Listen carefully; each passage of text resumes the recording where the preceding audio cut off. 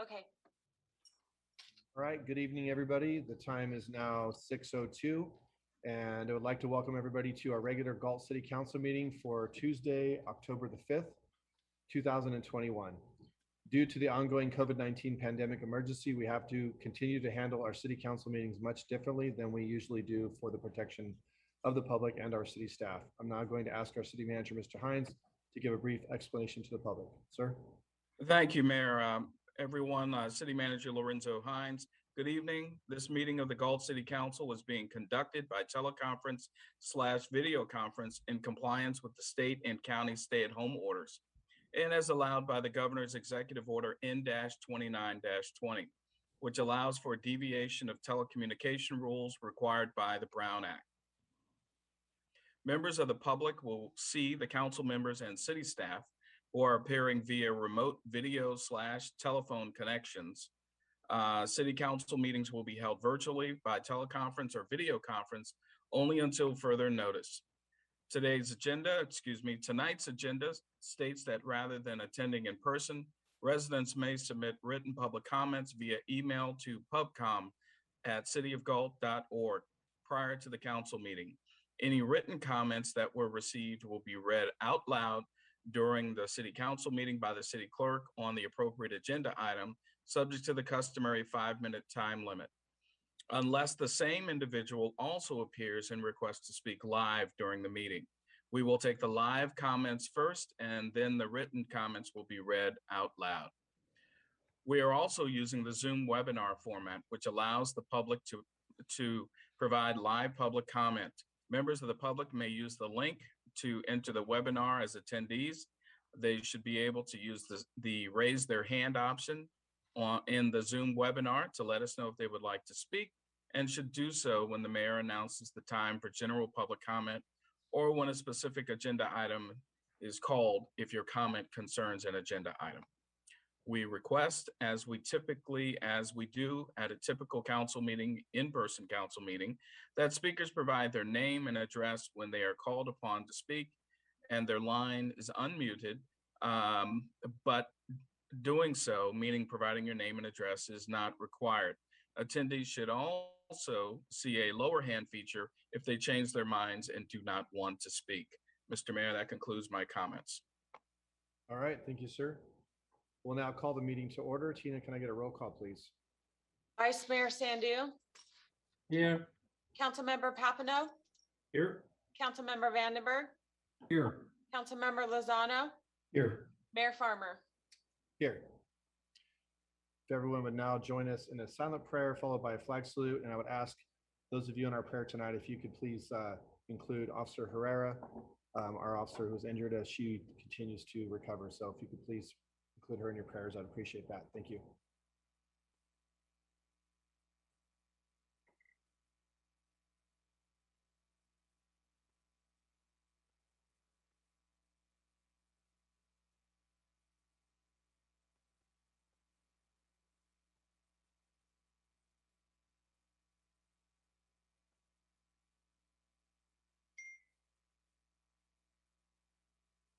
Please join me in the pledge. I pledge allegiance to the flag of the United States of America and to the republic for which it stands, one nation, under God, indivisible, with liberty and justice for all.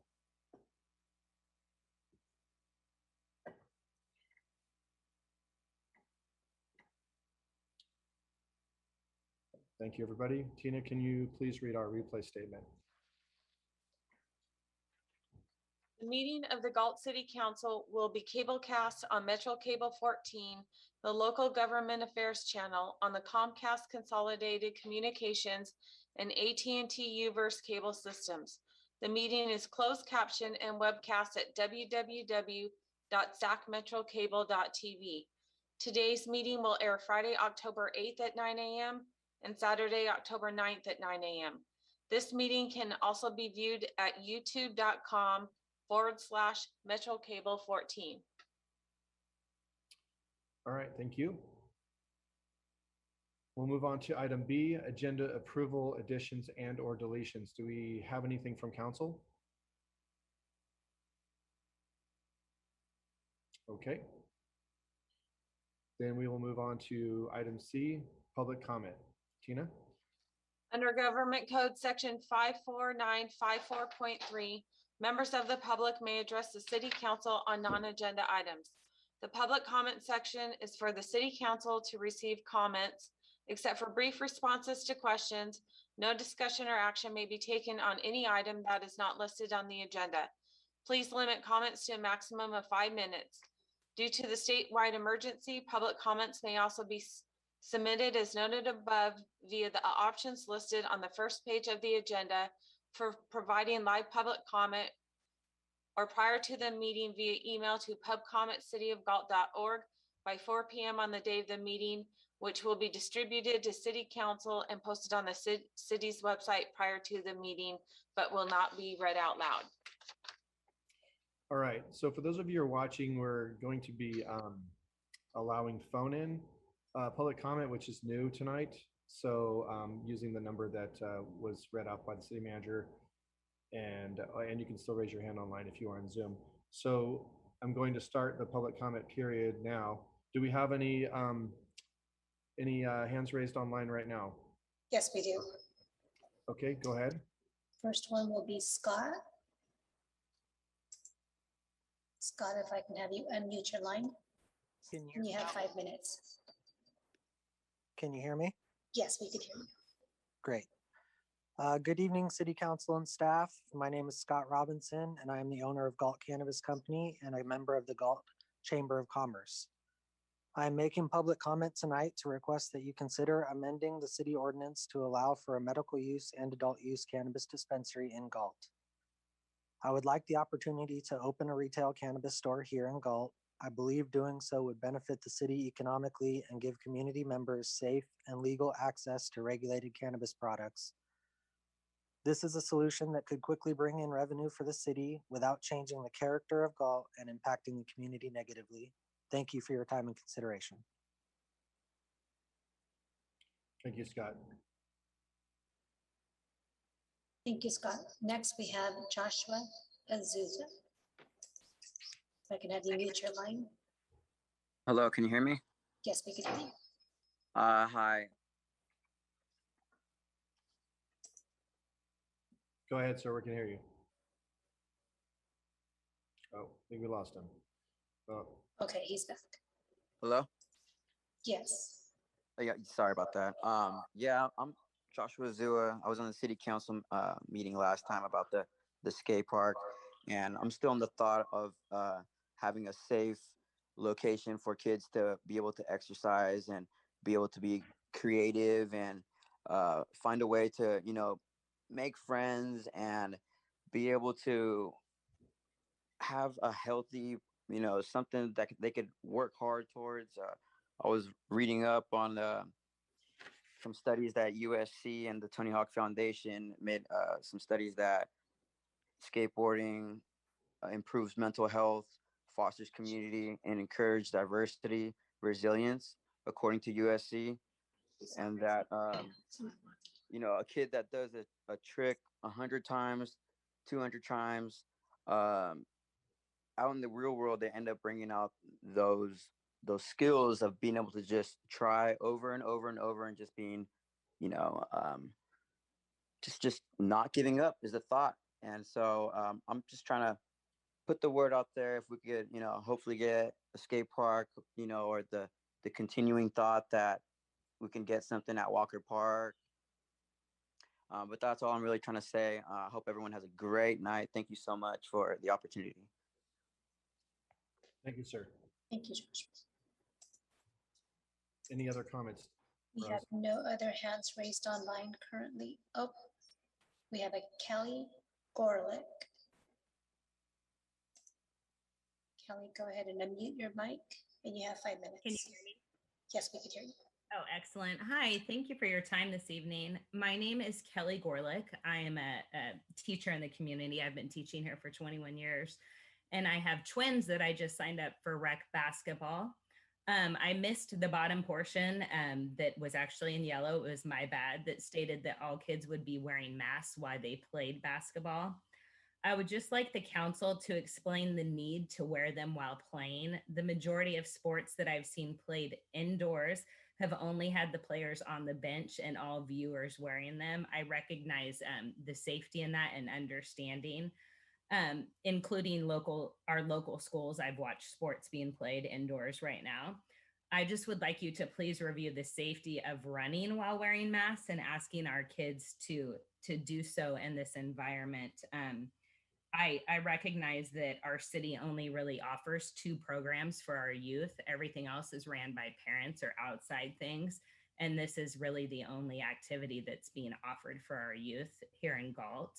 So if you could please look into that, I would appreciate you doing so. And thank you for your time. Thank you, Thank you, Ms. Kelly. Mr. Solis, could you add some insight to her comment? I actually can. Could you share the screen with me, Rose, real quick, and I'll show you the ordinance that, You have permissions. Go ahead and share your screen. thank you.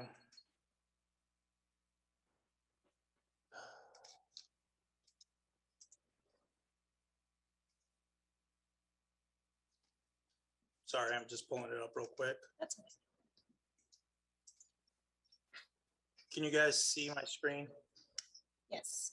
Okay, so this is the Sacramento County. This is not a City of Galt or City of Galt Parks and Rec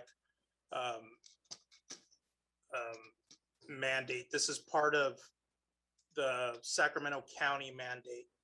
And what that basically says is that we will follow these rules. And when it talks about youth sports, as you can see here, it says that you shall wear masks. We are following the county and state mandates. If you'd like to provide me different direction, I'd be happy to follow that.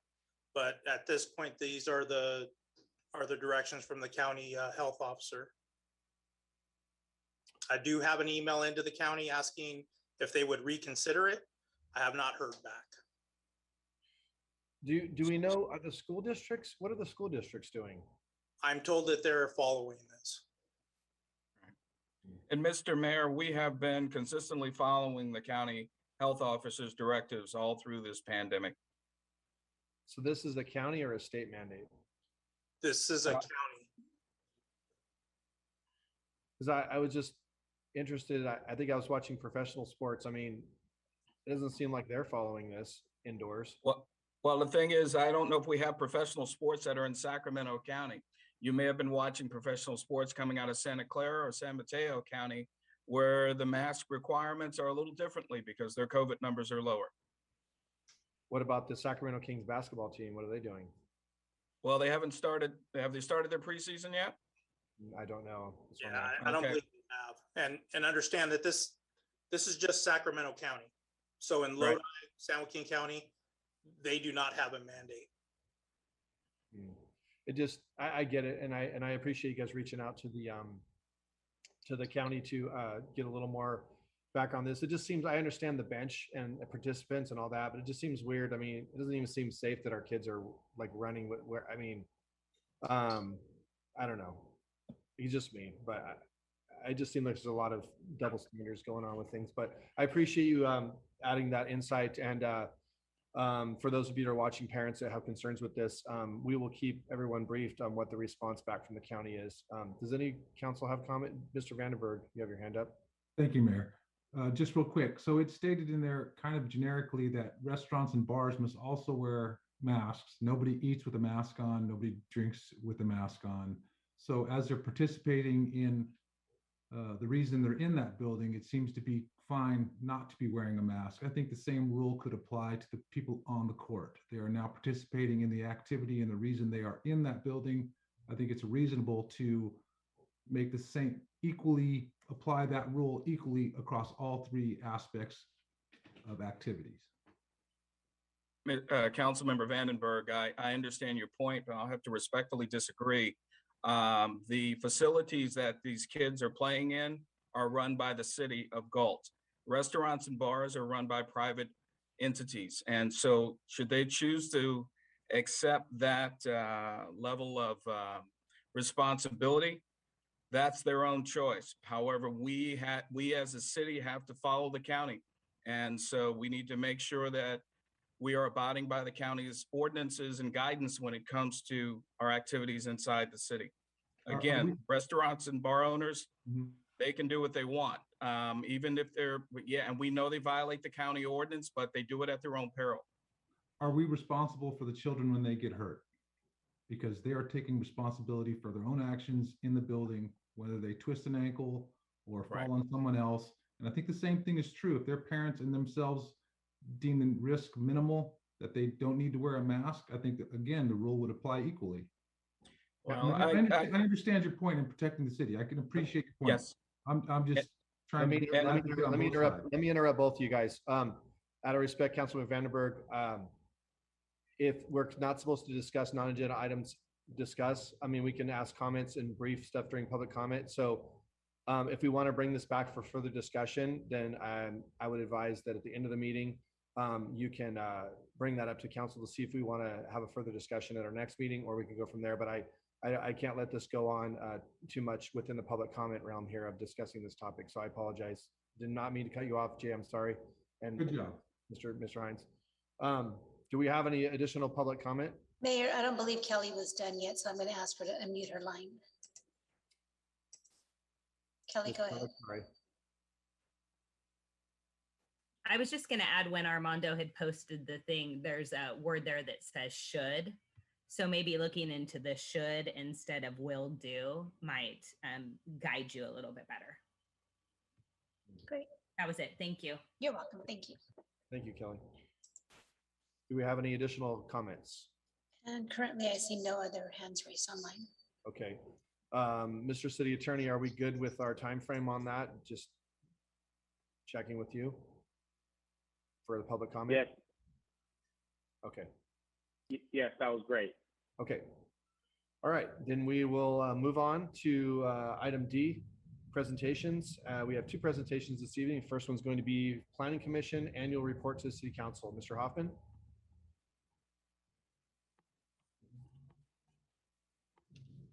I do Sorry. have permission. You have permission, Scott, to share your screen.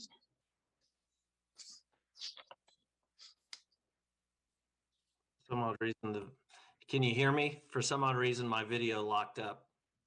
Yes, we can Yes, see sir. you and Oh, hear you. okay, there you go. There you go. Tonight's Planning Commission Annual Report. Keith Jones, our Planning Commission Chair, was going to give the presentation tonight. Unfortunately, he had a family emergency. Mayor, members of the council, you have the Planning Commission Annual Report. Last year was a very busy year. The majority of those projects ended up at the council, so you saw those projects as well.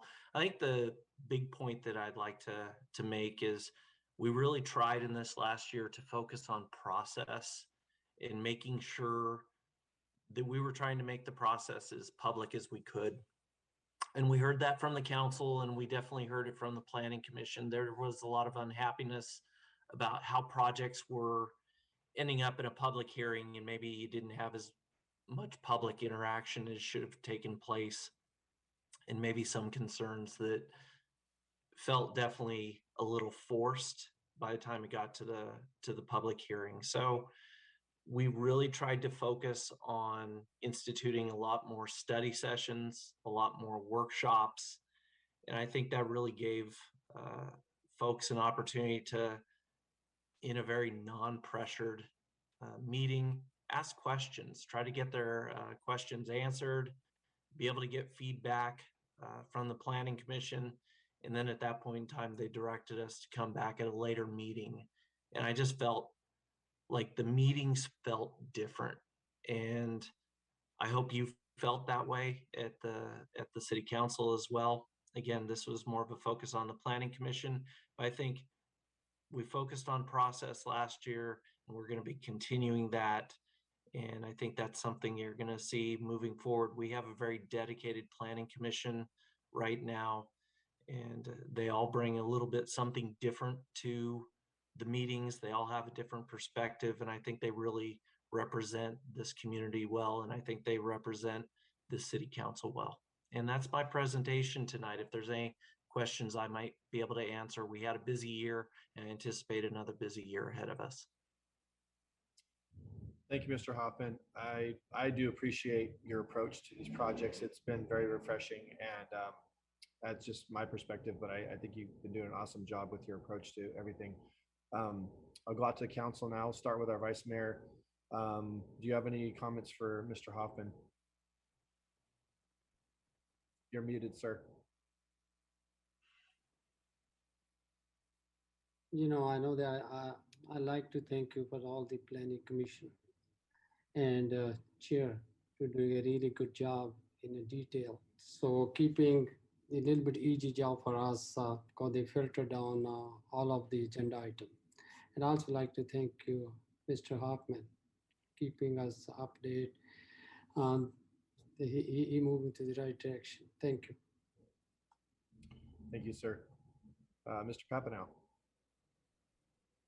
Yeah, just real quick, I appreciate it. A lot of these changes were being instituted when I was still on the planning commission, and I appreciated it then, and I think I appreciate it more now when things get to us. So appreciate the thoroughness and all the work you do. Thank you. Councilman Vandenberg, do you have anything?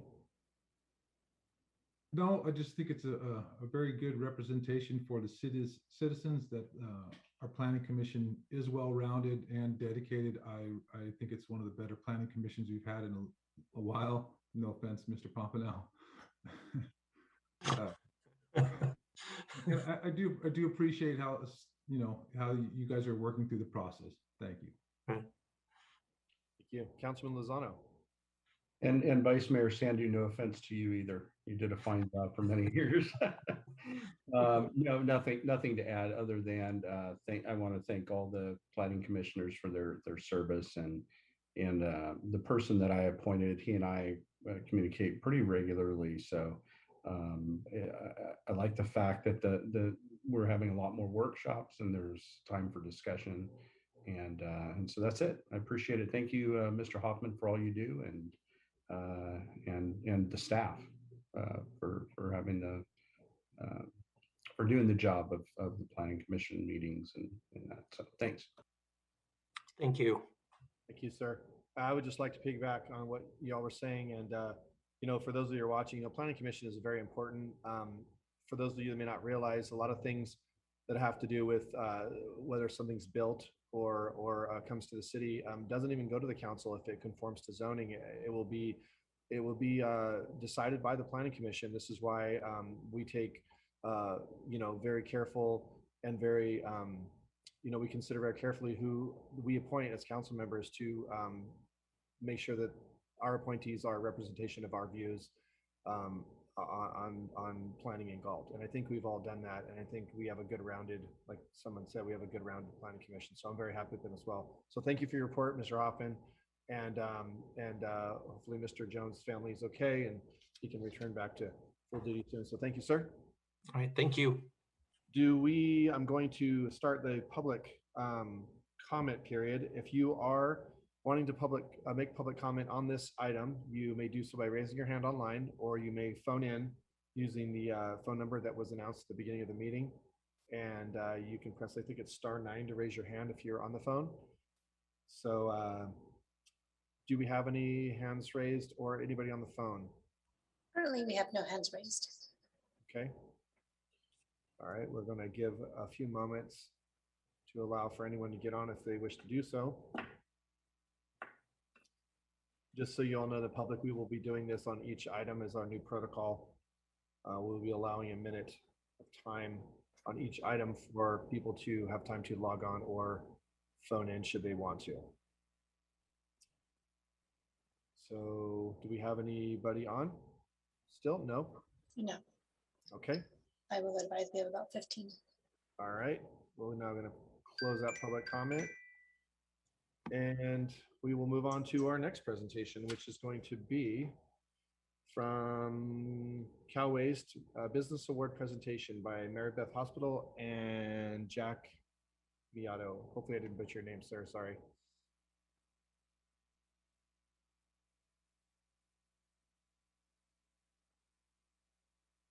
Mary Beth, if I can have you unmute your line. Good evening. Can you guys hear me? Yes. Okay.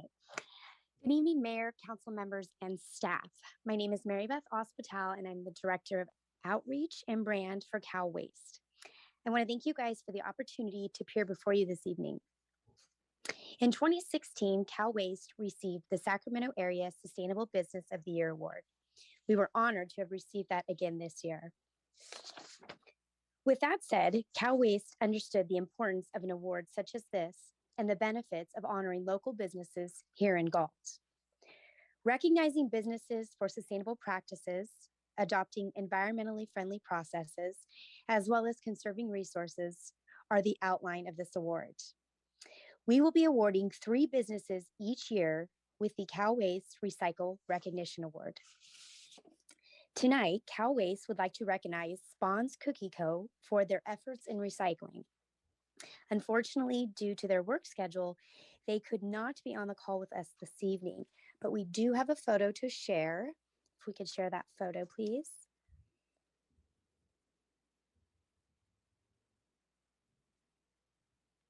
Are you able to see it? Kind of chopped off. There we go. Okay, it's up. Perfect. Okay. So yes, unfortunately, they cannot be with us this evening, but when we awarded the photo, it was a great opportunity to meet their staff and just kind of talk to them about the practices and the different things that they are doing there. Spawn's Cookie displays a consistent effort to minimize contamination in their recycling, and they also are actually using food waste recycling. This contributes to the City of Galt's compliance with local mandates on organics recycling. So there are a few businesses in town that are doing this, but it seems as though Spawns was ahead of the rest of the business community. So with that being said, Spawn's Cookie is the inaugural recipient of the Cal Waste Recycle Recognition Award for their dedication to recycling. We are proud to work with a multi-generational business such as theirs, and we thank them for their continued efforts to reduce, reuse, and recycle. And that is all I have for you guys. All right. Thank you very much, Mary Beth. We appreciate that. And Thank you. congratulations to Spawn's Cookies and their whole team over there for all that they do and for being a good example for other businesses in town. And in a day and age where there's so much compliance required of everybody, I know it's a difficult thing to do that. So thank you to them. Does the council have any comments? Okay. All right. Do we have any public comment on this item? We currently do not have any public comment. Okay. The public comment period on this item is open for those of you that wish to comment on the presentation from Cal Waste. And we'll keep this open for anybody wishing to jump on either through Zoom or to the telephone.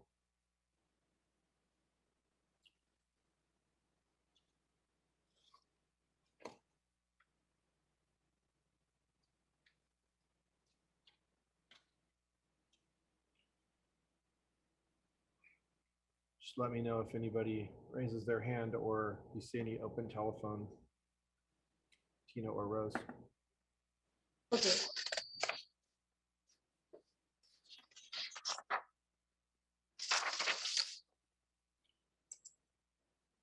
All right, well, with that, we will end the public comment period on this item and we will proceed on to our next item, which is going to be reports by city council members on regional boards, commissions, and or committees. Should I start with Councilman Vandenberg or should we go around the horn first with council members? Go ahead and do Councilmember Vandenberg since he's on the agenda. Okay. Go ahead, Councilmember Vandenberg.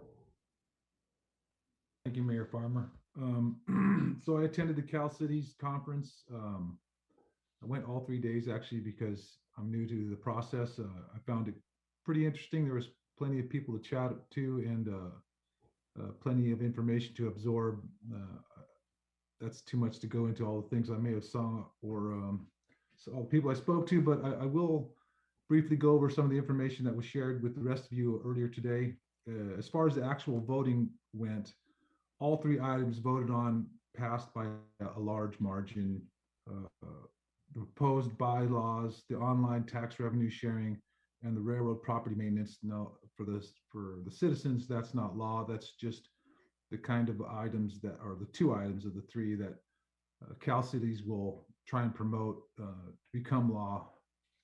Most importantly, maybe, is the tax revenue sharing, because for large businesses like Amazon, a city can gobble up in revenue from cities all across the state. So people or groups rather, I should say, like STACOG can compensate them for their losses as far as road wear, and that's one of their main arguments. But I think it was fair to share that revenue.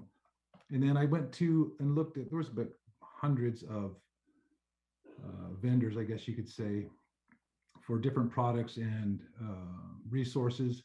And I'll go through real quickly the ones that I did take some information with and got shared to everybody. I tried to be rather discerning. I don't feel like we don't have the money to, go out willy-nilly on projects. So most everything is at no cost to the city. So the first one is misallocation. That's the name of the company. At no cost to the city, this service specializes in tax investigation techniques and increases compliance to help local governments add to their general fund, make accounting revenue a forecast, and plan for achievable futures. The second one is called Bird. This is a transportation service that the city would not have to run. They would provide and manage the scooters that citizens would pay for to go around town on sidewalks locally. This business model works with the cities provide local scooters transportations without cost. The city would not provide the product nor manage the product, but only collect revenue from the business providing the services to the community. And it can help cut CO2 with much less carbon car use. And then this one actually does cost, this one actually would cost a little bit, but it's something an area I think all cities struggle with, and it's called Flash Vote. And what they do is they come to the city and they get, let's say, 100 people and get a cross section of what our citizens are, who they are, the demographics, and then they get people that are willing to vote. So if the city wants to know about a particular topic, how the citizens feel, they will reach out to those 100, and they should expect to get 100 votes back. And that should be a good representation of how our citizens feel about a particular topic. If it's accurate, it would save a lot of time and maybe help us make better decisions on things like the flea market or whatever is pertinent at the time. The next one is a market vacuum. I guess that one would cost something too. I apologize. The Max Vac is a vacuum cleaner that has like a 3-inch hose, and it's portable, something you would walk behind. I didn't hear it run or demonstrated, but they said it was rather quiet, and I think it would be a huge improvement. If it could do the job, it'd be a huge improvement from the blowers that scream at night. It could probably be even run during the market, maybe increasing the closing time and reducing the actual hours worked. And then the last one is I spoke to a cannabis club there, and I also went to a meeting discussing the cannabis club. I had several conversations about cannabis clubs, and at one of these scheduled events, the former mayor of Bellflower spoke about a pilot program they use to make cannabis a successful revenue generator in the city without upsetting the citizens in a traditionally conservative city. Previously, I went to a local cannabis club in a nearby city, and to be honest, I was surprised by the professionalism. There was also an informal poll taken at the flea market that was surprisingly positive. I think they had over 100 participants and not one negative comment. I think the city should investigate how the citizens feel about this, about changing the city code and starting a pilot program here in Galt. And that's all I have. Unless you have questions. Does any of the council have any questions or comments for Mr. Vandenberg in his report? No. Well, it was interesting. I actually, the flash vote thing I found when that got distributed out to us, I thought that was very interesting. I actually misread it a little bit the way you described it online, but it definitely sounds something that would be worth maybe looking at. I think anytime we can improve the way we reach out to a community to try to get a feel for the pulse of the community on certain topics, would be a plus, because we've always struggled to get more than maybe a few hundred responses on any survey we ever take. So anyways, thank you, Mr. Vandenberg, for that. Do we have any public comment on We do this? not have any hands raised online. Okay. I'm going to open the public comment period right now for anyone should want to comment on this particular item. You can raise your hand online if you are on Zoom, or you may call in using the phone number. And since I have about 40 seconds or so to kill, I will just give that number again. I have it here somewhere. Actually, Tina, do you have it in front of you? Stop. Maybe we can just read it since we're Yes. reading. The phone number is 669-900-9128. And the web ID is what? 863-950-3873 #. All right. And this information is available online on the city website on the agenda, the main first page of the city council agenda. So if we have no comment on the phone or hands raised online, then we will end that public comment period, and we will move on to reports from other members on regional boards, commissions, and or committees. We'll start with the vice mayor. Do you have anything tonight, sir? Nothing tonight, sir. All right. Councilor Papineau. On September 23rd, we had the Sacramento Metro Air Quality District Board meeting, and the main thing we talked about was the program called Clean Cars for All. And I won't get into the details because there's too many, but the bottom line is our air quality district has money to give in rebates up to $9,500 toward the purchase or lease of a new or used electric vehicle. That is in addition to rebates offered by SMUD, as well as state and local tax rebates. So if anybody is interested in that, www.airquality.org. All the information can be found on there. And that's all I have tonight. All right, lots of interesting information. So if anybody's interested in that and they didn't catch that address, or they could reach out to the city clerk's office and we could try to get that information to anyone who's watching. Councilman Vandenberg. Sorry, do you have anything else to add to your? No, thank you. All right. Councilman Lozano. Yeah, I had a SACOG Policy and Innovation Committee meeting on Monday, and a few things were discussed of importance. We talked about advocacy and what's going on with the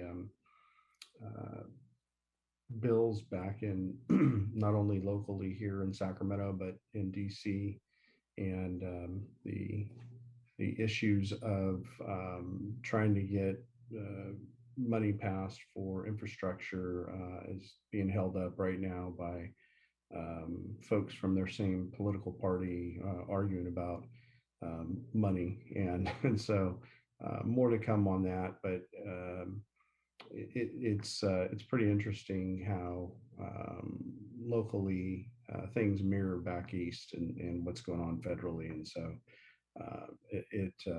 again, like I said, more to come on that.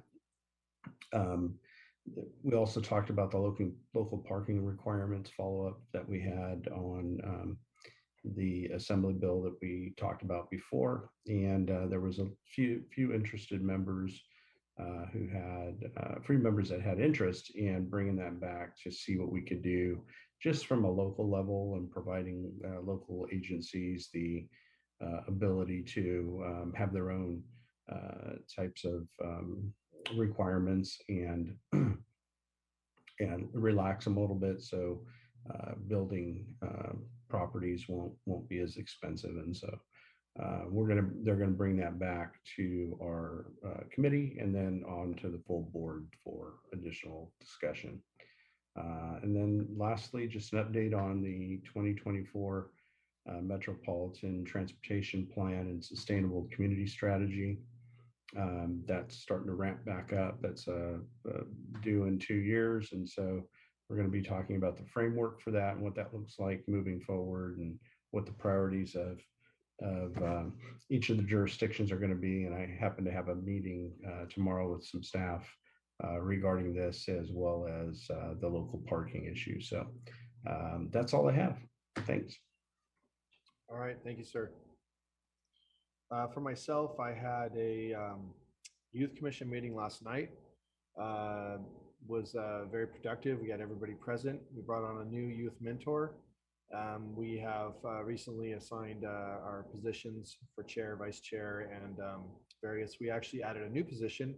It is a city council liaison position. So this position will be someone who will be the ones that reports to the city council. And so we're talking about maybe having them just report briefly under public comment a little more frequently than just doing an annual report, because I think it's important that the city council know what the youth commission is doing and want to see them a lot more active in the community. We also made some decisions on some events that we're going to be participating in and some projects and things like that. And we assigned some subcommittees and put some adult mentors in charge of, along with some youth mentors assigned to each of those projects. And I think that was about it.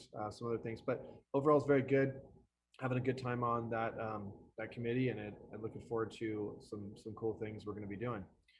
And other than that, I don't think I had anything else that I can think of. It was official. So with that, we will move on to our next item, which is our information consent calendar. It is recommended that items 1 and 2 be acted upon simultaneously unless a separate discussion and or action is requested by a council member. I'm going to go ahead and open the public comment period for this.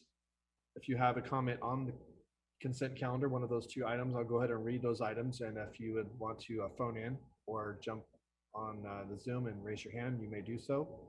So the 2 items we have on our consent calendar tonight are: number 1 is going to be the minutes of our regular meeting of September 21st, 2021.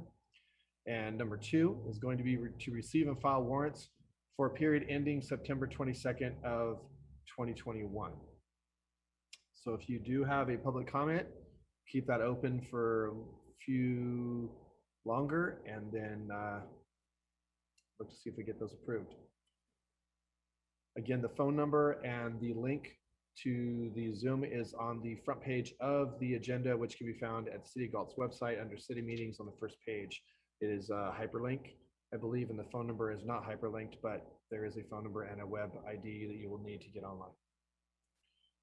So do we have any comments by phone or hands raised? Tina or Rose? We have no hands raised online. Okay. All right. Can I get a motion to approve the consent calendar? So moved. Moved by Councilmember Papineau. Second. Seconded by Councilmember Vandenberg. Can I get a roll call, please? Vice Mayor Sandu, Aye. Councilmember Papineau, Aye. Councilmember Vandenberg, Aye. Councilmember Lozano, Aye. Mayor Farmer. Aye. Consent calendar approved 5-0. Moving on to our next item G, which is scheduled matters, notice of public hearing. Do we have any this evening, Tina? No public hearing. Okay. Item H, our regular calendar. First item is going to be from our city attorney's office. The subject is going to be AB 361 update and resolution making findings necessary to conduct Brown Act meetings by teleconference. Our city attorney, Mr. Splendario. Sir? Yes, good evening, Mayor, City Council. We're going to just briefly update you on AB 361 with a quick presentation. Some of you may have noticed a few of the procedural elements of this meeting are a little bit different, and those are because AB 361 just went into effect. It's an emergency piece of legislation that the governor signed and went into effect October 1. So I believe, Tina, let me know when the presentation's up. I'm getting ready to, just a moment here. Sure.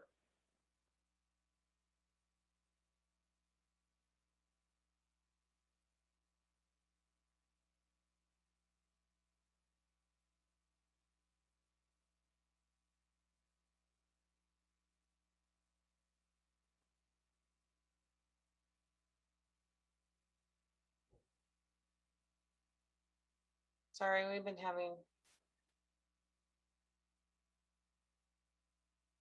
Is it showing? It is. It's just not in the presentation mode. There we go. Perfect. Thank you. So I'm just gonna briefly go through it. I ran out of interrogatives, so that's why I have what, when, how, and what, because I failed at creative writing. But we're gonna go through this really quick. Next slide, please, Tina. So just a little bit of background. Prior to COVID-19, I know it may be hard for everyone to remember, but there was teleconferencing that was allowed. You had to follow a section of the government code 54953B that required some notice requirements and also some attendance requirements that made it somewhat onerous or difficult. And it was seldom used, frankly, by a lot of cities and public agencies. For example, you had to post at the locations where members of the council may be calling in from. So for privacy and practical reasons, sometimes that was very difficult. And so oftentimes if council members were away, they just didn't participate via teleconference, even though that option was available.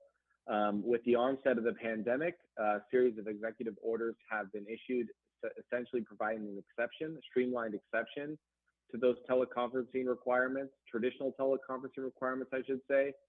And it just essentially required the cities, like the city of Galt has been doing, to provide notice to the public of how they can access the meeting virtually or remotely and try to simulate a live meeting as closely as possible. But there wasn't a lot of specifics of what you have to do. It was just saying that if you provide these baseline access requirements and try to comply with the Brown Act as much as possible, we'll suspend the requirements for all the notice and the other traditional teleconferencing requirements. That those series of executive orders expired on September 30th and was replaced by this urgency bill, AB 361, that continues in some sense what we've been doing, but it does add and change the game a little bit. And so we'll discuss that a little bit. So right now, the city is not meeting under those executive orders. It's now meeting under AB 361, Assembly Bill 361, and that went into effect October 1st. Next slide, please.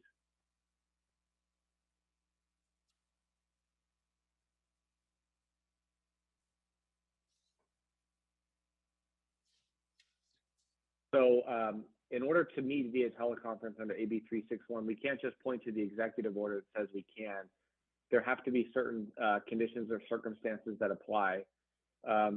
First is there has to be a proclaimed state of emergency. And in the earlier drafts of this legislation, for what it's worth, I think the earlier drafts allowed or contemplated a local emergency, but when it uses this language, it defines it in the statute as a state of emergency declared by the governor.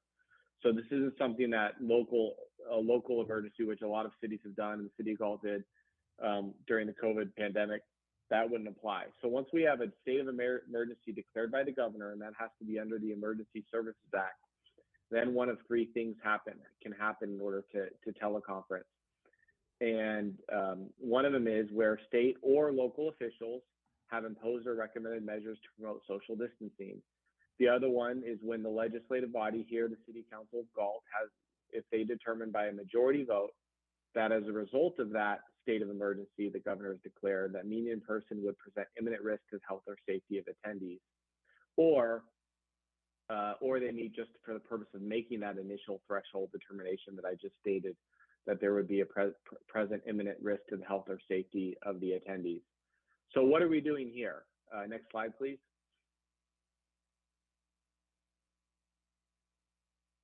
We are meeting essentially under those first couple points. There is obviously a state of emergency still is in effect, and it has not been rescinded. And state and local officials have both imposed or recommended measures to promote social distancing.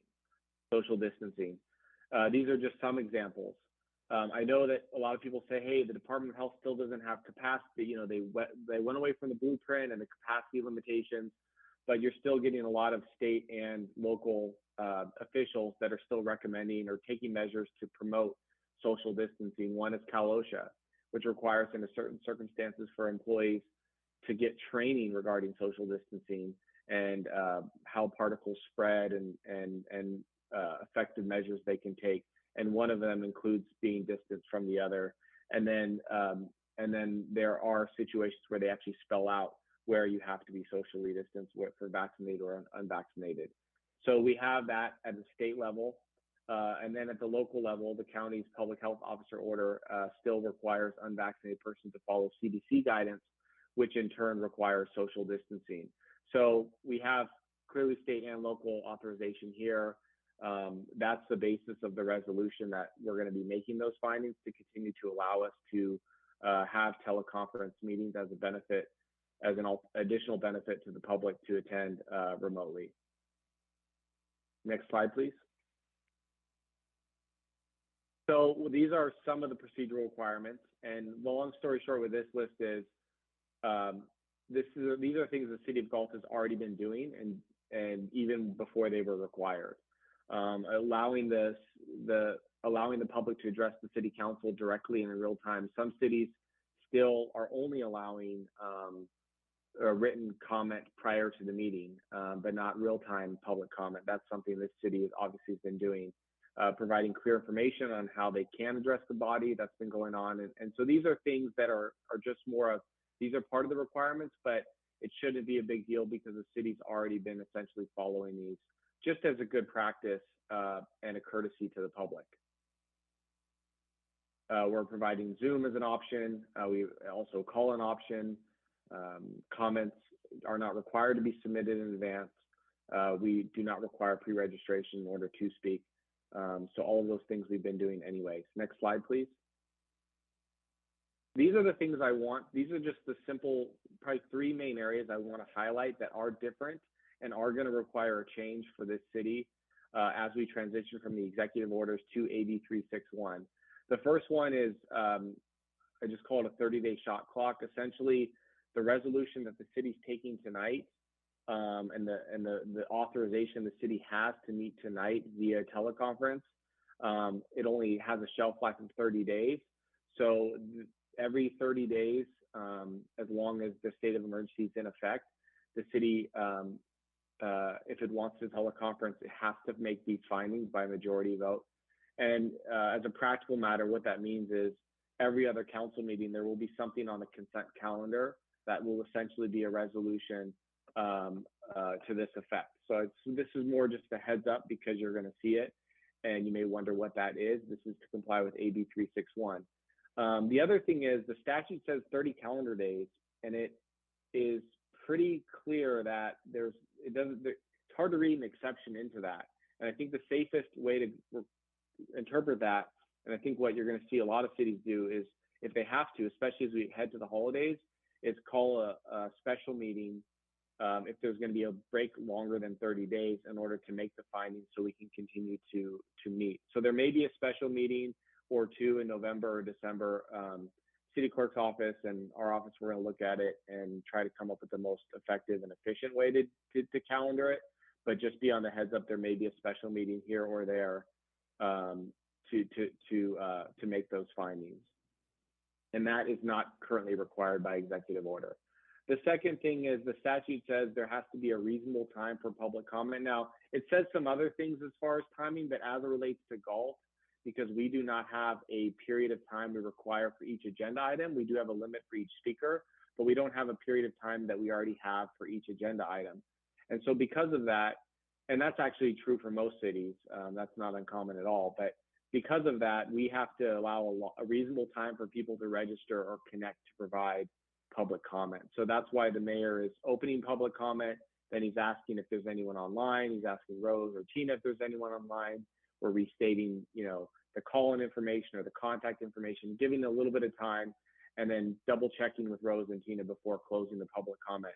That's to comply with this section of AB 361. It is going to add a little bit more time, but but it is meant to make sure the public has opportunity to call in if they hear something in a presentation or in a discussion that the council raises, that they say, hey, you know what, that's a good point. I want to be able to call in and comment on that. It gives them a real time. It's trying to mimic what would happen in a live meeting, in-person meeting, where people may just come to want to sit and listen, and then they hear something that provokes their thought.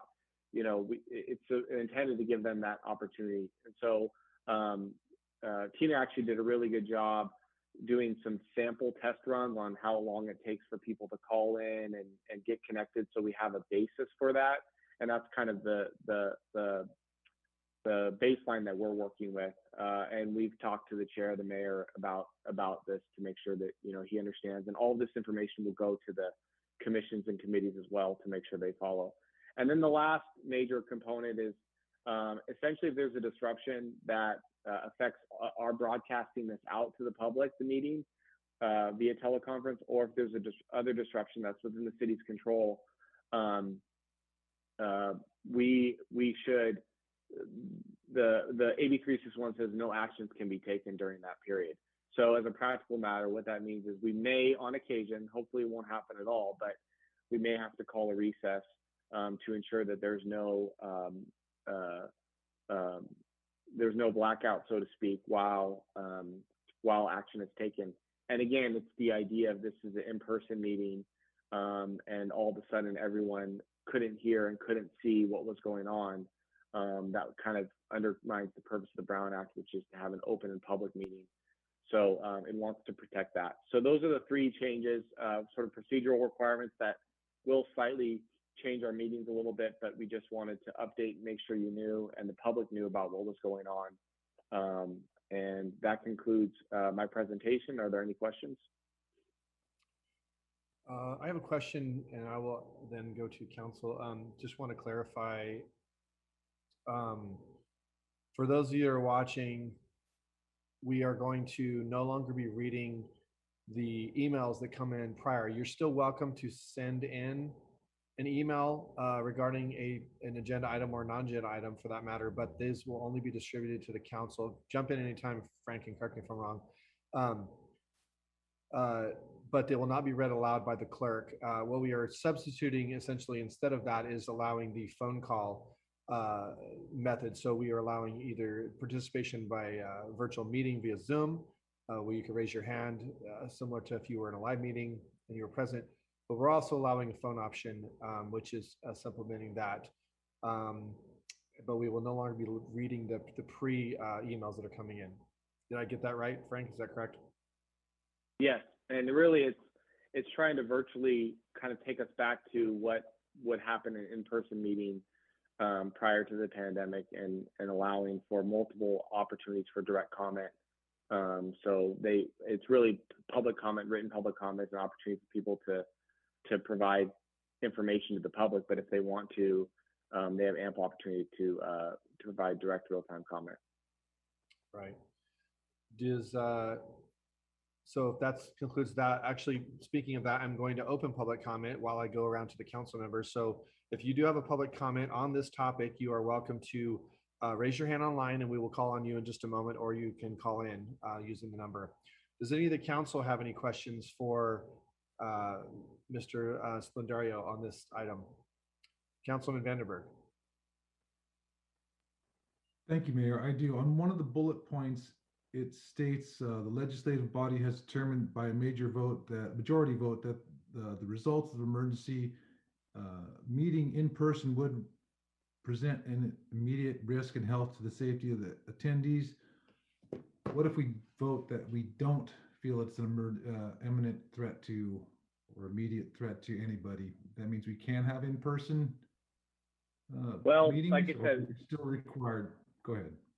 yeah, no, that's a great question. I probably wasn't as clear, but with those three boxes are actually three alternative bases for the city to meet.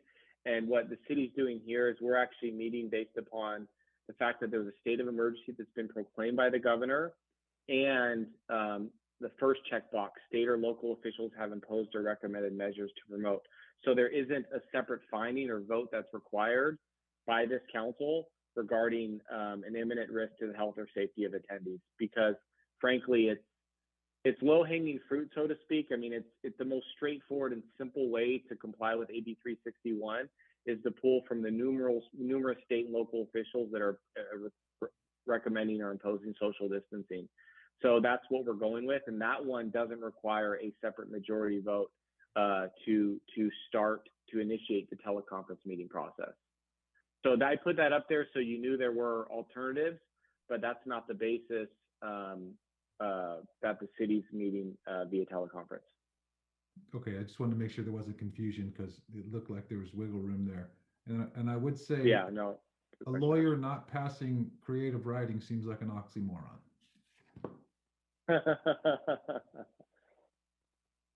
Does any of the other council members have any comment for or questions for city attorney? Just Mr.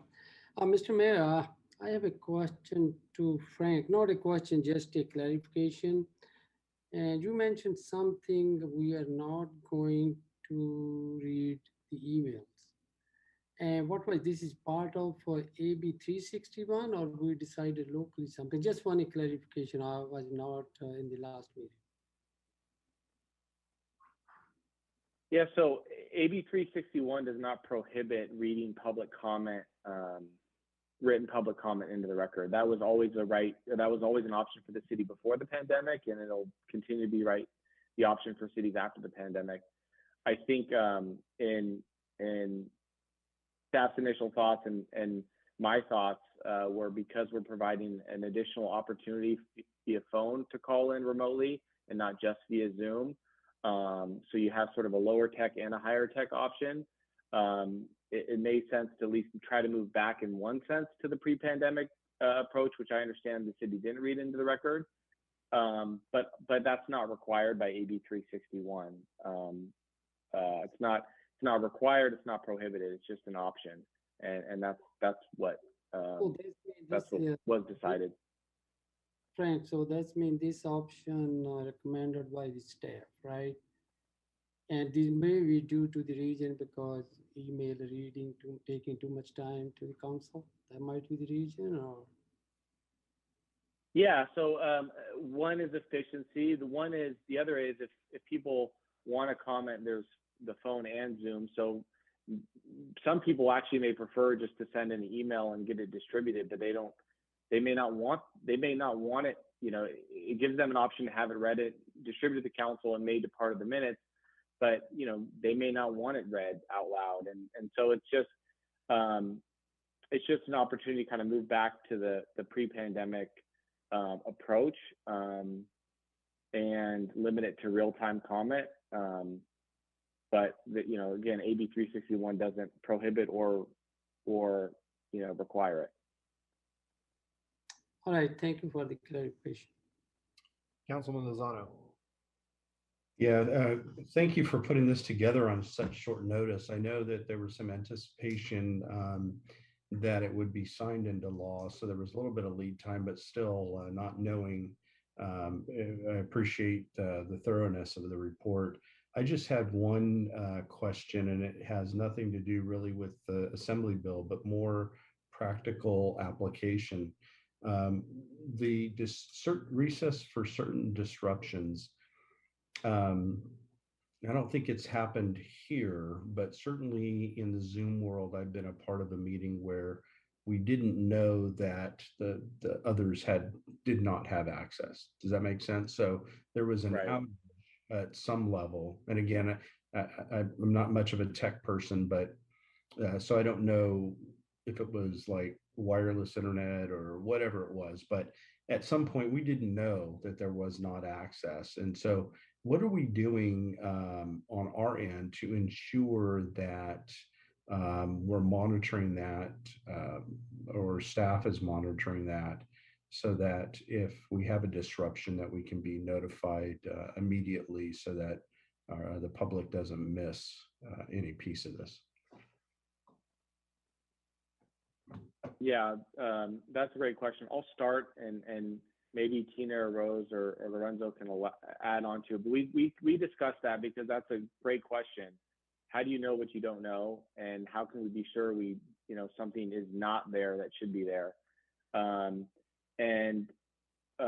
We're going to take because we've discussed it. There may be situations where we don't know that we don't know something. Hopefully, we'll get text or calls from the public saying, "Hey, it's not working," or "We're not hearing." And so we'll try to be as alert as possible, and work with our IT department on rolling it out and looking at those things. But we are looking at that. We've asked that question. The other thing is, we're going to take a pretty cautious and conservative approach, because sometimes it's not clear. You may know there's a disruption, but it's not clear if it's us or them.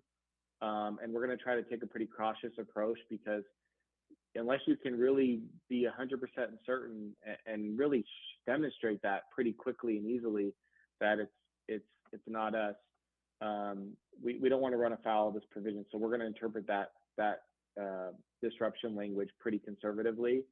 But it is going to be a work in progress to make sure we are as informed as possible if there is a disruption. And I'm not a tech person either, but I know that that's definitely something we're going to make sure we get as sophisticated a handle on as possible. Yeah, I appreciate that. And we're a small community. I'm sure that somebody on the call will get notified by somebody right unable to access. And so I just worry that, somebody misses a part of a deliberation or part of a presentation, and then we run afoul, like you said, of public access. And that's really what the Brown Act does, is just, law to allow public access to public meetings.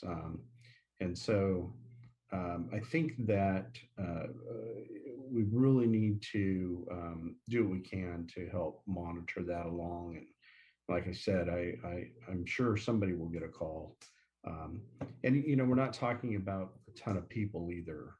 There's I think from any given council meeting, we have anywhere from 4 to 20 people on. So I mean, it's at least on the Zoom piece of it. So it's not like there's a ton of people that we have to help monitor. I suspect, though, that we may have at some point, up to 50 or 60 people on, depending on the topic. So just as long as we're playing, that we're working within the rules and playing with the game to the extent that we can ensure that, even if we have 13 people on, let's act like we have 50 or 100 and do what we can to ensure that everybody has a clean playing field. So that's all I have. Thanks. I appreciate it. So to clarify, one thing that kind of came to my mind off of Rich's comment is this does not pertain to, like, if my internet connection was lost and I was bumped out of the meeting, that does not qualify as a disruption in the public viewing, right? We're talking about the internet goes down, we lose our Zoom call, or the live stream fails, right? I mean, that would also, am I correct, Frank? Correct. Yeah, it's basically a disruption that essentially stems from us. It can't be related to someone's poor cell phone quality because they're in a remote area. But applying that, frankly, and always, knowing exactly could be difficult at times. Like I said, so we're going to take, especially at the beginning, a more cautious and conservative approach. But you're right. If it's somebody's cell phone or internet connection, that is not the kind of disruption that would require a recess. Okay. Just a theoretical real quick, and we'll jump off this subject. I don't want to keep going on this, but being as how the vice mayor was absent a couple of meetings, What were to happen if I were to lose my connection? Because it's happened to me before, knock on wood, and the vice mayor's not present. Who runs the meeting? Have we ever decided that? It would just be, I mean, typically, a lot of cities will have the most tenured council member, but it's really the council's discretion, the council members that are there at the meeting, who would essentially act as the chair for that meeting. All right. I don't think there's anywhere in our policy that specifies who the backup to the backup is. Okay. Well, Rich, just if it ever happens, it looks like it's going to be you. Just throwing that out there. Okay. Does any, so this whole time we have had public comment open. If you were not aware, you may call in or raise your hand on Zoom. If we have no further comments from the council for Mr. Splendario, and while we're wrapping up that public comment time, I just want to clarify again with Paul's comment. The decision to not read the public emails or the emails was a decision that we kind of decided to go with. The council still obviously could bring that up and decide to change that, but we just felt that because we were adding the phone option, that along with the Zoom was sufficient to forego having the emails read, because we never did that before live meeting. So for those of you in the public, we're not actually restricting the avenues of you being able to call in. We're actually still providing sufficient, actually still providing more avenues than you would if you were live. But again, should that change, or the council wishes to discuss changing that, of course we have that freedom. So do we have any public comment? We Tina? do. We do. Okay. We have Lisa. Go ahead and unmute your line. And you have 5 minutes. Lisa, can you hear me? Lisa, you're muted. If you we can't hear you if you're there.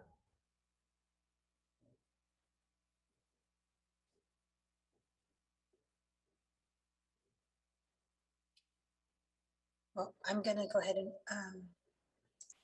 lower her hand, and if she has a public comment, she can come back on. Okay.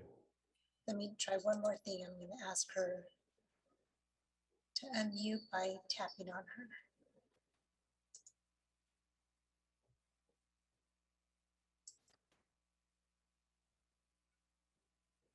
So I'm gonna go ahead and take her back off. Lisa, if you can hear me, if you have another public comment, please feel free to raise your hand again. Okay. All right. We will close that public comment period, and then we will move on to our next item. Thank you, Frank, for the presentation and going over that with us. Appreciate it. So our next item is going to come from the city manager. Mayor? Yes, sir. Yes, ma'am. Sorry. We have we need to adopt the resolution. Oh, sorry. Forgot that was an action item. Okay. All right. I'm missing a page. Maybe it doesn't have that. Sorry. Okay, so the recommended action is going to be to adopt a resolution authorizing remote teleconference/virtual meetings of the legislative bodies of the city of Galt, starting today, October the 5th, 2021, for a period of 30 days pursuant to the Brown Act provisions. Do I have a motion? Moved by Councilman Lozano. Second. Seconded by Councilman Vandenberg. Can I have a roll call, please? Vice Mayor Sandu, Aye. Councilmember Papineau, Aye. Councilmember Vandenberg, Aye. Councilmember Lozano, Aye. Mayor Farmer. Aye. Resolution is approved 5-0. All right, we'll now move on to our next item is from the city manager's office. We have 3 items actually. First one is going to be our coronavirus COVID-19 update. Mr. Hines.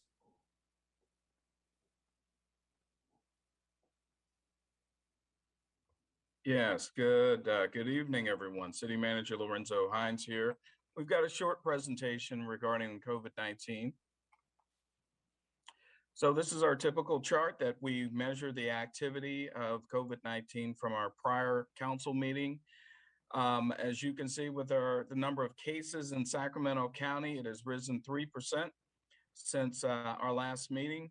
The number of deaths in Sacramento County has increased by 96 since our last meeting, or 5%. The number of cases here in Galt have increased by 110, or 3%, and the number of deaths here in Galt as a result of COVID-19 has increased by 2, or 4%. Sacramento County Public Health, the daily case rate is currently at 15.9 per 100,000, and that's down from 23.8 per 100,000 on September 21st. So that's some good news. Area hospitals currently have 232 COVID hospitalizations. That's down from our number on September 21st. According to the Sacramento County Public Health Department, there does not appear to be a downward trend in cases and hospitalizations. However, there does appear to be a downward trend in cases and hospitalizations. However, there are concerns with the upcoming cold and flu season and how hospitals may be impacted. The city continues to offer COVID-19 testing every Thursday from 7 a.m. to 12 p.m. At the Cibola Center on September 30th, we tested 172 total tests were administered, and the Galt site compared to 291 on September 23rd. On October 1st, the state of California became the first state in the nation to announce vaccine requirements for schools.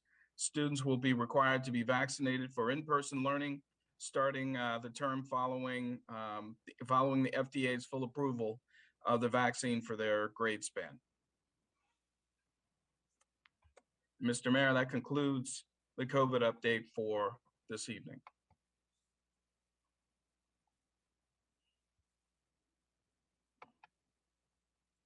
You're muted, Mr. Mayor. Thank you, sir.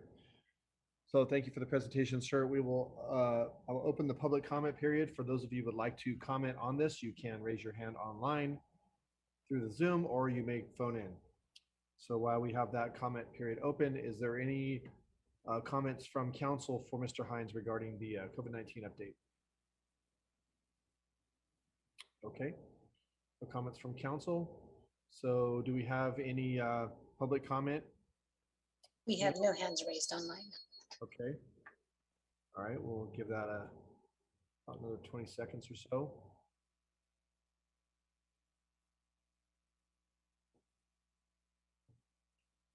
Again, if you would like to comment on any of the agenda items that we have on our meeting this evening, you may do so by raising your hand if you are on Zoom or phoning in. So with that, we will conclude the time allowed for public comment. And we will move on to our next item, which is going to be from the city manager regarding our police chief update. Mr. Hines?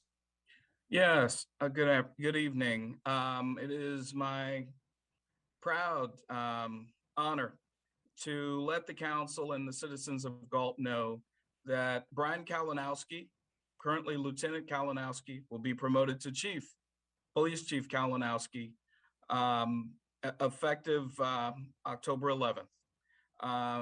Brian has over 28 years of experience in law enforcement, 8 of which have been as the lieutenant here with the Galt Police Department as both the operations and support services commander. He's also served as interim chief for 6 months after former Chief Todd Sockman retired. Prior to coming to Galt, Brian was a 20-plus year veteran of the Contra Costa County Sheriff's Office, where he worked in a variety of assignments, including patrol, detention, investigations, hostage negotiator, and as a member of the Special Enforcement Team. Brian promoted to sergeant in 2004, where he supervised patrol, investigations, and custody.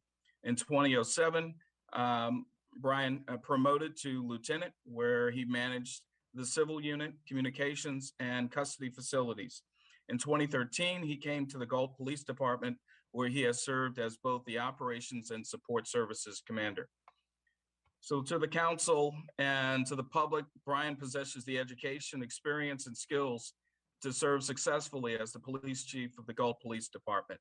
He understands our community and shares the city council's belief in maintaining a safe community.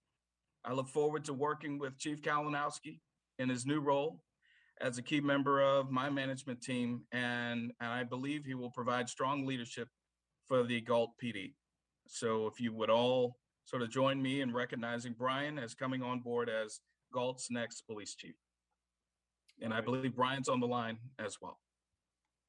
All right, thank you, sir. Before I ask comments from council, Chief Kalinowski, would you like to make a comment? Well, hello again, everybody. I had the opportunity to work with you for that 6 months that Mr. Hines mentioned as the interim chief. And I've been fortunate to work closely with Rick Small in his role as the interim chief. And I see Rick as an instrumental part of the organization and my right-hand man as we continue to move forward together. We've had a rough 6 weeks, devastating for the organization, and we have a lot of work to do and a long road ahead of us to recover from that. But I'm confident with the organization that we have in place and our employees that we will continue to move forward and recover from this and support Capri the best way we can for her recovery. There is a lot of work we've done with the staff in the last year through our leadership development program to make sure that we're well positioned to promote people internally. So we look forward to getting back to that. Of course, with the loss of Officer Graywall, we had a pause on that, but we will take that up here in the near term and continue to work forward with that. And the staff has come up with some great ideas and great initiatives that Mr. Hines has been able to listen in on our one-on-one presentations, and we'll continue to work on that. But I look forward to working with each of you and the department directors who have been very supportive and top-notch in supporting our organization, and look forward to our future. So thank you very much. Thank you, sir. And congratulations. And I'm confident, as probably speak on behalf of the council as well, that we're confident that the direction of the department will continue in a very positive manner as it has been under the last, even in light of the speed bumps and tragedies that we've had. I feel like the direction has been consistent. And I want to thank Lieutenant Small for doing a great job during his 6-month tenure as chief. Again, very smooth running operation when you were at the helm. And unfortunately, I know that, you know, we suffered that tragedy of Officer Graywall's loss during your tenure, which is obviously going to be something you'll always remember. You know, those are the kinds of things that make you a stronger individual. So thank you for your time on that, sir. And I will go to any of the council. We'll start with Vice Mayor. If you have any comments for. Thank you. Thank you, Mr. Mayor. I would like to make a few comments. First of all, congratulations, Chief Kalinowski, for the new job. And I also like to thank you, Mr. Hines, as somebody promotes somebody inside the department. And this is my always when he'd come as a city manager. That's why I discuss something not for this department, always looking for. In my career, when I was working in the government, I promote a lot of supervisor from the department. The last thing I like to thank you for Richard Small for the last 6 months. He also doing a good job. And I have full confidence on Chief Kalinowski, his leadership. And I have full confidence. Thank you. All right, thank you, sir. Councilman Vandenberg, I'm sorry, Papineau. Thank you. Well, congratulations, Chief. And both Brian and Rick, you both had some challenges in your auditions. I'm thinking back to the sexually violent predator thing, handled masterfully. And then, of course, Rick, you took over and find yourself in a mutual aid firestorm that, you know, ultimately leads to fatality in your organization. You guys, you know, you both handled those curveballs excellent. So again, congratulations, and I think we're blessed to have both of you where you are. Thank you, Councilman Vandenberg. Thank you, Mayor. Congratulations, Police Chief Kalinowski. And thank you as well, Officer Small. I'm sure you gave our city manager no easy decision. Thank you so much for your support. I have full confidence in both of you and your abilities, and you've demonstrated that quite well. That's all I have, Mayor. Councilman Lozano. I'm just going to say ditto to all of that. You guys are both awesome. Congratulations, Brian, on the promotion, and Rick, you've done a heck of a job yourself stepping in, and so look forward to continuing to work with you both. And I know the officers have good leaders now, and not that there wasn't before, but somebody in the chief's role in a permanent role. I think you guys will do just great together. So thanks. Yes. Well, with that, again, congratulations. Thank you for both being here, and look forward to tackling a lot of things. Public safety has always been a huge priority for this council. I think we've all demonstrated that so far, and will continue to be a priority for all of us. So thank you for working with us on that, Brian and Richard. Mr. Mayor, if I may, I wanted to thank currently Interim Chief Small for all the work he's done, and we really appreciate his efforts and his stellar leadership while it was his time in the interim slot. And I just wanted to make sure I said that to you, Rick, because I really appreciated it. And Brian, I'm looking forward to you coming on board and working with you. Look forward to it. Thank you. All right, thank you, gentlemen. Someone has public comment on this item. We do have public comment open. So if you would like to raise your hand on the Zoom or call in, you can There's do. currently no hands raised online. Okay. All right. Well, we have had the comment period open for a little while, so I will give a few more seconds here, and then we will proceed on.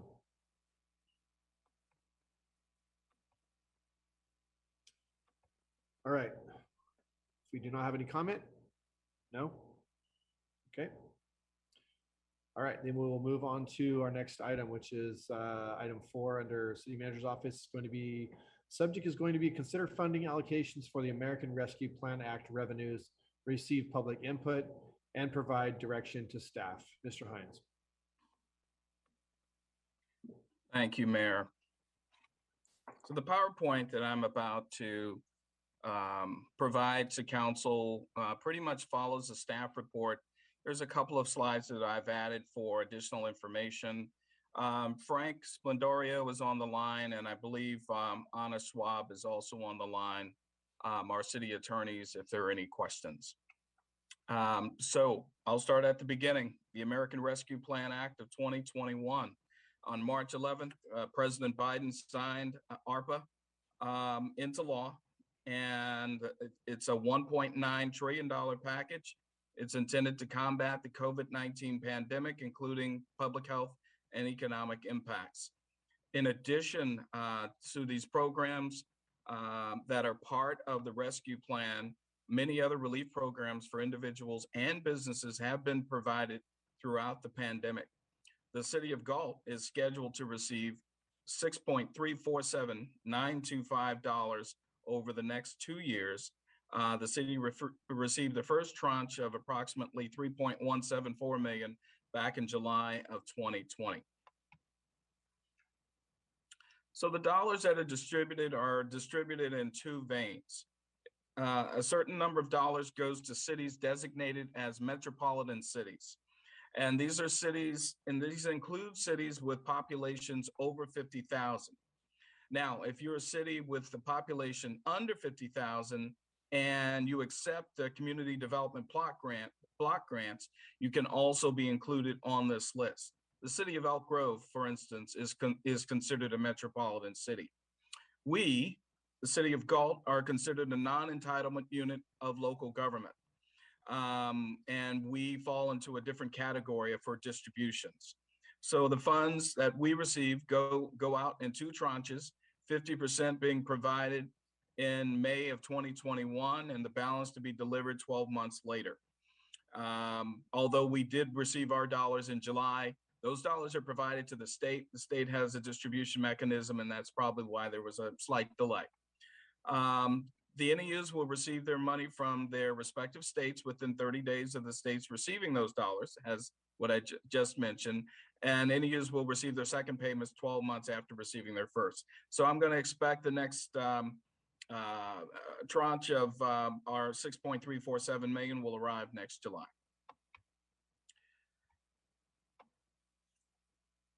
So as far as our reporting and compliance requirements, as you can see here, there are requirements for the metropolitan cities. There are 3 reports that are part of this package. There's the interim report, there's the project and expenditure report, and there's the recovery plan performance report. As you can see down at the bottom, the NEUs are not required to submit an interim report. However, we are required to submit a project and expenditure report.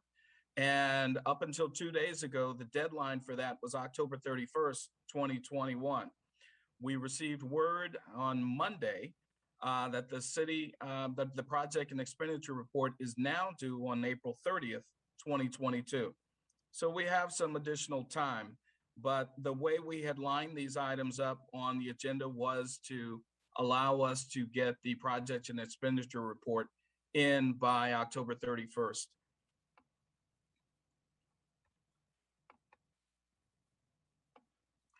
According to the ARPA statute and the interim final rule, the funds can be used by the cities for the following purposes: the support of public health expenditures, to address negative economic impacts caused by the public health emergency, including economic harms to workers, households, small businesses, impacted industries, and the public sector. Can also use these funds to address the effects of the pandemic on a desperate community, replace lost public sector revenues, provide premium pay for essential workers, and invest in water, sewer, and broadband infrastructure. So as you can see, we had a number of options as far as distributing these dollars. And so what we decided to do was create a community survey. And so we launched the community survey on August 20th, and we left that survey open through September 5th. We received 337 responses from Galt residents. We actually received more responses, but the extra folks weren't Galt residents. So we've isolated this to just the Galt residents. Residents selected their top 3 funding priorities based on broad goals of the ARPA. It's important to note that the survey results are not representative of the views of all Galt residents. This is just a sample, but it was enough to give us some ideas as to the initial proposed distribution that we would put before council. And so, Mr. Mayor and council members, this is our initial proposal for the distribution of the 6.347 million. And we will go through each of these categories in just a second. And of course, they're detailed in your staff report. But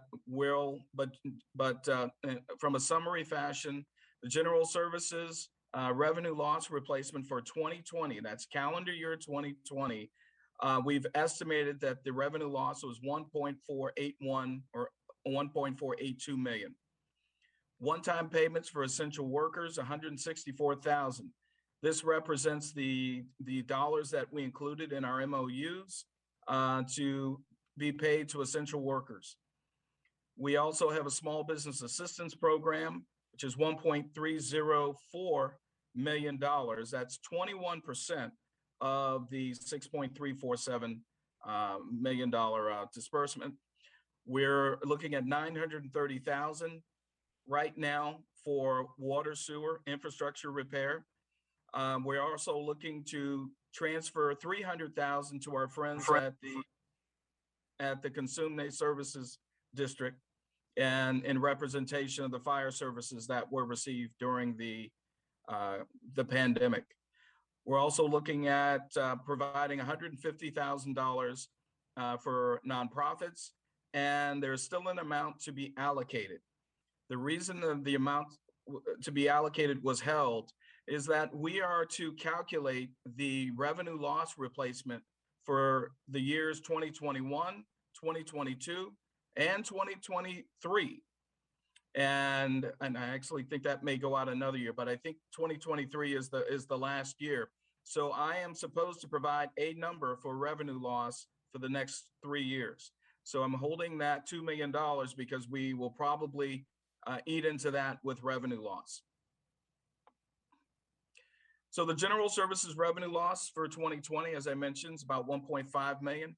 It's recommended that these funds be allocated to the city and that be utilized to restore lost revenues and provide general government services and support. You'll see in the survey that that the parks came up quite a bit, and that was actually the top category. Excuse me, I'm gonna go back here for a minute.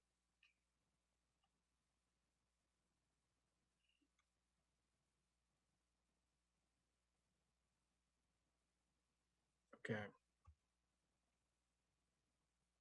Okay. So the next category, and I'll talk a little bit about the survey. And so the categories that you see here, that you'll see in the upcoming pages, represent the categories that came up the highest. And the category that came up the most was addressing the city's parks and maintenance on parks. The second category was restoring the small businesses.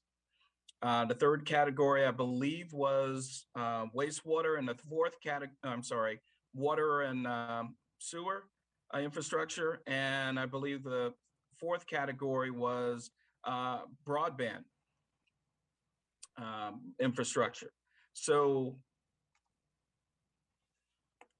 so the categories that you see here, we tried to align these categories with what we saw in the survey. So between the survey and staff input, we were able to come up with this distribution. So again, back to this list: general services revenue loss, about 1.5 million. The one-time payments to essential workers on September 3rd, the city issued premium payments to essential workers as defined by ARPA. And these workers are those who continue to work and provide essential services to the community during the pandemic. Small Business Assistance Program, we provided 1.304 million in funding to be allocated to assist local small businesses negatively impacted by COVID-19.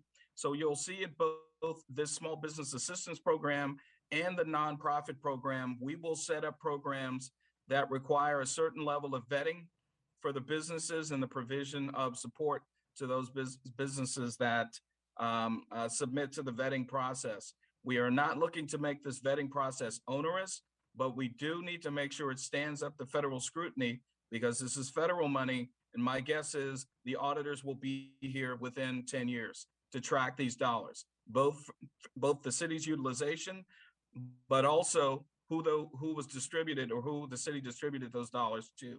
So we need to make sure that our records are pristine. Infrastructure, water, and sewer. So we recommend that 930,000 be allocated to the sewer and water funds as part of Public Works' ongoing infrastructure capital maintenance program.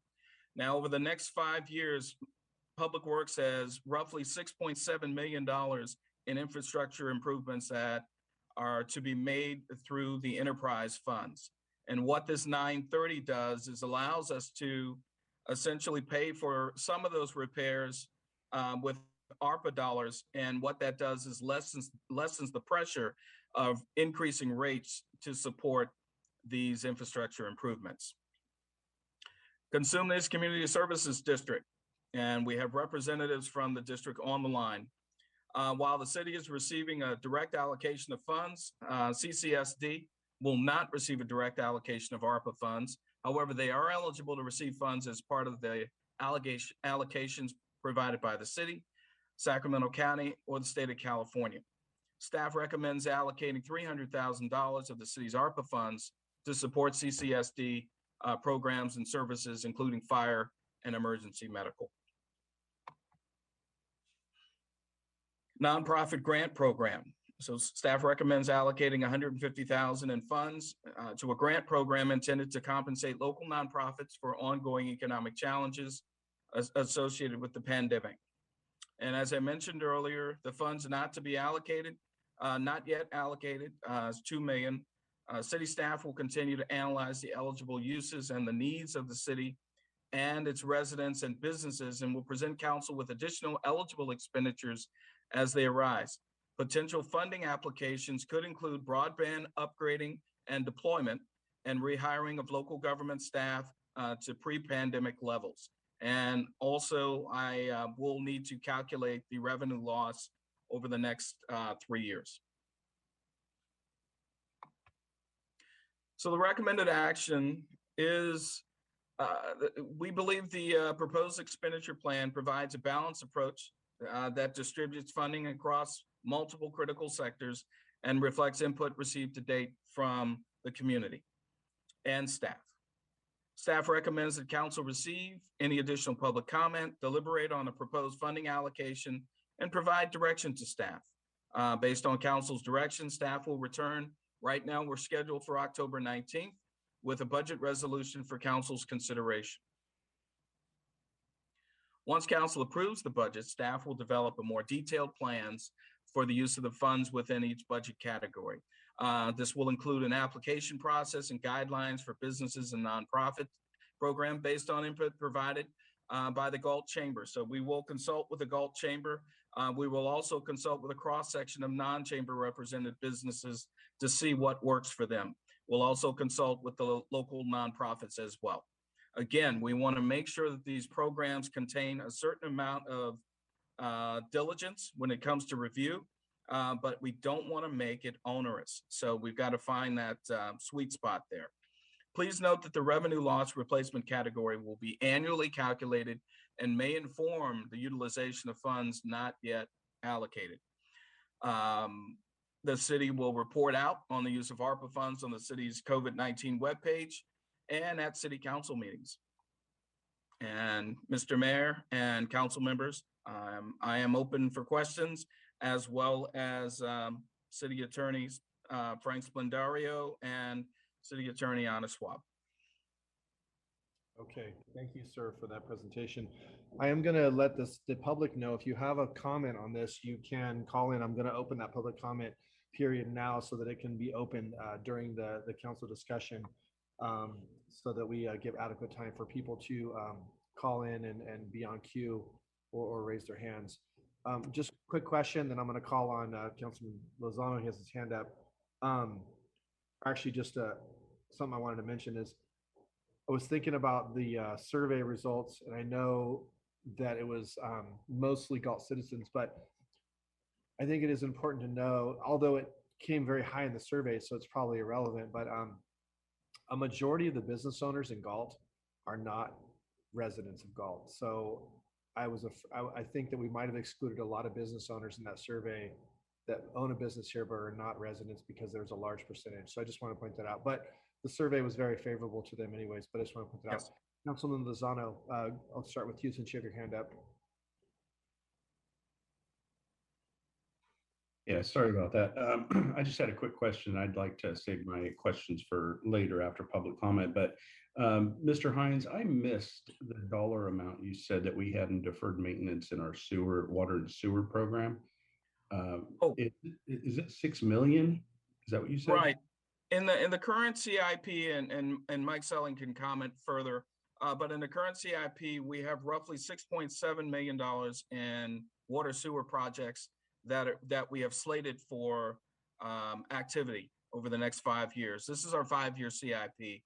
And so we were looking for opportunities to perhaps offset some of those expenditures that would be borne by the utility funds with perhaps some ARPA dollars, because the more we utilize the funds in the utilities, the more pressure there is for rate increases. So if we can do whatever we can to delay any pressure or mitigate any pressure for rate increases, we're going to try to take those measures.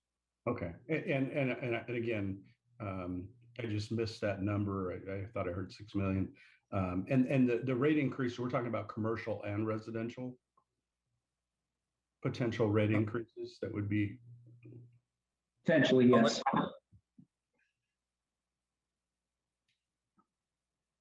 I think Mike said, yeah, go ahead, Mike.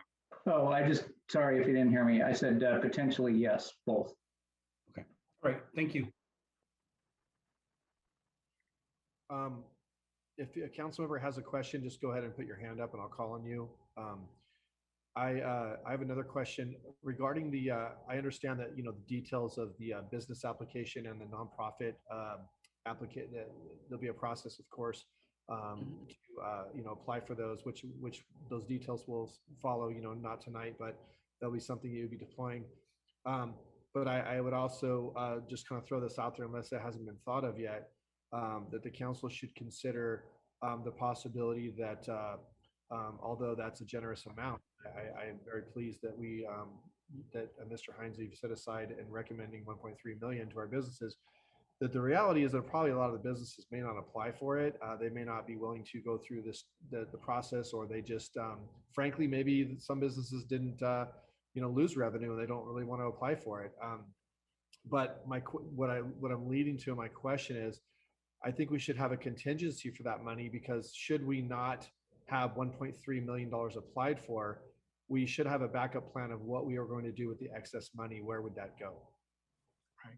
Because I would hate to just say, we only had, 800,000 applied for our businesses, so we're going to take the extra, 500,000 and just put it back into the city. I think we should come up with another community-based idea or something. But just throwing that out there for the council if you hadn't thought of it. Mayor, that's an excellent idea.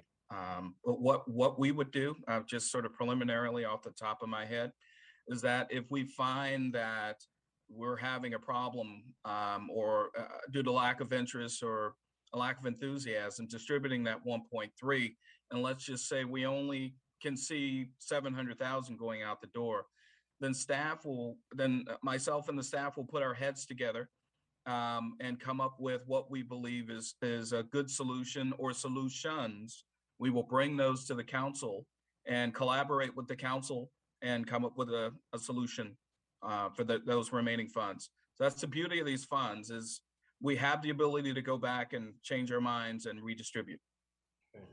And I think it goes without saying too, and I think, like I said, it goes without saying that all the council could agree that we obviously, although the application process will be very, stringent, and we can't just have some business say, hey, I lost $5,000, can I have 5,000? I mean, obviously there'll have to be some justification to that. And but I also, what I don't want to hear, and I think and hopefully this will be the case, but what I don't want to hear is 6 months into that, we have very little of that money being distributed, and the feedback is not that they didn't apply for it, it's just that it was really, really difficult to even try to apply, or the process was very difficult. I mean, obviously I want staff to work with the businesses to make that process as straightforward as possible. And if they don't qualify, they don't qualify. But and like I said, it goes without saying, I'm sure we'll do that. But I just want to throw that out there publicly to say that's whatever. So looks like our attorney, is it Anna? Did you have a question or a comment, ma'am? Good evening, Council. Thank you, Mr. Mayor. I just wanted to add to what you're saying very quickly, that the processes that will be set up for these will, as Mr. Hines said, make sure that they're not too onerous for the businesses, but will also be in line with ARPA as the statute and interim final rule. And very key for all of you to know as council members is that the city is the ultimate responsible party of funds distributed.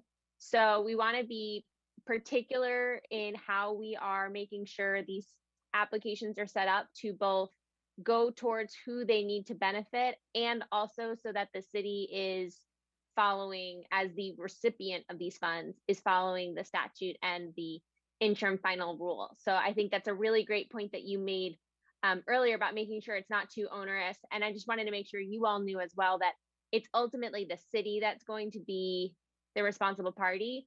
So we want to make sure there's that balance of both the applicant and the city in when we put out that form and application. Right. Thank you. Thank you. So do we have any, since we're kind of open on public comment here, do we have any public comment at this moment? We do have hands raised. Okay, go ahead with the first one. We have Bonnie Rodriguez. Go ahead and unmute your line. Good evening, Mayor and council members and city staff. On behalf of the chamber, we know you received a letter from us, and we just wanted to follow up and let you know that we are looking forward to working with staff and working with the city hand in hand to develop some of these programs. And I'm sure the attorneys work with various other entities, and so they probably have some ideas for you too. And we're ready to jump in and help maybe skew those a little bit for our local community. We already have some ideas that we feel would benefit not just chamber members. During this pandemic, the chamber had, I've reached out to all businesses in town, so we're not limiting. We know we're all suffering, and we know that a strong economy is needed in Galt. And in order to have a strong economy, it includes all the businesses in Galt. So we recognize that. We just wanted to let, I know you guys know that, but just kind of wanted to put that out there. And I will go ahead and toot our horn a little bit. And it's really not ours. It's our staff assistant who is in our office. We want you to know that she volunteered her time to help many businesses in town apply for some of these state and federal grants that happened earlier this year. And the majority of the businesses that she helped and that received the grants were not chamber members. So we understand that the greater whole is going to help the greater community. So we're excited to work with staff. We know that this is a challenge, probably a good challenge. I'd love to have to figure out where $6 million is spent. That sounds like a great problem to have. But I do recognize that it's a challenge, and the businesses appreciate the help that you're putting toward us. We appreciate the past help that has happened. And again, we have a lot of ideas that we think will help all businesses in town. So we're ready to go to work as soon as staff is. Thank you. Thank you, Bonnie. Do we have another comment? We do. We have Felipe Rodriguez. Chief Rodriguez, go ahead. One moment. Okay, if I can have you unmute your line now. Great, thank you. Honorable Mayor and members of the City Council, Felipe Rodriguez, I'm your fire chief. On behalf of the Cosumnes Community Services District, I thank you very much for considering us in the fund distribution potentially if voted upon. But with that said, a lot of great work's been done by many, including our board and our general manager, of course, our chief administrative officer, Nitish Sharma, who would partner with the city to validate any of the funding that we've requested. And with that, it would go to great use there to provide service for the community of Galt. And as with everyone else, we also suffered a shortfall over the last couple of years, and we're just trying to do what we can to recover some of those funds. So thank you very much. Thank you, sir. And thank you for all that you guys do for our community. You're so very welcome. And a big congratulations to our new police chief, Brian Kalinowski, and it's been an honor working side by side with Chief Small as well. So thank you.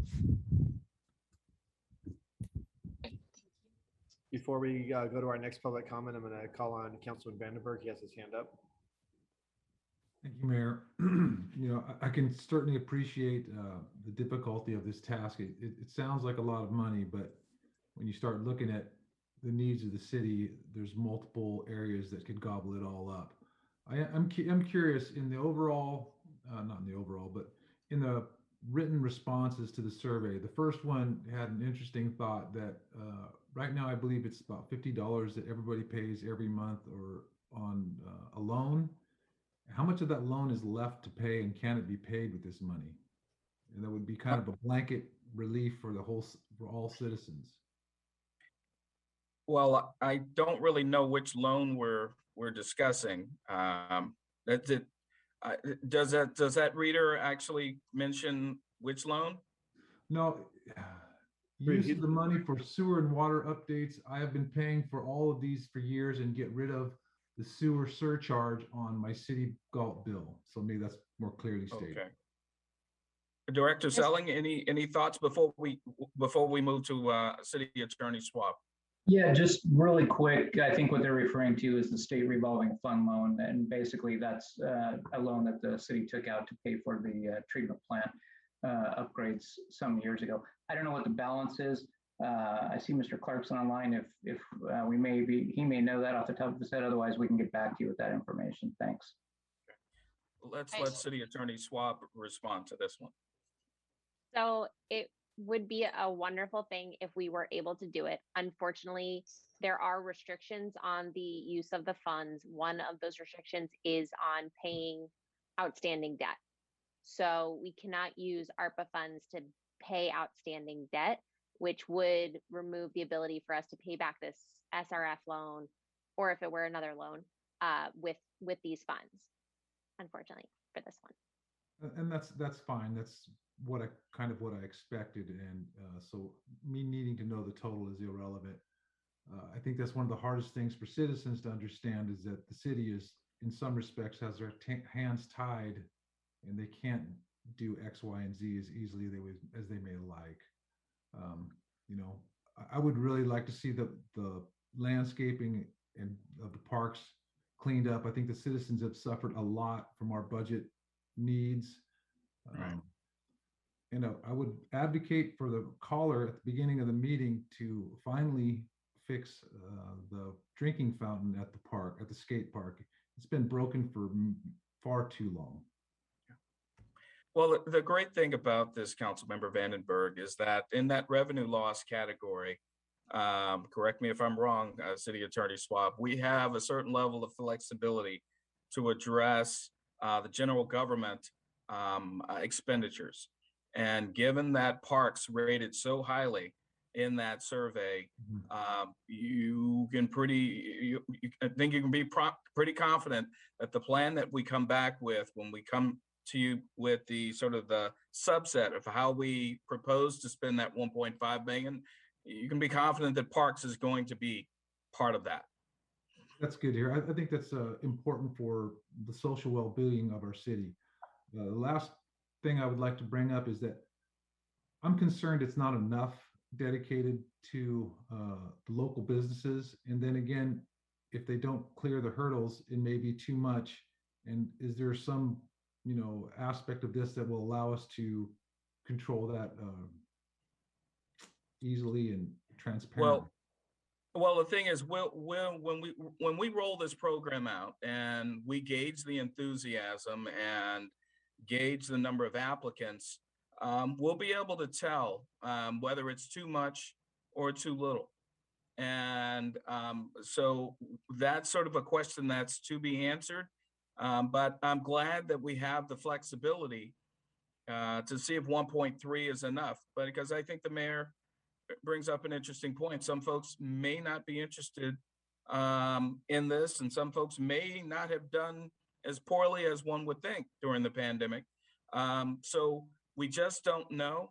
That 1.3 million, at this point, based on the survey and the fact that the businesses were number 2, I believe that was a good number to start at.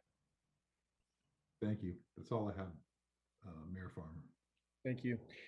I'm gonna keep calling as we go through council comments here.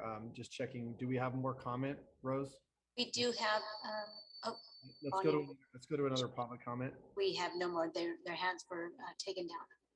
Oh, we do not have no more. Okay. Correct. Oh, excuse me. She raised her hand again. Okay, go ahead. So. Bonnie, go ahead and unmute your line. I apologize. My cat jumped up on my computer as soon as I clicked to raise my hand. I apologize. I have a question, and this is probably for the attorneys because I'm a little confused, I guess.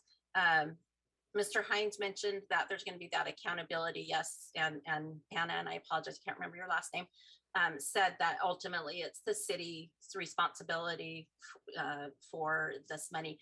But it does bring a question if these businesses who are possibly receiving these funds, if they will have a greater look from the state or federal government later on into, I mean, beyond their normal, obviously they're going to have to report this and claim it in their taxes and that thing. Is there going to be a red flag, so to speak, on these businesses if they do receive this money, I guess is what I'm asking now, just so that all these businesses do go into this eyes wide open. Mr. Hines and Mr. Mayor, if you don't mind, I Sure. will respond to you, Bonnie. This is Anna Schwab here. So to clarify one thing, so as the city, as the ultimate responsible party of the funds, they will oversee any subrecipient who is awarded dollars that the city received from this ARPA pot. It is also the subrecipient's responsibility, so it's a dual responsibility. The subrecipient will still have to spend the funds within eligible uses. So the agreements that the businesses will sign will be within an eligible use category that will be predetermined, so that onerous is taken. The cities don't have to, or the businesses won't have to worry on that front. We're looking at for audits right now is, and you'll forgive me because I'm just pulling up the reporting and compliance. We are subject to, as a city, audit requirements. And if I'm not mistaken, and I'm just pulling up the reference here to cross-reference this, I believe only recipients and subrecipients who expend more than $750,000 in federal money in a year will have to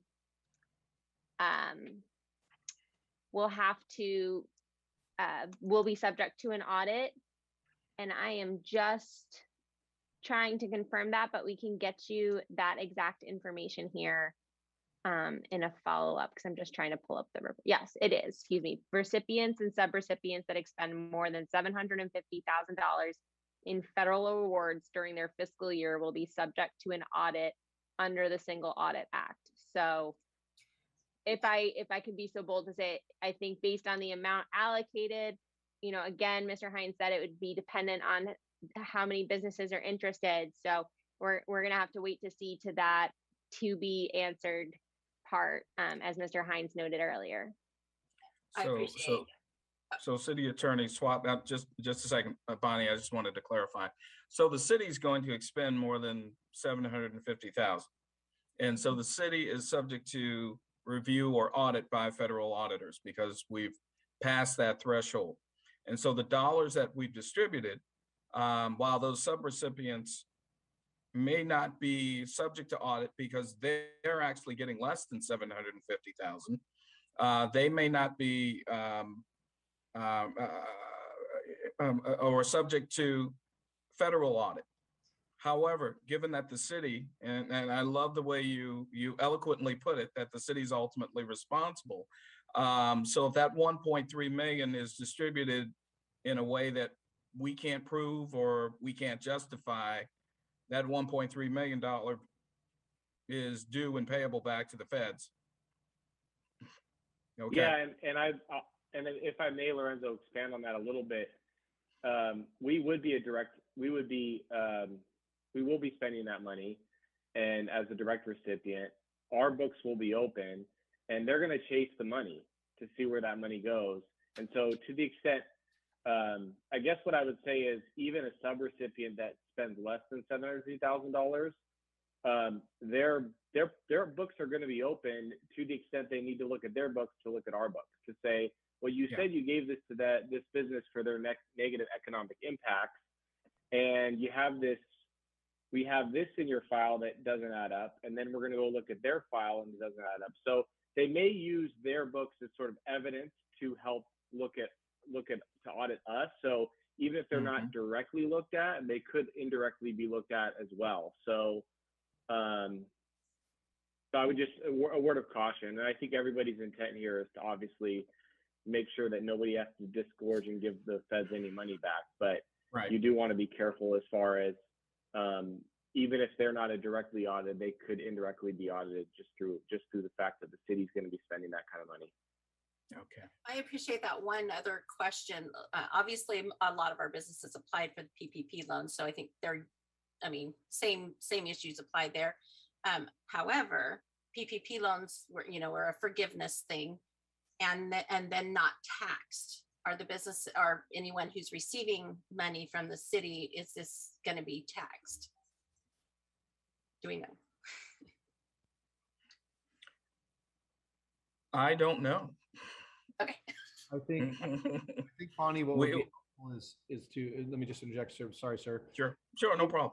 Maybe if the chamber could, kind of mull this over and compile a list of questions that, because again, the parameters of the application process are still kind of in flux about how we're going to do it.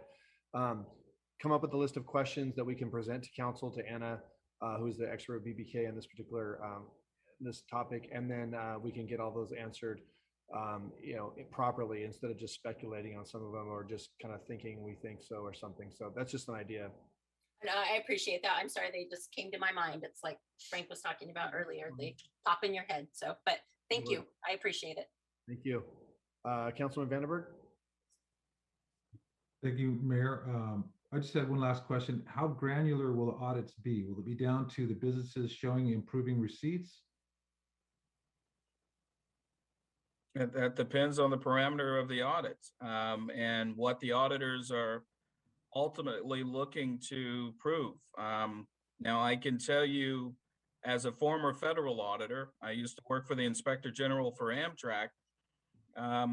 We, as Frank said, we followed the money from distribution to bank to expenditure, and I would expect a similar pattern.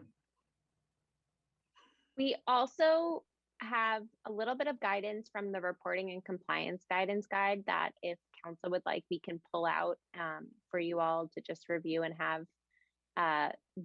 Also to note with all of this is the statute, while it was passed earlier this year, the interim final rule was released, and the final rule is hopefully expected by the end of the month. So we may get some more clarification on some of these nuances when they release that final rule as well.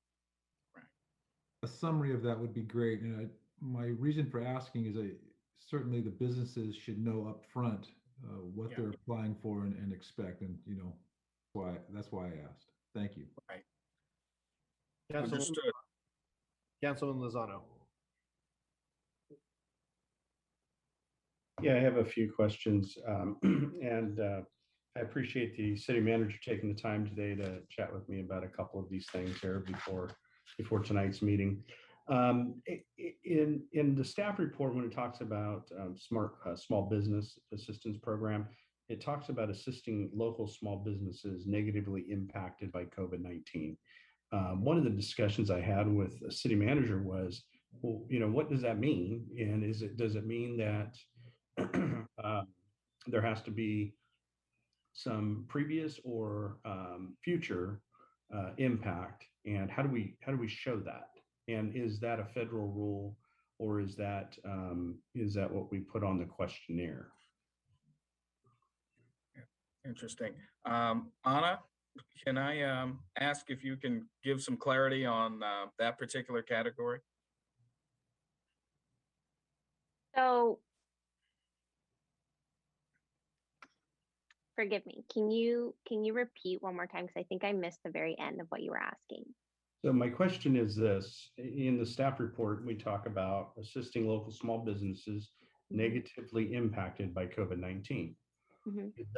Is that something that the federal rules are the federal government's applying that rule, or is that? Yes. Okay, and so I'm sorry, Councilmember Lozano. So the statute says that the interim final rule, an eligible use is to address negative economic impacts. Within that negative economic impacts, one of the subcategories is those small businesses. So small businesses who had negative economic impacts due to the COVID-19 pandemic. Within that, there are parameters as to like what the uses can be, how they can use them, and what we can direct that from. But that phrasing negative economic impacts is from the statute and interim final rule. Okay, so then my next question is this, and I'm sure it's out there. I may or may not know about it, but if there was a small business, whether it be home-based, and that was part of my other question, or brick and mortar or whatever, right, that had the best years of their income, net profit in the last 2 years because they were forward thinking, figured out how to make a ton of money. It would be hard for me to think that they were negatively impacted by COVID-19. Am I thinking along the same lines in terms of what the law reads? So primarily, yes. It needs to be the negative economic impact on the business. So that can be defined in multiple ways as, cash balance sheets or, have other areas than just what revenues are that come in. So one of the criteria may be just revenues, but if the city may also choose to take a holistic approach that looks at, did you have just the X amount of lost revenue? Did you lose X amount of staff? There are a few criteria that we can put in there to determine what is that negative economic impact. Did you have, you may have had more revenue, but did you have to incur more costs to buy PPE for your staff or to hire more staff to, drive, be delivery drivers or so on and so forth. So there may be, there's that balancing that we'll have to look at. And again, that's some of those nuances that we're hoping to see and determine from the final rule. Okay, yeah, because just depending on what your business model was and how quickly I think you changed and adapted to the ever-changing state rules about what you could and couldn't do, and whether or not they were going to have a state not law, I don't want to say law enforcement officer, but regulatory person come in and yell at you for not having a mask on. And being a little facetious there, but that did happen, and threaten licenses and stuff like that. Anyhow, if you adjusted to that and did well, I just want to make sure that the community knows that this isn't just money we're going to give out just to give out. We have to really show, and the businesses up front need to know, what economic loss is, and it may not always be $1. It could be, you show 5 years worth of your business growth, and all of a sudden now even after you show that you still aren't at the rate you were growing or something like that. Maybe that can be considered. I have another question, and thank you for answering the question about the infrastructure, water and sewer. I think that is going to affect as much as we can do to help that. That will affect everybody in our community, both commercial and residential rates, potentially from raising sooner than later.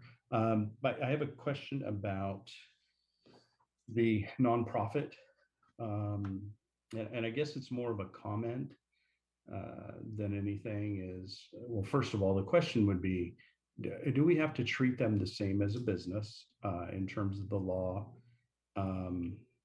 Which I don't necessarily have a problem with. I think that would make it real easy.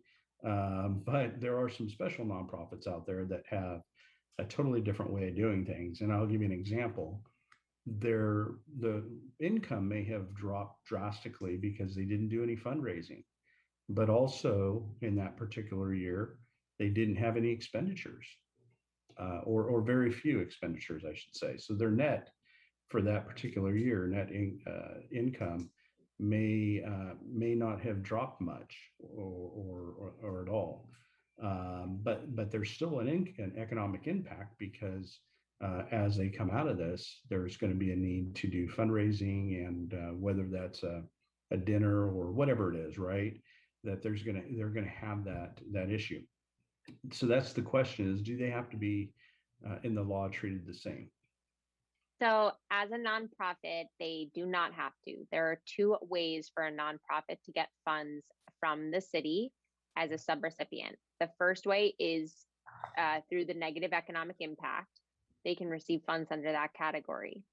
The other way is by a transfer. They, like a special unit of localized government, can receive a transfer and be a subrecipient through those. So the nonprofit would then have eligible uses, same as the statute, but they would be a subrecipient. They would have to show that they're using the funds under the statute and interim final rule. But no, the negative economic impact is not the only way that they could receive the funds. It's up to the city which route the city chooses to go in terms of delegating those nonprofit funds. Right. And I would just offer as my comment to the nonprofit piece of it, we already have a process in place for nonprofits for many years. And I found 2013, 14 fiscal years, but they apply for CBD grants and community development block grants. And there's a process in place already there that we may want to use to address their needs, and it seemed in the past to work very well. And for full disclosure, as people like to be made aware, I've spoken with the city manager here recently about really kind of getting the nonprofit groups together in one, maybe not one room all at once, but or maybe quarterly or something like that, so that we can begin to develop this recovery plan and really talk about scheduling and stuff. So I think this might be an opportunity to start something like that up. I won't take up any more time. I want to thank staff for the work that went into this to figure out that where you could use the money, how much money to calculate. I've done some research on my own, not scientific at all, and I won't claim that it is. It's just been internet searches, but about how some of the other cities are addressing these issues, and I think this is we are taking a holistic approach to it, including in the thought process to include businesses and the city needs, as well as nonprofits and everyone's, certainly the CSD as a whole. There are some cities out there that I've read on that took a sum of money off the top and then said, okay, now we'll distribute the rest of it to these other groups outside of the city. And so I think it's a great approach. I think that at the end of the day, getting a feel for what businesses and nonprofits and other groups may need will help solidify what those final numbers will look like. But I appreciate holding back a little bit of the money so that we can determine later on if we have some additional need to balance the city budget. So that's all I have. Thank you. Appreciate it. All right. Councilmember Papanow. Yeah, thank you. It sounds like on some of the things you've made your best guess, and we're going to have to wait and see what kind of applications we get and stuff. However, on the general services revenue loss replacement, that, at least from reading the council packet, seems pretty set. Can you kind of explain for the general public and transparency how we determined how much money we keep for the city for ourselves? Thank you, council member. We have a revenue loss calculator that we received from the League of Cities. And so their staff has put together a calculator which mimics the calculations that are in the federal ARPA statute. And so essentially that calculator requires us to provide financial data all the way back to 2015-16. And so we provide that data all the way up through, I believe, 2019-20. And but it's a fair number of years of data that comes directly from the city's CAFR, our comprehensive annual financial report. From the input of that data, that calculator predicts where our revenues would be given the growth of the past, where those revenues would be in the future. And so what it does is those early years gives me a number. We think your revenue should be here. And then I put in the numbers for 2020. And it says, well, the revenue should be here.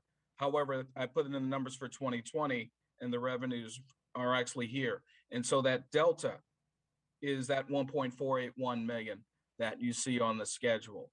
And so this information comes directly from the CAFR. We're going to keep looking at it to see if we can refine it, because the way the CAFR is presented, we have the audit year. But then when we do the CAFR the following year, we do the audit year for that year, but we also submit a revised numbers for the audit year. So, so right now, because I'm trying to be conservative, I'm going with the audit year and not any revisions to that year. I'll go back and just for intellectual curiosity, see if we put the revised numbers in, what that does for us. And if that's more conservative and more acceptable to any subsequent audits, I'll talk to Anna about that. Anna and Frank, I'm sorry, the City Attorney Swab and City Attorney Splendario about that to see which is the best approach. But for right now, that number is 1.481 million. Even if we put these revised numbers in, it's not going to change materially. I don't think so. No, I appreciate that, and I'm sure that we're pretty defensible using the California League of Cities calculator, as I'm sure they have way more lawyers than we do. So I appreciate that. Thank you. That's all I have. All right, thank you. Do we have some other public comment? No, we currently don't have any hands raised online. The Mayor, Vice Mayor, go ahead. I was going to say, go ahead. that I don't have that option to, I don't know what happened, that option with the hand raise. So can you give me? Okay. Just put your hand up like this. I'll see you. All right, first of all, Mr. Hines and the staff, that report you guys come up is, I believe, a lot of work on that. And I don't get that much chance to really read the report, but I'm looking at the Snapchat, that like just on the snap on the report. One question I'm a piggyback with Mr. Papano asked, the general services. So that general service, that amount, the city we keeping whatever exactly we lost, right? We're not getting more money, and we're not getting less either, right? So we're getting city getting whatever actually lost during COVID-19, right? That is correct, sir. And that's the beauty of this calculator, is that it uses our past to project where we should be at in the future. And when I put in actuals, then it produces that delta. Okay. And I'm talking about all other items. We cannot calculate what exactly we lost during COVID-19, like in small business assistance program, until we figure out this is, I'm talking about 1.3 million. I did heard some of the council members, they said the business might be well not, go about 1.3 million, but we don't know, when Exactly. An application. Mm-hmm. And my other question, I would like to clarification, or Mr. Lezano asked that question, how we, how the application and how the business will show they really have a negative impact. Because I'm just tell you, not in this funds by when the government with the PPP loans. The government, that application is very strict and very straightforward. If you they looking at the revenue on 2019 and the quarter, the 3 quarter, then they're looking at the revenue, what you revenue in 2020, and they are at the 2021, maybe first quarter. If you don't lose any money from 19 to 2020, and you have the same structures, if you operating the business same way, yes, you are qualified. Very straightforward application, you will get the PPP. I'm talking about like in the big business, mid-level business, yes, they get the PP is very straightforward, it's easy to get them. But most likely hurting me, the small business really 4 and 5 employees, and they are not putting maybe the husband, wife, or their kids working in a business, and they might be having 1 or 2 employees, and they don't get that. So I'm talking about, I don't know it can be possible, attorney maybe no. This is we have a little bit control as a city. If we can follow the guidelines, and I believe in we have some kind of flexibility. I really like to these business, right? City at these business, their business running, and they don't get any PPP. So there is in a Galt, there is some business. I can give you example, my business, I very straightforward. I have an employee 13, 14. They asked me my payroll, record. I give it to them. And then they give you the same thing. Look at the Walmart, look at all this business. But the business really hurting is really small business. And I think as a council, I like to, we have to find with the attorneys, have to find something how we can help these business. That's why a lot of business they apply for PPP, and I'm sure in Galt there are a lot of business they don't get the money because especially when you fill an application, they said deny, and you cannot do anything. If you call them, you might be a whole day on the line. So that's I'm talking about this on the small business. If there is any way, like when you're making, we are giving 21%. If there is a possibility, there might be a little bit increase the money. That's my opinion. And then if they don't use it, go back to you can use somewhere else. And the other thing is my next question is utility assistance to the family, because COVID-19, we know the city lost money. We know the small business lost money. And we also know all the citizens. What we helping them as individual citizens, they don't have enough income. A lot of people have a good job, husband, wife working, they get good money, but there is a lot of people, they have a fixed income. And how we do utility system, there is some other cities, yes, they're going to reduce their utility, they're going to credit some kind of utility. Are we going to this utility assistant? And I don't see on the report how much money we're going to pay it, or how we can help these citizens. And these citizens, that's why these money, when the government send that money, they should help to the COVID-19. So I like to cover all these. If there is not for the citizen, they also need help too. There is some people have a fixed income. We need to find a process how we can help the people really need the help. So that's my few questions. If any question attorney can answer, or Mr. Hines. Okay, thank you, Vice Mayor Sandhu, and welcome back.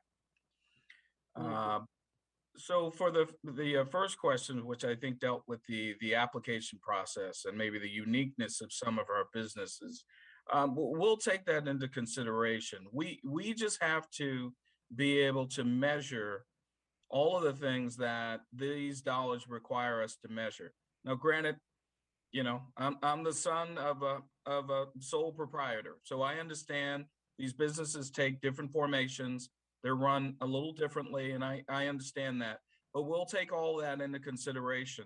We put that $1.3 million, and that basically sends a signal to the business community that we want to help.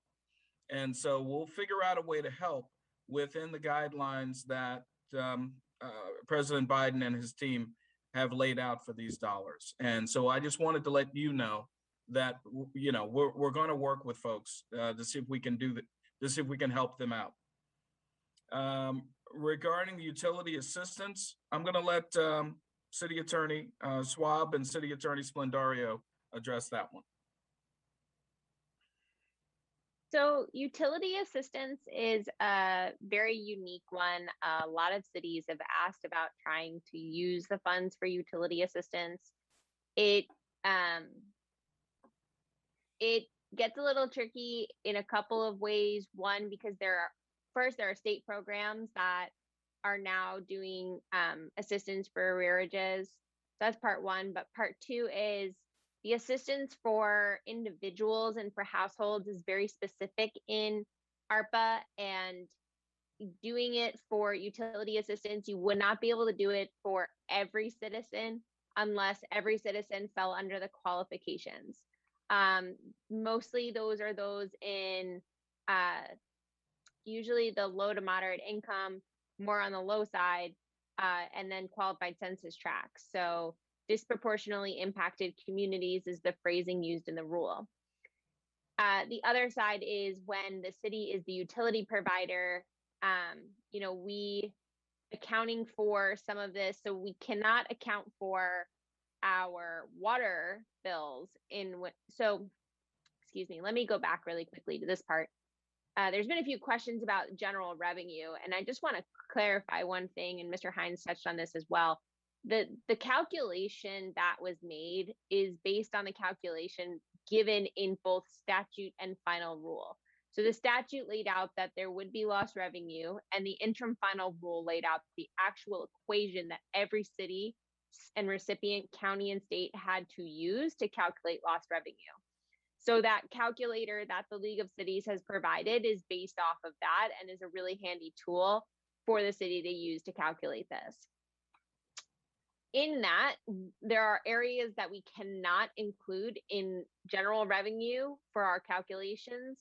Of those utilities is water. So we cannot include water.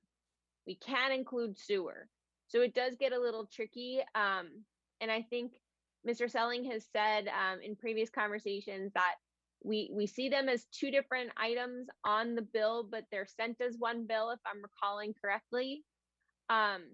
So it gets a little tricky when we're trying to parse that out, and then also identifying who would be eligible.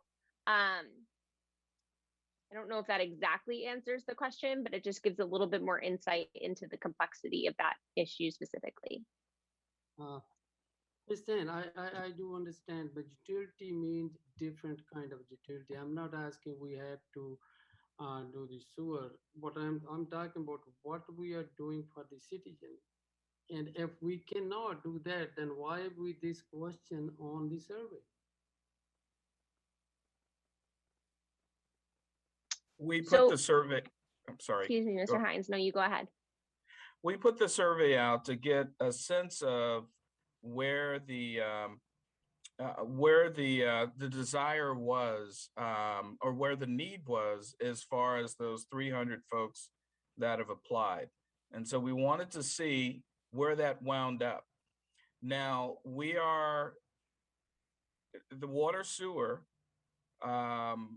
infrastructure dollars that we're looking to put into water sewer hopefully mitigates or delays rate increases coming in the future. So that's a mitigation or a delay that affects all citizens. The dollars that we're providing to CSD provide support for fire services that are provided by the 2 stations in Galt to all citizens. The dollars in lost revenue will go to provide support for city services. And I think I've laid those out in the staff report for Parks and Recreation, PD, IT infrastructure. And so all of those services are intended to serve all citizens. So Vice Mayor Sandhu, while it may not appear to be a direct path from these funds to the citizens, the services that we're hoping to bolster the business community, providing more goods and services to the citizens, same with the nonprofits, we are indirectly trying to affect our community and the citizenry in our community. Uh, Thank you, sir. My understanding, or I'm talking about on the clarification. So utility on the utility, there is no way, there is no city around us, and I believe the attorney know we cannot reduce or we cannot give discount to any utility like in water, sewer, smart, whatever. We cannot use any utility. We cannot use the fund for any utility at all. If I'm understanding you correctly, so the rule and statute do allow the city to provide assistance to households and individuals, but in order for them to qualify, it's very specific. It's the disproportionately impacted communities or those negatively impacted by the COVID-19 pandemic. So we would have to take, that first starting category, and then we would have to parse it out and determine how do we want to provide that assistance, in what fashion, in, how direct or indirect would we want that to be. And again, that would then depend on how many we have qualify, and how far the city is wanting to go in terms of that direct assistance. It is an eligible use. It just has very narrow parameters in how it can be expended. Thank you. Mr. Hines, my last question.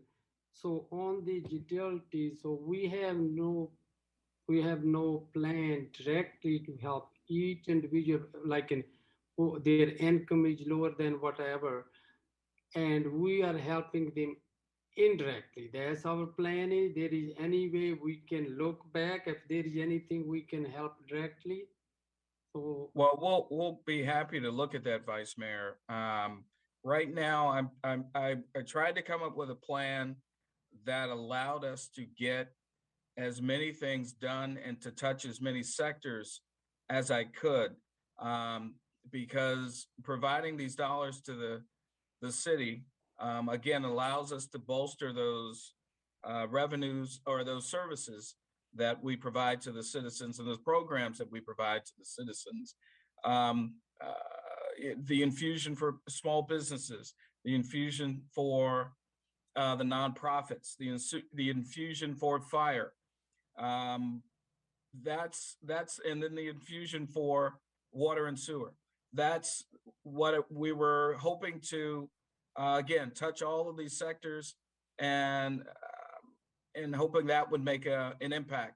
But no, we have not looked at providing direct assistance to individuals because we've got 26,000 folks in this town.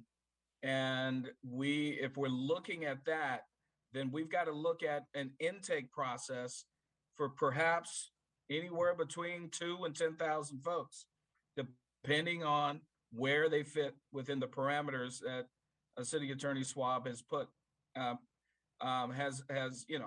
will tell us. But that's a lot of intake, and we'd have to set up a whole new program, and we probably have to staff up for that. all right, and that's just if you get a chance, or I'm talking about look him up there. But if he's not have a chance or too much impact on on the staff, then that's I think this report you're gonna make it. I just make that point if there is a possibility. Thank you, sir. Thank you, and it's good to have you back.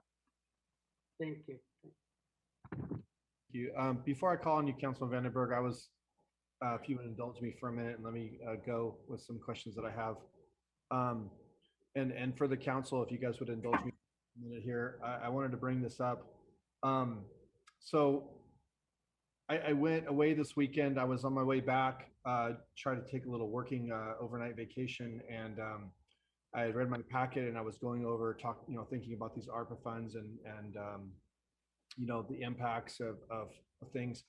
And I was coming through some cities and we made a couple stops, and I noticed, something I noticed here in Galt a lot, which is I see these masks everywhere, and one of the things I seen, which a lot of us see regularly, is just the amount of trash and just garbage everywhere. It's just seemed like it's just such an epidemic now. So my wheels started turning, And I started thinking, writing down some notes, and I came up with something, and I'm asking the council to indulge me here on an idea that I have. I know tonight we were just discussing, input and things like that, and we haven't made any decisions until next meeting. But something that I think would be important, and let me give you a little parameter here on this. Over the last 18 months, this problem with litter and trash has become significant. And I know this because, like other council members here, we participate in some community cleanup days and things. But the discarded masks, people using drive-throughs more than dining in has really increased the amount of trash and stuff in town. Restaurants have had shortages, so I don't think they're cleaning up as much, keeping their storefronts clean, that type of thing. Another factor is that, some of our volunteer abatement programs were suspended for a significant amount of time due to COVID restrictions. So all of this has culminated in what I consider a problem that's always been a passion of mine, but it's actually become quite exaggerated lately. And what I would like to see, and correct me if I'm wrong, I would like to hear the input from Mr. Splendario and Ms. Schwab, is what I would like to see into the general service is something that I think the community could very need. And I think it would be something that's not only it would take care of an impact from COVID, but also something that would supplement the community in a huge way. And that would be to try to kick off finally something like I've mentioned to you before, Mr. Hines, is some sort of litter abatement program. And I don't mean by volunteers, I mean funded by this money through the city. I've spoken to Mr. Solis in the past about the cost of that. I know Mr. Hoffman is very aware of my passion for getting something like this off the ground. And just hear me for a moment. The vision would be that we have a litter abatement person that basically works either under Parks and Rec Department or under public work or community development to work on a part-time schedule, about approximately maybe 20 to 30 hours a week, probably on a rotating schedule of, say, around 10-day schedule where they do 10 sectors of town over a 10-day period and they rotate. So you're hitting each area twice a month. They could work hand in hand with, code enforcement, notifying, things that they're seeing on the community that would need to be taken care of by different departments. But the general idea of this would be that not only does it restore a sense of pride in the community, and none of us want to live in the cities that we see around us when we drive through Elk Grove, we drive through Lodi, and we see the amount of trash and litter and garbage. And it's like, Galt is unique because we're small. And I see the problem growing. I think if we can get on it and get a handle on it quickly, that we can stay on top of it. This will not only restore community pride in the people that live here now, but it's going to have a direct impact on our revenue because people are going to be coming into this town soon and be looking at model homes in Dry Creek Oaks and Catarina and these places that we have homes being built. And the perception right now is they come in and they see cups in the flower beds and they see trash, and no one wants to live in a city like that. And I think if we can make Galt an example community for what I think is a very minimal cost, it would make a huge impact in this community. And it can be partnered with other programs we already do, like with Cal Waste. I spoke to Cal Waste about this idea a few months ago, and they've committed to being a part of this somehow. And we can make it, have education partnered in with this. But really, I just want to get the ball rolling. It's hard to get the ball rolling. Once it's rolling, then it's easy to keep rolling. So I would like to hear from Anna or Frank if the general services parameters would warrant, or would something like this would qualify under something like that before I continue on with anything else. So do you guys have any comments on that? Yeah, I'll start. That would come through the lost revenue replacement category, which could be used for general governmental services. Litter abatement is definitely a general governmental service. I don't see any problem with that. You, Anna? That wouldn't be a problem at all under the general government services. And ARPA does allow you to hire staff necessary to implement the program. So if new staff would be required to implement this program, then you can do it through that as well. That's great. And it's great that we can we use these funds for that position. Great idea, Mayor. The only thing that I'm concerned about is the dilemma that will come before the council in probably 2 years, because these dollars are one-time in nature. And if we're looking to hire a permanent full-time employee, at some point, we've got to decide how we continue funding for that employee. Yeah. And so I just wanted to let you all know that that will be a decision that will be coming before you. But I like the idea, but I wanted, I always try to let you know everything that is coming, and but I like the idea. Yeah, and I think, and I thought of those, and I kind of just looking for maybe to get council support on like a pilot program. I mean, ultimately, I would like to see this maybe funded through, like for example, our graffiti abatement is funded through Measure R. Well, litter abatement could be maybe funded through a different mechanism at some point in the future. But for now, this has just been something that I think I've been pretty passionate about. I know the other council members have shared. And I just think, no other city, well, I can't say that because I don't know for sure, but I don't see a lot of other cities doing something like this. And it's something that really, honestly, can just, I know what a few hours from 5 or 6 volunteers can do in this community when they go out and pick up. And to have someone that's dedicated to this task and their sole job is to go out and do that, I think it would just make an absolute huge difference in the community. And I just don't want to see us try to rely on just volunteers to do something. I think the city should step up and lead by example. And I think that if we do that, I think that businesses and other citizens are going to follow suit. So I appreciate you guys indulging my idea on this, and I would love if the council would consider this by next meeting when we decide the final allocation of these dollars. I could definitely pass on some things to Mr. Hines that I've kind of put together, some overview of it, and then you can think about it and consider and see if we could have that as further discussion. So thank you for the time on putting this out there. And Councilman Vandenberg, you have something, go ahead. Thank you. Thank you, Mayor Farmer. I would be supportive of that. I would also mention maybe it's a secondary task of that person could be to point out missed maintenance. The city is a lot of work cleaning up all the limbs and trees and grass and weeds and broken sprinklers. It might be an opportunity for them to point that out. But the question I had is, as I was mulling all this over, I realized to look at it a little different. Now, the 1.48 million is just to get the city's budget, which is extremely tight, and we cut $1 million just to get level. So that's just to get us to zero. So that's pretty much committed. The 164,000 is basically back pay. So that's pretty committed. It's fair to say those two are committed. And I think also it's fair to say, or maybe I should ask, if that's also fair to say that's the 300,000 for CSD is basically back pay for losses. And those are pretty hard numbers or easy to quantify values that make that committed. And that totals, 1.95 million roughly.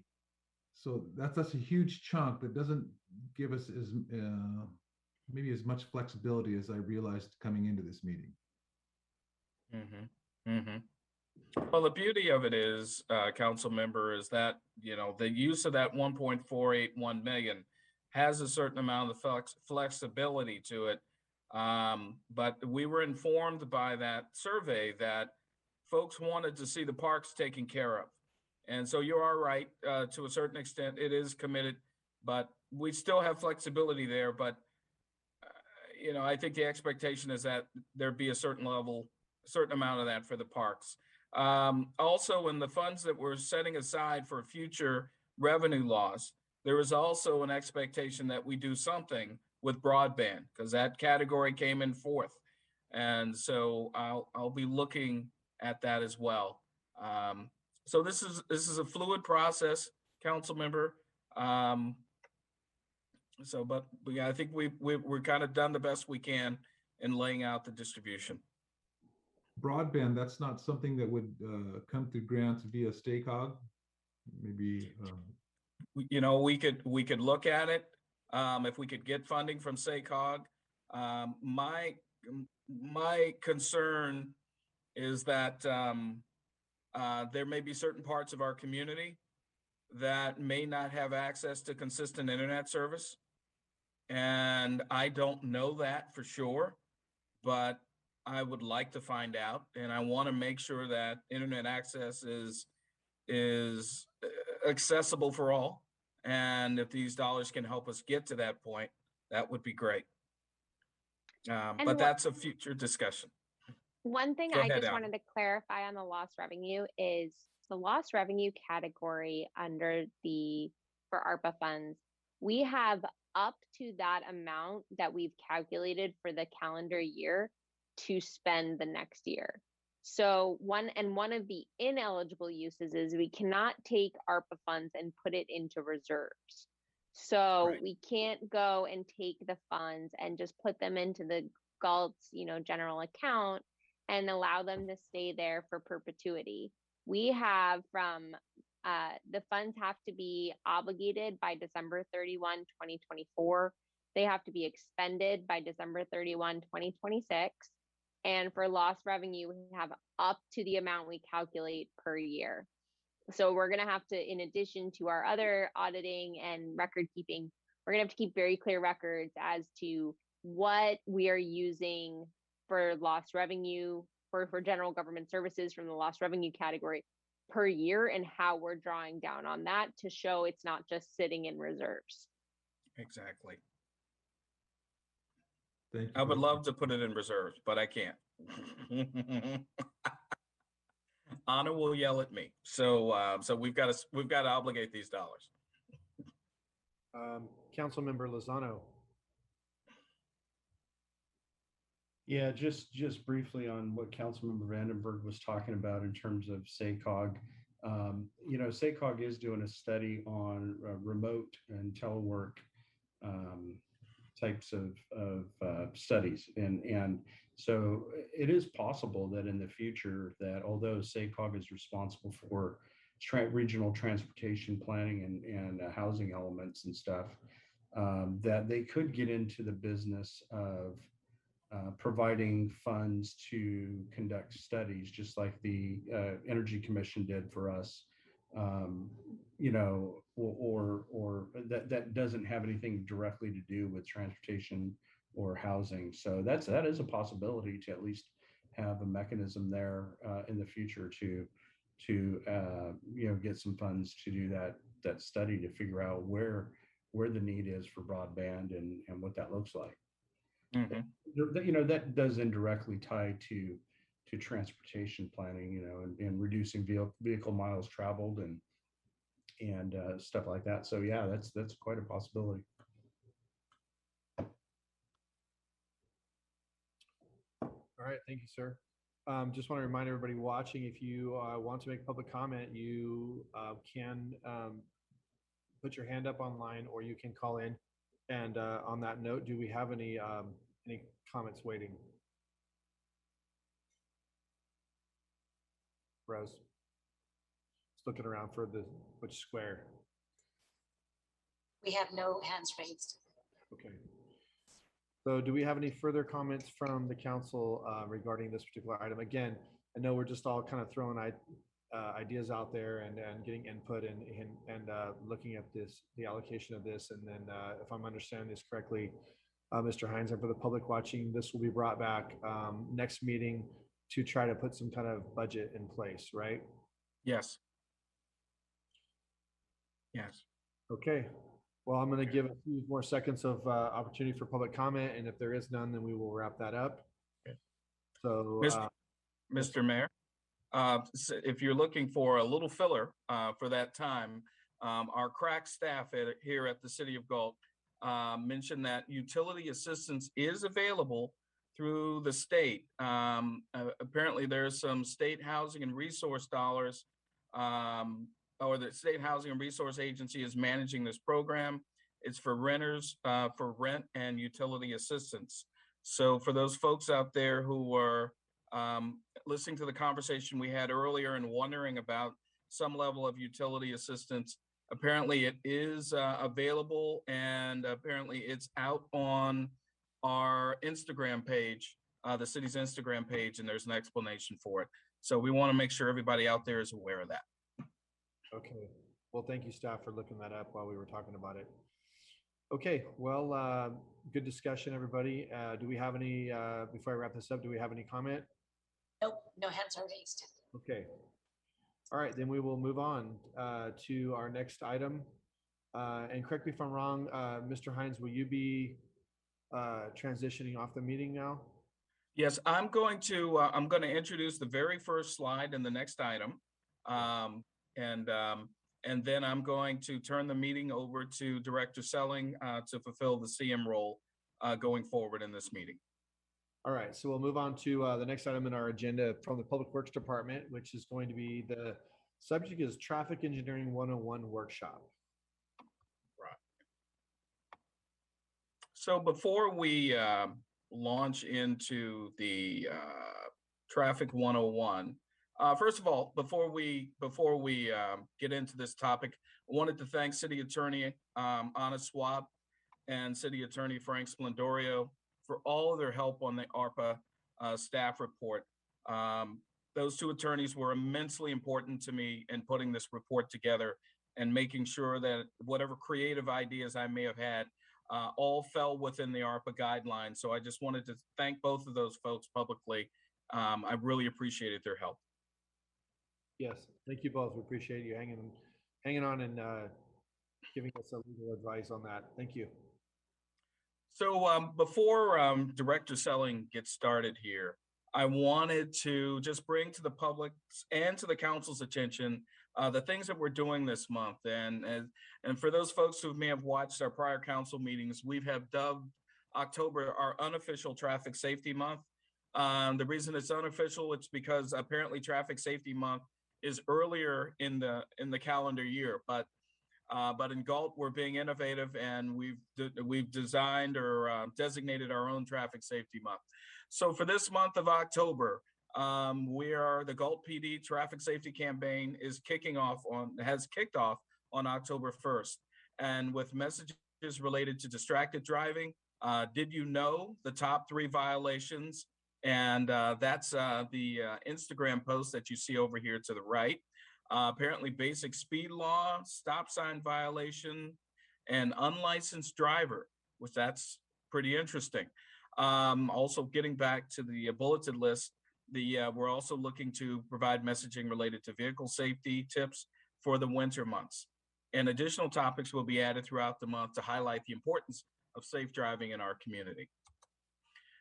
The Galt Police Department will be providing enforcement and education opportunities. Our school resource officers will be working traffic around each of the schools during morning drop-off and afternoon pickup.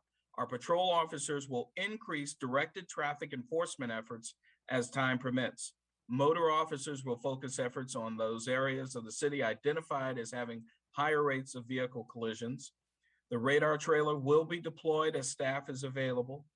PD will present information on a movable radar equipment at the upcoming public safety meeting, which I believe is next Monday. Public Works will also provide education tonight. Public Works will provide Traffic Engineering 101. We will come back on the 19th and talk about the Carilion Traffic Safety Review.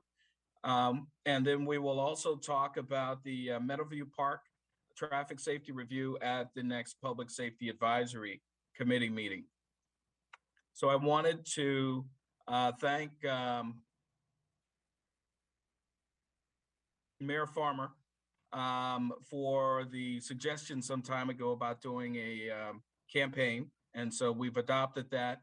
And I also wanted to thank Vice Mayor Sandhu for the issues that he brought before us, dealing with some of the areas on Carilion.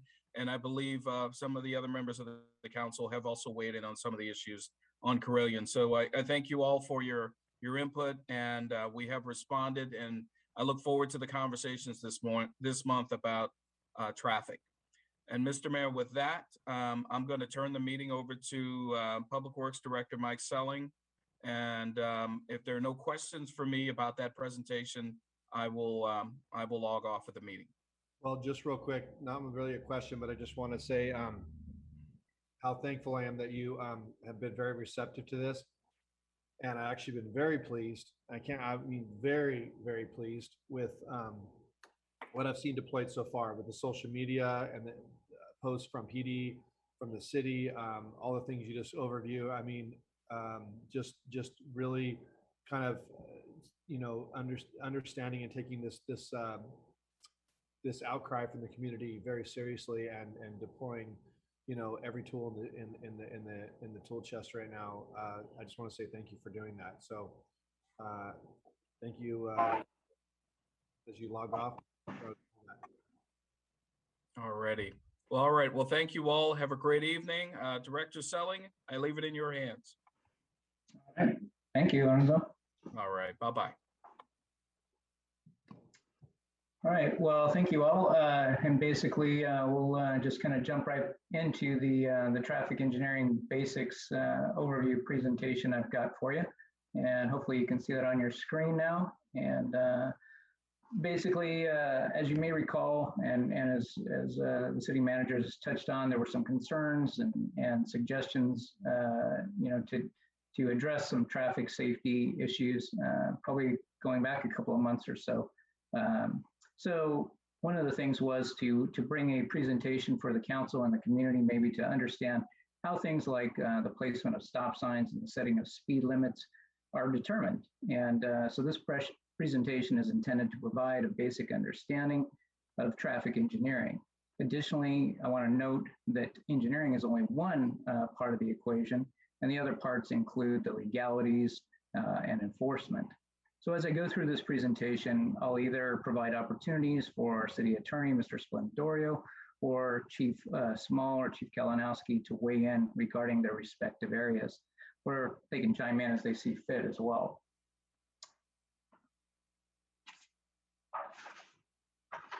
So essentially, there are two general sources that frame the principles of traffic engineering. First is the law, which can be broken down into the state's Streets and Highways Code, the California Vehicle Code, and more specifically, portions of the Galt Municipal Code. Secondly, there are guidelines, and there are various ones, which include the Manual of Uniform Traffic Control Devices, and this has some input from Caltrans, so it is somewhat tailored to the state of California, and we call it the MUTCD. I'll just give you fair warning, there's a lot of acronyms when it comes to the world of transportation and traffic engineering, so you've been warned. And then there's the Highway Design Manual, or what we call the HDM. And then the last one I want to note is the American Association of State Highway and Transportation Officials Green Book, and what we call the AASHTO Green Book. So these references are the basis for roadway engineering.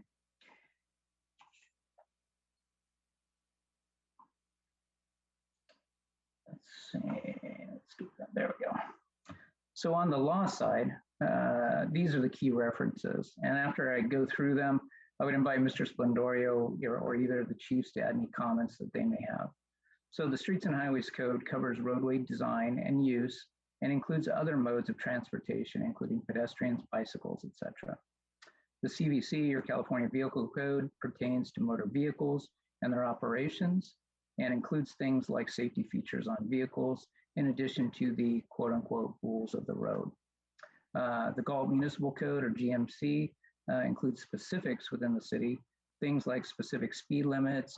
It gets into things like you can't, habitate in your vehicle, or where you can or can't sell your vehicle, say, and some other specific things like that, unique to the city kind of thing.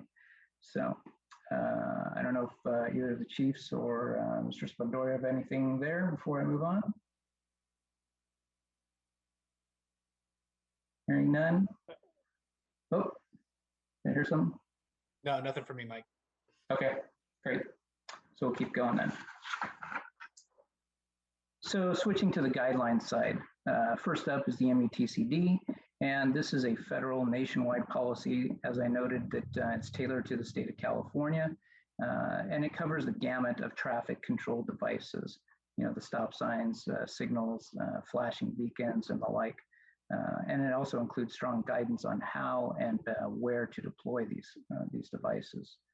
And then next on the Highway Design Manual, this reference covers all aspects of roadway design, from the structural section, i.e. how the road is constructed to support the traffic loading, how many trucks or vehicles and that kind of thing, to the geometry, as far as how big of a radius you do on a curve for what speed limit may be on that stretch of roadway. And then lastly is the Green Book, and that's similar to the Highway Design Manual, although this is really tailored to a more urban environment, so for cities. So it's got a lot of more specifics as far as design elements that are within what we call the roadway prism.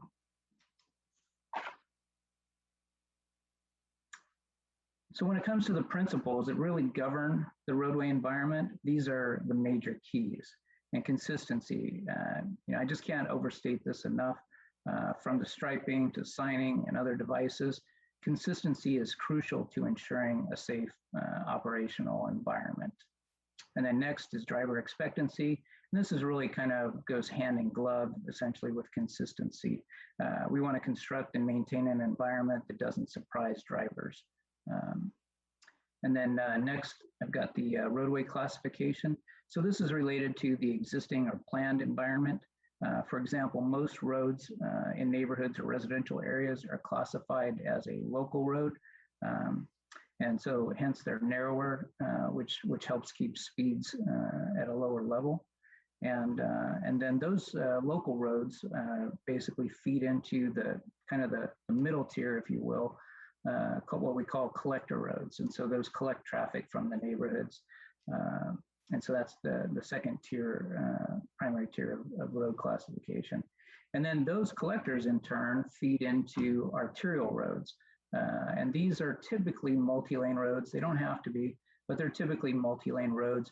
And you basically have things like some level of access control or restriction on them. They may have things like a median in place where you can't just make a left turn into whatever driveway you want, kind of thing. They usually will also have some level of parking restriction on them too. And then really, if you get beyond the local roads, those three, you get into the state highway system. Of course, the highest level would be a freeway, which has very significant access control. You can only get on at certain interchanges, and there's no parking on freeways or anything like that. So, and then I think when I wanted to talk about when you're planning these roads, another principle that you have to consider is you've got to accommodate the other modes of travel, pedestrians, bicycles, and the like. There's even things like what we call the neighborhood electric vehicles, essentially golf carts kind of thing, if you will. And then there's some other things like these electric bikes and electric scooters and whatnot that I think you heard Councilmember Vandenberg touch on earlier.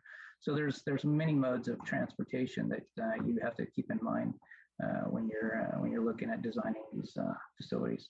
And then the last one here that I've included is I put it under other, but really, so these are your emergency vehicles, typically fire and ambulance, and then also transit vehicles.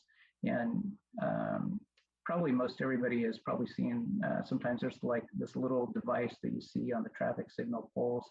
And you may have noticed sometimes that as they approach, maybe a fire engine who's responding to a call or an ambulance, with their lights and sirens blaring, is they'll get the light to turn for them.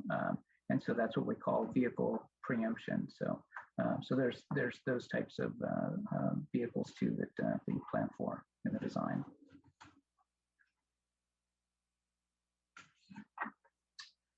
Okay, so now comes the meat and potatoes part. So I want to spend some time here, and hopefully I can make things clear. And again, if Mr. Splendario or either of the chiefs want to chime in, by all means, just jump right in. So speed limits, how are they set? They're typically set at what we call the 85th percentile, and that comes from the California Vehicle Code. And what that basically means is that for every 100 cars, roughly, 85 of those cars are going to travel at what is a comfortable speed for that roadway segment.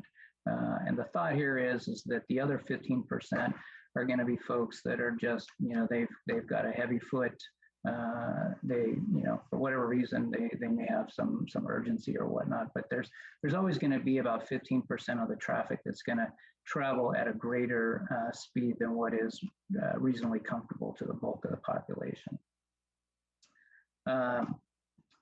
So when we look at the speed limits, and there's a little bit of flexibility here, and I've noted the term engineering judgment, and this is something that I would just tell you you're gonna hear a few times in this presentation. So there's a little bit of latitude here. When we look at that, at the speed data that we collect, and you'll be able to tell that they're taking a speed data because there'll be two tubes on the roadway, and how that works is essentially the split-second time difference between a car's tire hitting the first tube to the second tube. That's how we can determine the speed. And so it's just logged into the data counter that's on that. And then we collect it and we look at it, analyze it, and determine the speed limits from that data. You have to collect speed data on typically middle of the week days, like Tuesday through Thursday, and on holiday days. You can't do it in inclement weather. You basically want, normal weather conditions, if you will, dry type conditions where you're going to get a true indication of what vehicles are traveling at comfortably on that road segment.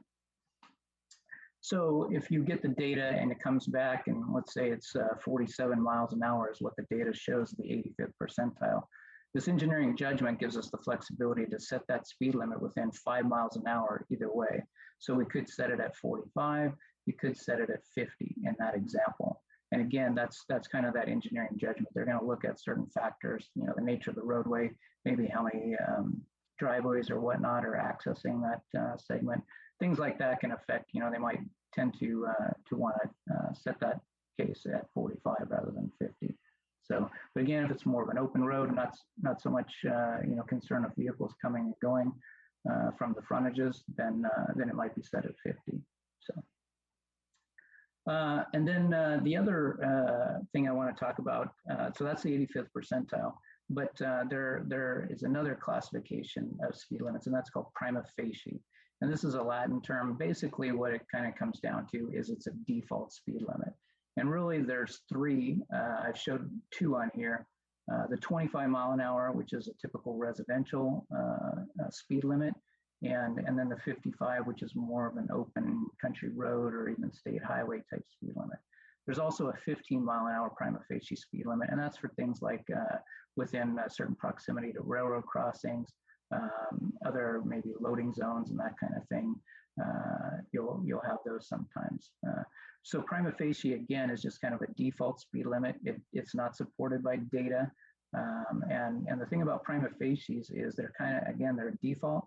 So you won't necessarily see a sign, where you're in one of these prima facie areas. Not every single residential street's gonna have a 25 mile an hour sign. I mean, it's just not practical kind of thing. So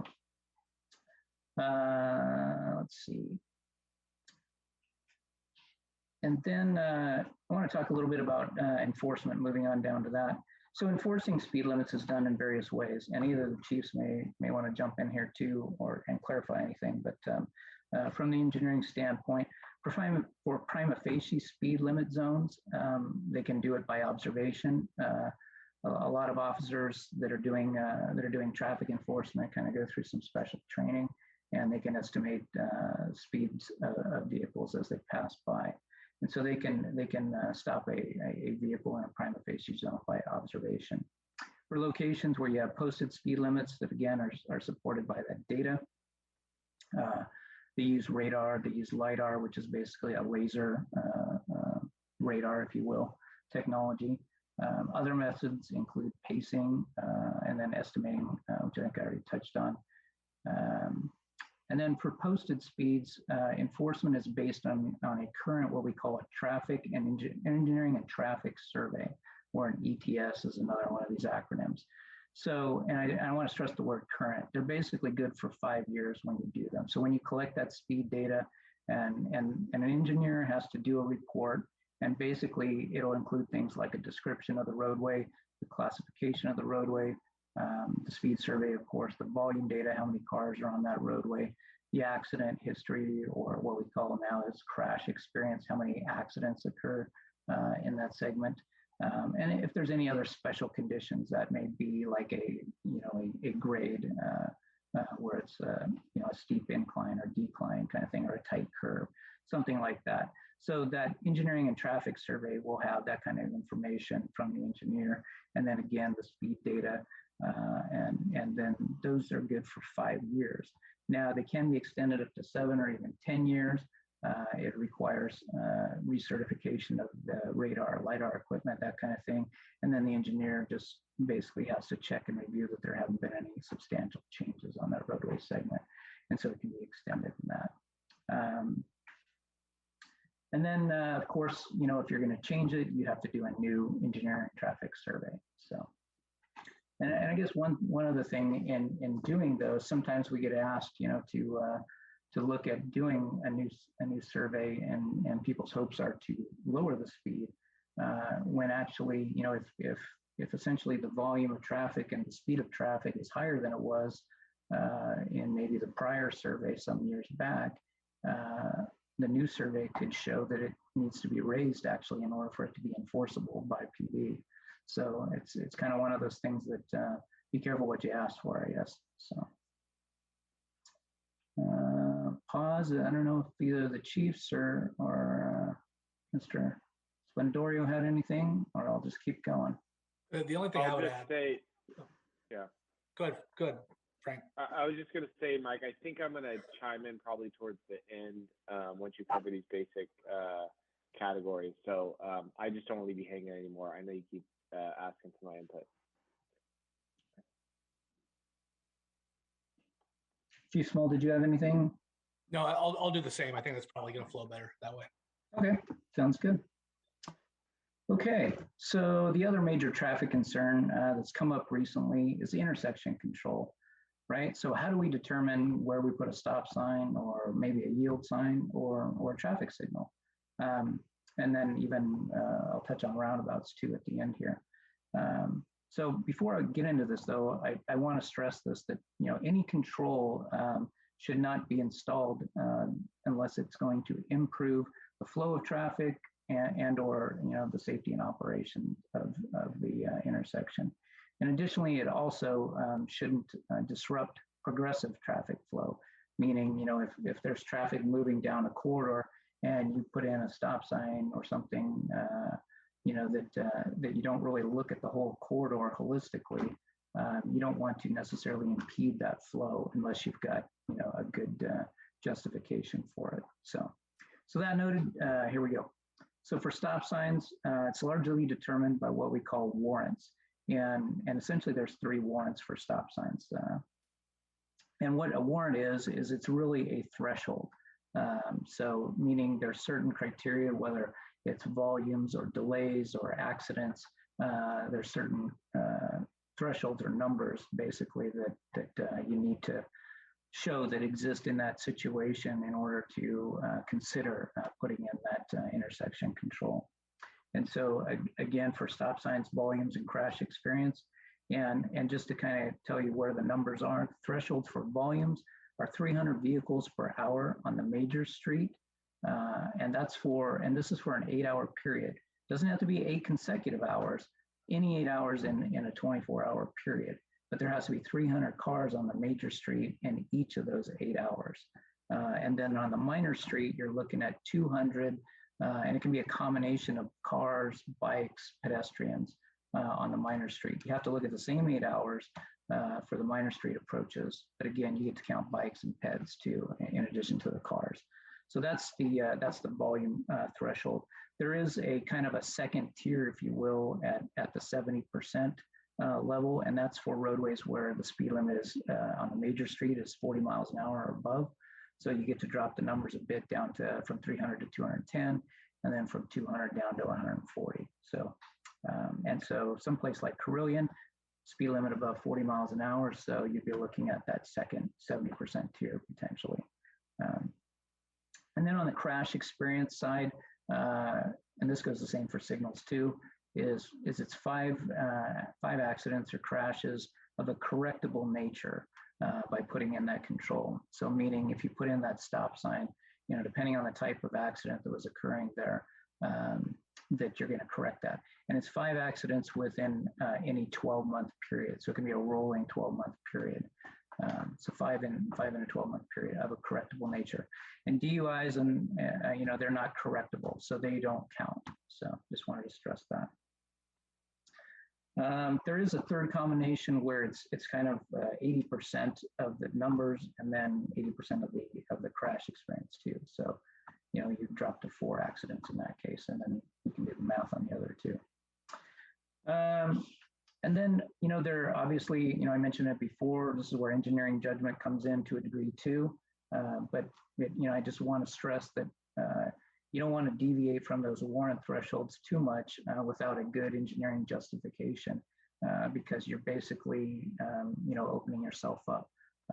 Somebody gets in an accident out there, the lawyers, I can tell you the first thing they do, and Mr. Splendori will probably confirm this later, but is they're going to ask for, give us, you know, your data, give us your engineering traffic survey, why you put that stop sign in or why you put that signal in. And so you better have a good justification for why you deviated from those thresholds if you did. And the other thing, obviously, is it would open the city up to potential significant liability in terms of, you know, potential settlement or something. So it's rare that you want to deviate from those thresholds. Yield signs, I'll just touch on that kind of quickly. You don't see a lot of yield signs, although I think there's been some I don't know if you want to call it revitalization or whatnot of placement of yield signs, but there are warrants essentially for those as well. There's really only about 4, if you will, and they're really more location warrants. They're not necessarily count type threshold warrants, but yeah, pretty infrequent consideration for a yield sign. And then I'll get into traffic signals, the other big one, of course. There's 9 warrants when it comes to traffic signals. And, you know, they include the volumes, they include the accidents, just like the stop sign. But then there's a bunch of other warrants too. One is for delay, and that's where you can have a street that's so busy that somebody on the minor street is having a hard time finding what we call a gap in traffic to kind of turn out or cross the roadway in. There are pedestrian warrants. There are school crossing warrants, and that's different from the pedestrian warrant. I want to stress that. I'll touch on a little more detail of these, but there's a coordinated signal warrant where you have got a corridor maybe, and you've got several intersections along the way that are signalized. You probably, most people have probably experienced one of those where if you drive at the right speed, you don't hit a red light kind of thing. So, and then the road network, this is kind of a special case where you've got 2 major, and it's usually at one of the roadways is a new construction, but these are usually major roadways. So that's a rare case. And then intersection near a railroad, and again, this is a pretty rare case. And this a lot of times happens in older roadways where you might have had one road is parallel to the railroad tracks, and an intersecting road, basically there's a gap essentially between the road and the railroad tracks. And so there's a space there where maybe 1 or 2 cars or maybe 1 truck might fit. But what happens sometimes is you get somebody stopping in there and they're either overhanging the tracks or on the tracks, and here comes a train. So what they'll do is they'll put a signal in those to stop people on the far side of the tracks, so that way you don't get that potential for somebody to get stuck on the tracks. So the warrants on the volumes, and there's a couple of volume warrants. Again, these will depend on the number of lanes on the major and minor street. But generally speaking, and I'll give Carillion as an example, and this may be a bit of a preview on what's coming at the next council meeting, but you would be looking at 600 vehicles per hour for those 8 hours, like I talked about that 8-hour warrant, and then 200 vehicles on the intersecting roadway, again for the same 8 hours. So pretty substantial threshold for that. There's another 80% warrant on that too. So those numbers drop a bit. Then there's a 4-hour warrant, and this is kind of more based on just that there's a heavy flow of traffic on the major street and the minor street. Again, that there's enough of a traffic demand from there to cross and get in, and that drops to a 4-hour period for that one. So on the peak hour one, I think I touched on that a little bit, and that's really looking at 1 hour, so what we call the peak hour. So if there's just 1 hour in the day where you have a really heavy, intense use, and this usually is only at a situation where like you've got a big employer or manufacturing plant or something where there's a big shift that gets off. And so they just, flood the roadway for that brief time, and the intersecting traffic can't get out. So pedestrian volumes, just to kind of touch on that, just to kind of give people a sense of really, where the bar is for these types of things. The number on that would be about 450 pedestrians crossing in the busiest 1 hour. So you obviously need a lot of folks crossing. And again, that's not the school level. The school crossing, which is the next one, I'll just touch on that. So this should really only be considered after you've looked at other things, maybe a flasher, something like that, to warn folks, when the school activity is going in the morning and drop off, or in the afternoon pickup, and even like crossing guards. So those are the types of things that you typically want to look at before you'd be looking at a signal for a school crossing. For the coordinated system, again, I don't really see much of a possibility of that here in Galt. So, but again, it's just where you've got a major corridor and you want to keep traffic flowing. There might be an intersection where it wouldn't otherwise trigger a signal, but in order to keep that major flow going and yet still give that cross street some access, is you would put a signal there. And so that's for that coordinated signal system. I think, I've kind of touched on the other ones. That's really kind of it for the signal warrants. Maybe more than you really wanted to know, I don't know. But anyway, I want to touch on roundabouts here at the end. So there's no actual warrants for a roundabout. If it's a new construction, the engineers will look at, what they anticipate the traffic volumes to be. Sometimes they even, roundabouts, you see them in newer residential subdivision type areas where it may be being used as kind of a gateway feature or aesthetic enhancement opportunity. But also, where they're retrofitted in, again, they'll look at the volumes. And I can tell you, like Caltrans, they have a process now where they call it ICE, which is intersection control evaluation, another wonderful acronym.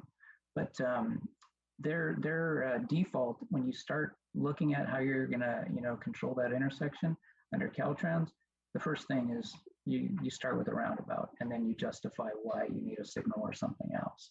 So, but I mean, they're not the end all be all. They don't work for every situation. They do work for a lot of situations. They keep traffic moving. They basically reduce what we call the conflict points, the potential for somebody to say run a stop sign or run a signal kind of thing. So you have a reduced accident experience and reduced severity of accidents too. So the only kind of knock on roundabouts really is that you have to look at is what are the right-of-way impacts. And I know this is something that kind of was touched on when we were doing the Trillion study about a year ago or so. I think that there were some concerns about retrofitting in roundabouts at some of those intersections.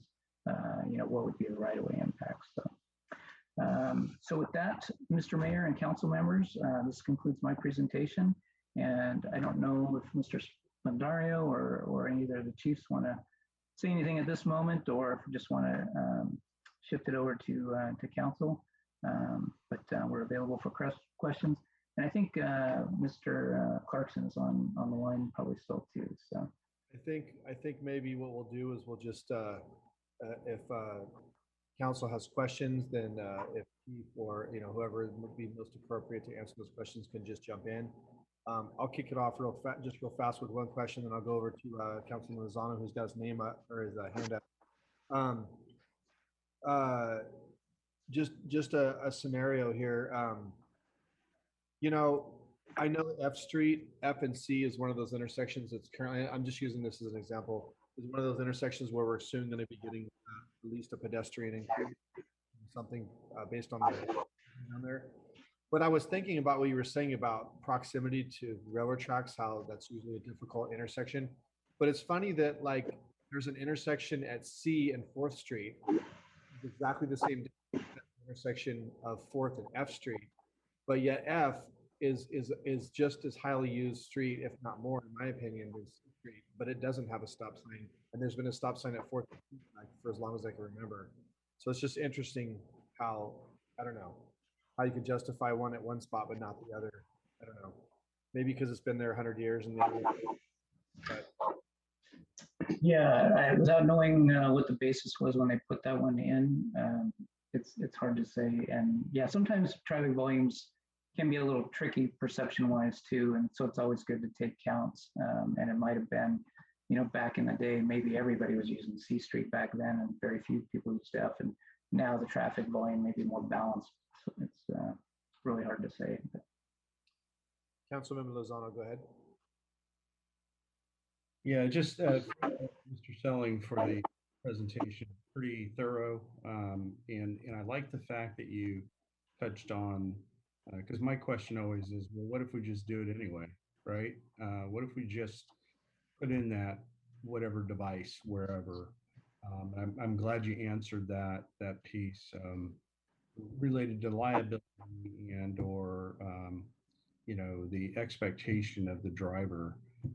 I just have one, I don't have any questions. I just have one observation. And I think we could probably all agree that there's never enough traffic officers around when you need them, right? I mean, how often have we been somewhere and went, wow, I sure wish there was an officer around right now. And so starting on that premise or that basis, I find it interesting that our own police department puts out on social media, it's right here in the previous presentation, the 3 most common traffic violations. Now, I would argue one's not a traffic violation, but well, maybe it is, just not moving. So basic speed loss is speeding, stop sign violations, and then unlicensed driver, which is not a moving violation. So you have 2 speeding and stop, which I, as a council member, have that's the only violations I hear about, and people complain about it all the time, and I agree. I'm out on foot quite a bit in the early morning, and people don't stop at stop signs, but yet the argument and the first thing I hear from my colleagues, my community, my family is, why don't they put a stop sign there? And so I would say and as you guys probably know, I'm not a huge stop sign guy because I don't think people stop at them, and clearly they don't. I would say let's approach it from a different perspective. Let's approach it from, there's a problem with people speeding in this area or not stopping at the stop sign. What other measures can we put into place to ensure that doesn't happen? And so, just an observation.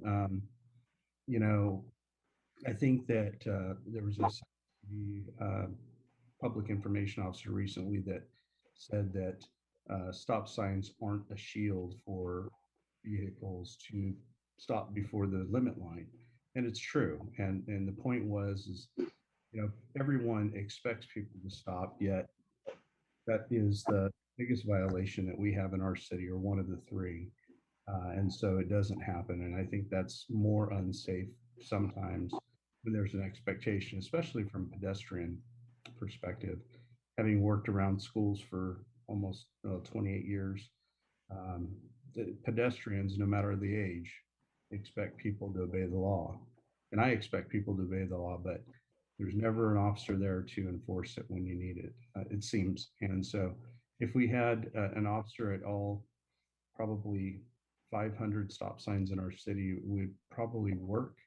But I say just at least from a policy perspective, let's look at it from a different perspective and take all that into consideration as well.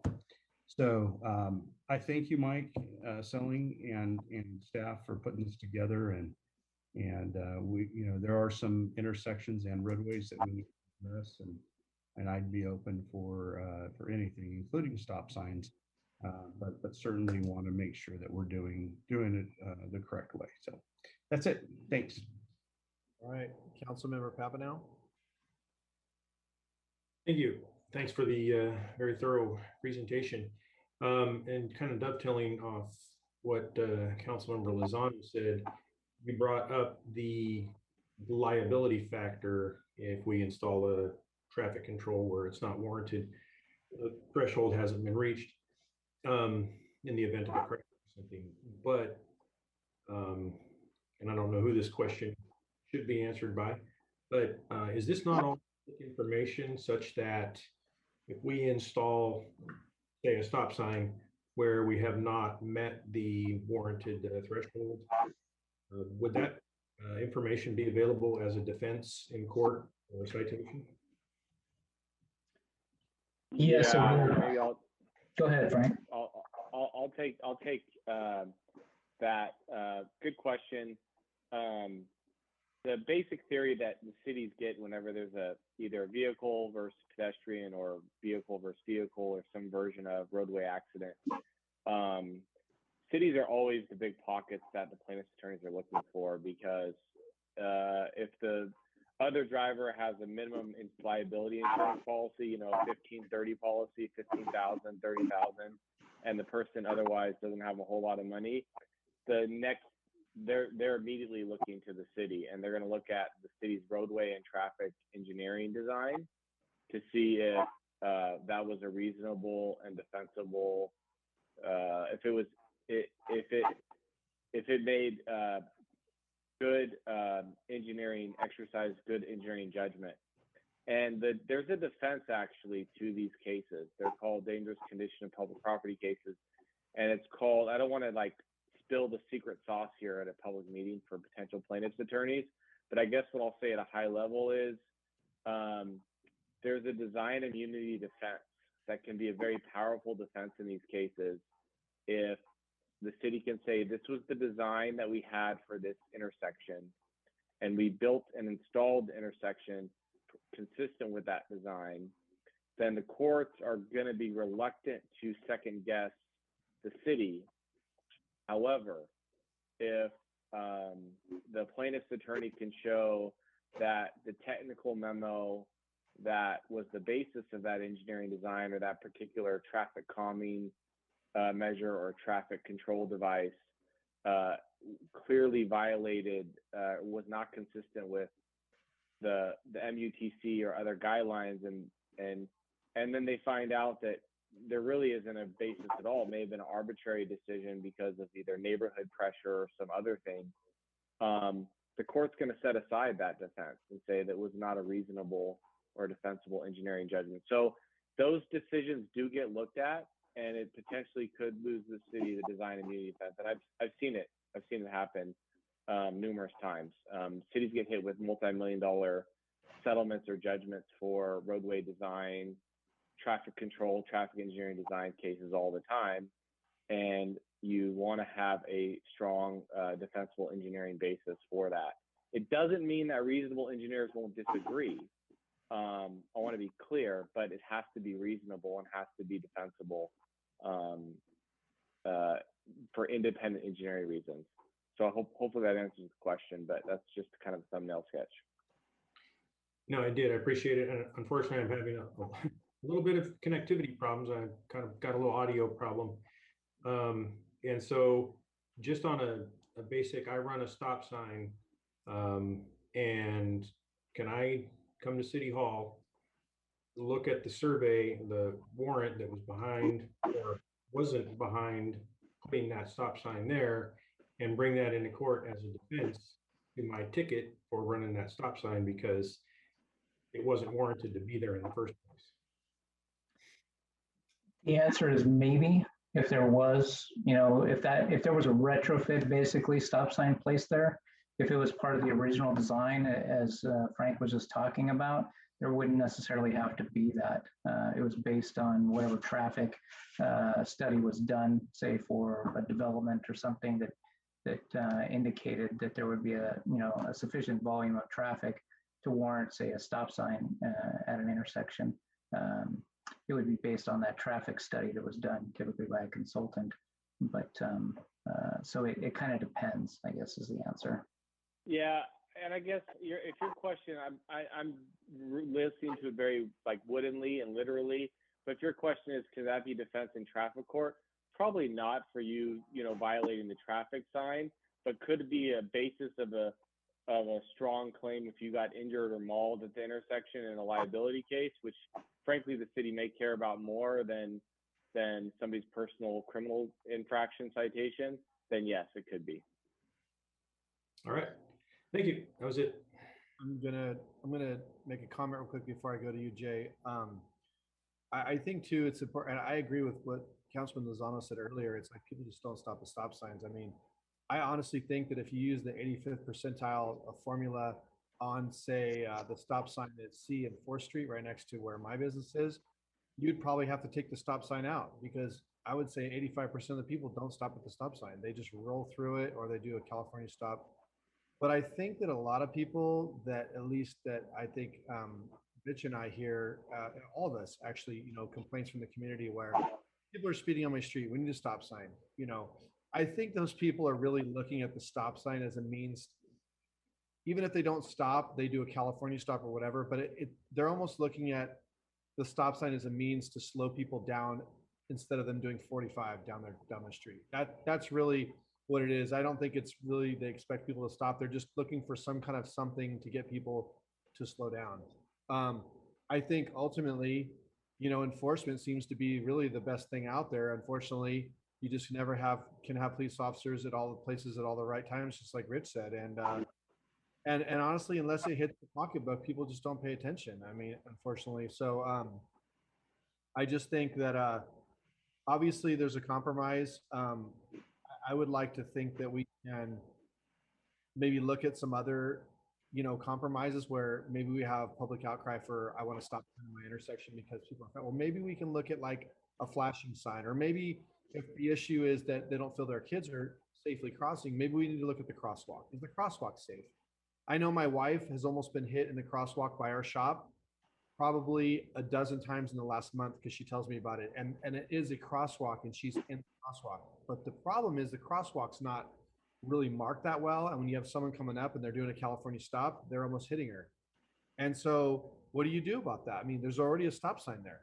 So do we make the crosswalk better? I don't know. But I mean, it's kind of a conundrum. But I have some other comments, but I'm going to let Jay go because he's got his hand up. So go ahead, Councilman Vandenberg. Thank you, Mayor. So I'll just pick up where you left off. You mentioned design changes. Originally there wanted to be roundabouts all the way down Carillion, and we had basically a design change not to do that. So the next stop, it was discussed that we would have lights or stop signs. Wouldn't that qualify as a design change? Yes or no? Yeah, I mean, if the plan shows, my recollection is, and I don't know if Mr. Hoffman may correct me if I'm wrong, but my recollection is from the plan that was done is basically we would take a case-by-case basis, as we generally are monitoring the city, and intersections for if there does become, say, an accident issue or a volume issue or some other complaint, or kids can't cross here kind of thing. Can we look at at doing something here at this intersection, or additional development comes and the traffic volumes increase to the point where, okay, something needs to be done at this intersection. But that we would look at it on a case-by-case basis, and then you also have to look at essentially at least a portion of the corridor as a whole, because you don't want to put in a stop sign or a signal at a certain intersection and ignore what's going on upstream or downstream of that intersection. So it has to be a solution that works for the corridor as well as the intersection.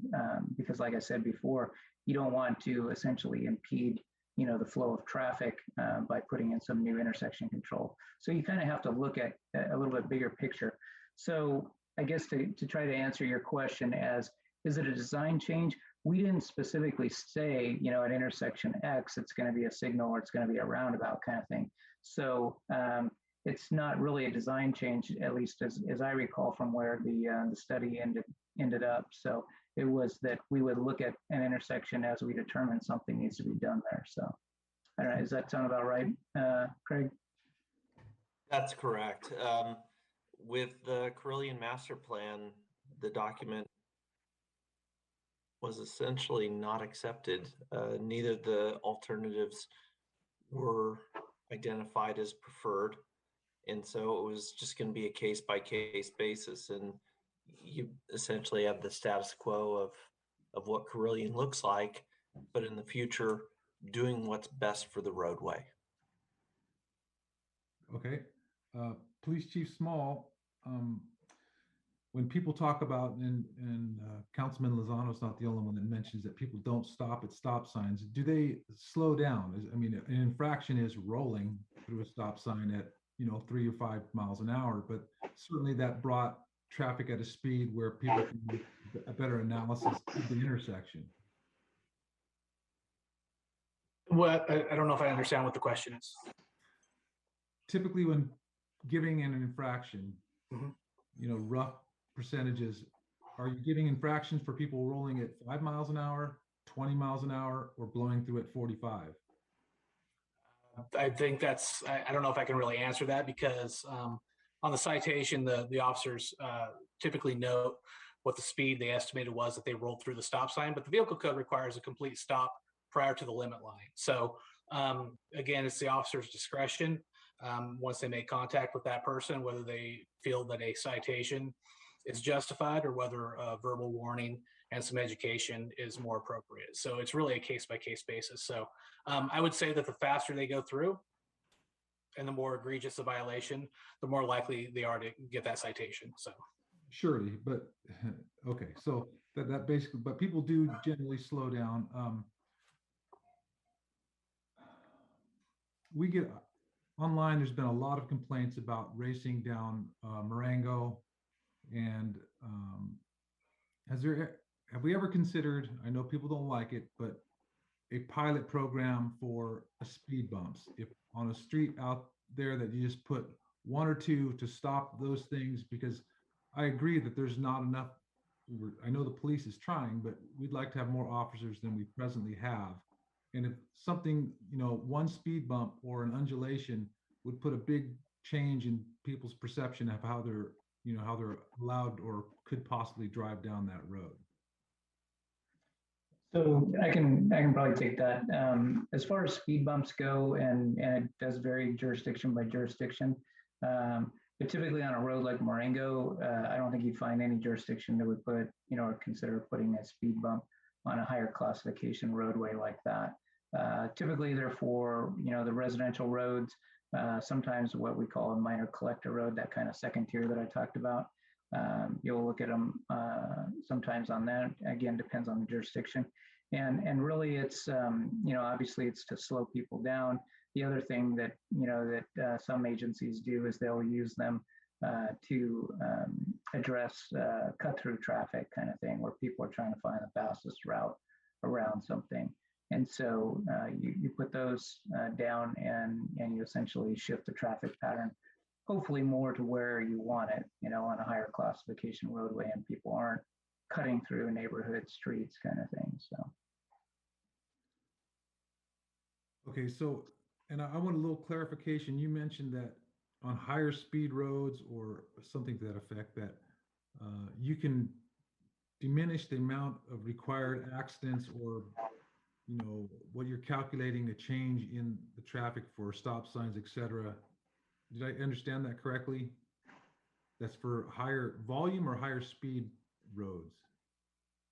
Can you repeat that again, council member? I'm not sure if I caught what you're asking.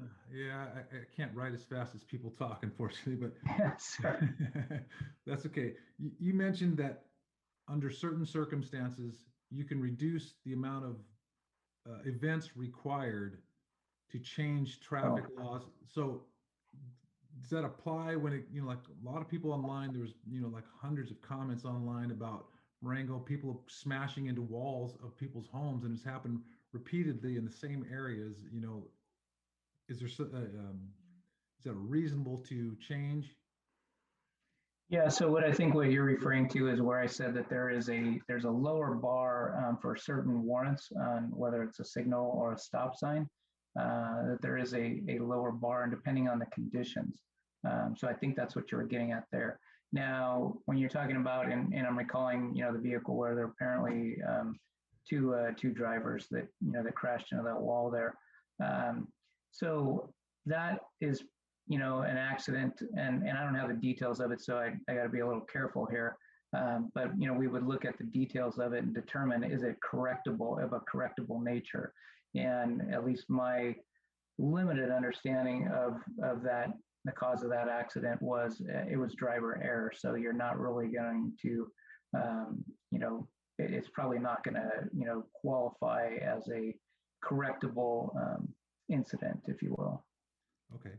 If there's, people complain a lot about speed, but like on Carillion, Marengo, Lake Park Avenue, if before a traffic study is done, if the road is restriped to narrow the lanes, bike lanes are added, and then something like Lake Park would be what's on my mind, that it would fit easily, and then you have parking and bike lanes, and then the vehicle lanes that helps to naturally reduce speeds. We can do that before doing a study to help justify changing the speed limit? So there's a couple of things there that I'll touch on. As far as if, and I'm not familiar with it just off the top of my head and where exactly on Lake Park you're talking about. But if there's not already a bike lane there, we'd have to, make sure it's designated in the city's plan for the bike lane network. Well, then Carillion, it was discussed about widening the lane, narrowing the lanes, adding a bike lane, increasing the bike lane, and adding a buffer. So same thing would apply on that street. Yes, in general, yeah. And I'm trying not to give away everything for Carillion that's coming up in a couple of weeks, but yeah, we'll touch on that then too. So. Okay. So that's I would think for the concerns of the citizens, that's a smart way to approach potential change. If you're hoping, because what you say is fair, that if everybody's driving 50, you're actually going to want to, well, it would lean you towards increasing the speed instead of decreasing like some would hope. What portion of this do pedestrians, I believe it was a Carillion and Vauxhall that we were discussing a stop sign, and because it's on a hill, those type of, there's a hill before it, I should say, or after it, however you want to look, but that between that and pedestrians crossing the street, and it's, with the 4 lanes, it can be a little bit difficult, and I can understand why the drivers don't necessarily see pedestrians so easily. Are those things usable for engineering justifications? So those are definitely some options or tools in our engineering toolbox, so to speak. Yes. Okay. And then why is being safer a justification to sue the city when it's the driver's inability to follow the rules is the reason that it got in an accident? I'm not sure if I'm following you. To okay, be so safer, what do you mean by that? Directed, sorry, it's okay. So this is directed to Frank. A scenario. The speed limit's 45. We don't like it. We change it to 25, but we didn't have the engineering speed studies and all that done correctly. Someone gets in an accident. We made the changes because there was 200 citizens that outcried about, I can't cross a street. It's on a downhill slope. I've almost got run over, et cetera, et cetera. So the city council decided to be safer and change the speed limit. Then someone gets in an accident, says, show me your studies. We don't have that, what satisfies the law. why is the city getting sued for being safer when it's the driver's responsibility to follow the law? Yeah, no, I hear what you're saying. A few responses. Number one, I've made that same argument. I've told judges, listen, it's not the joke. The city cannot design a roadway to outperform your client's negligence. So that's one thing. So that's true. But the other thing is, I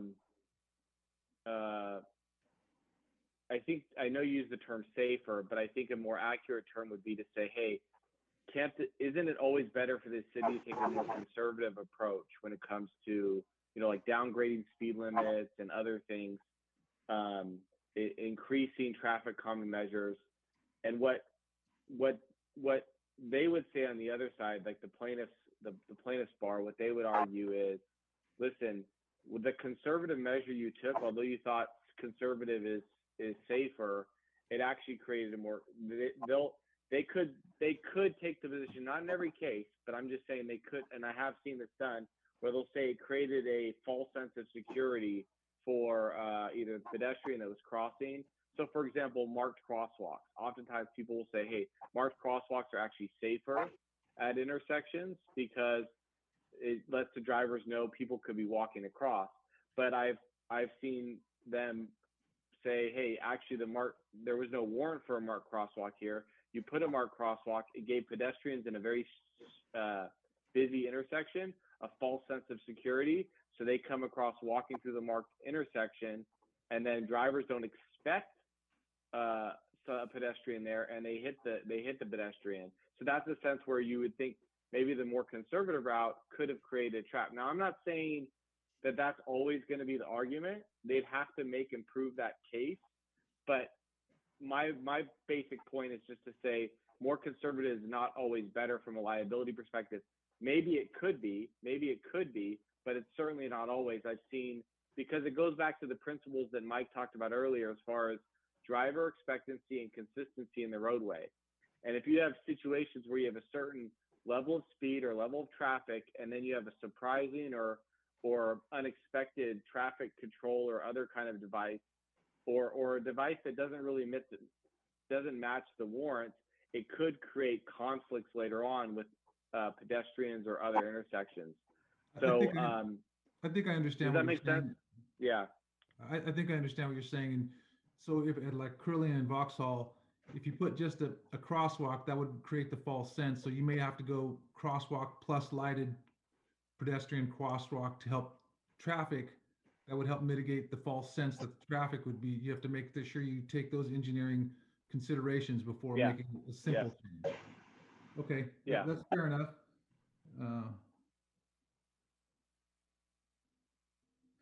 Okay, real quick, engineering judgment, that's kind of an open-ended term. So can you clarify or expand just a little bit on how much leeway that gives the city? It would be hard to quantify. I mean, it is, somewhat limited, and but it like I guess I'll go back to the one example of, if we come back with a engineering traffic survey data shows you could, the 85th percentile is 47, 48 miles an hour on maybe a segment of Carillion for that matter. And so the engineer would look at things, like I said, as to, how open and visible is it, for the driver going down Carillion as they approach an intersection to see if there's traffic stopped there. How many driveways or whatnot. And Carillion, obviously, you've just got intersecting streets, so you don't have any actual driveways fronting it.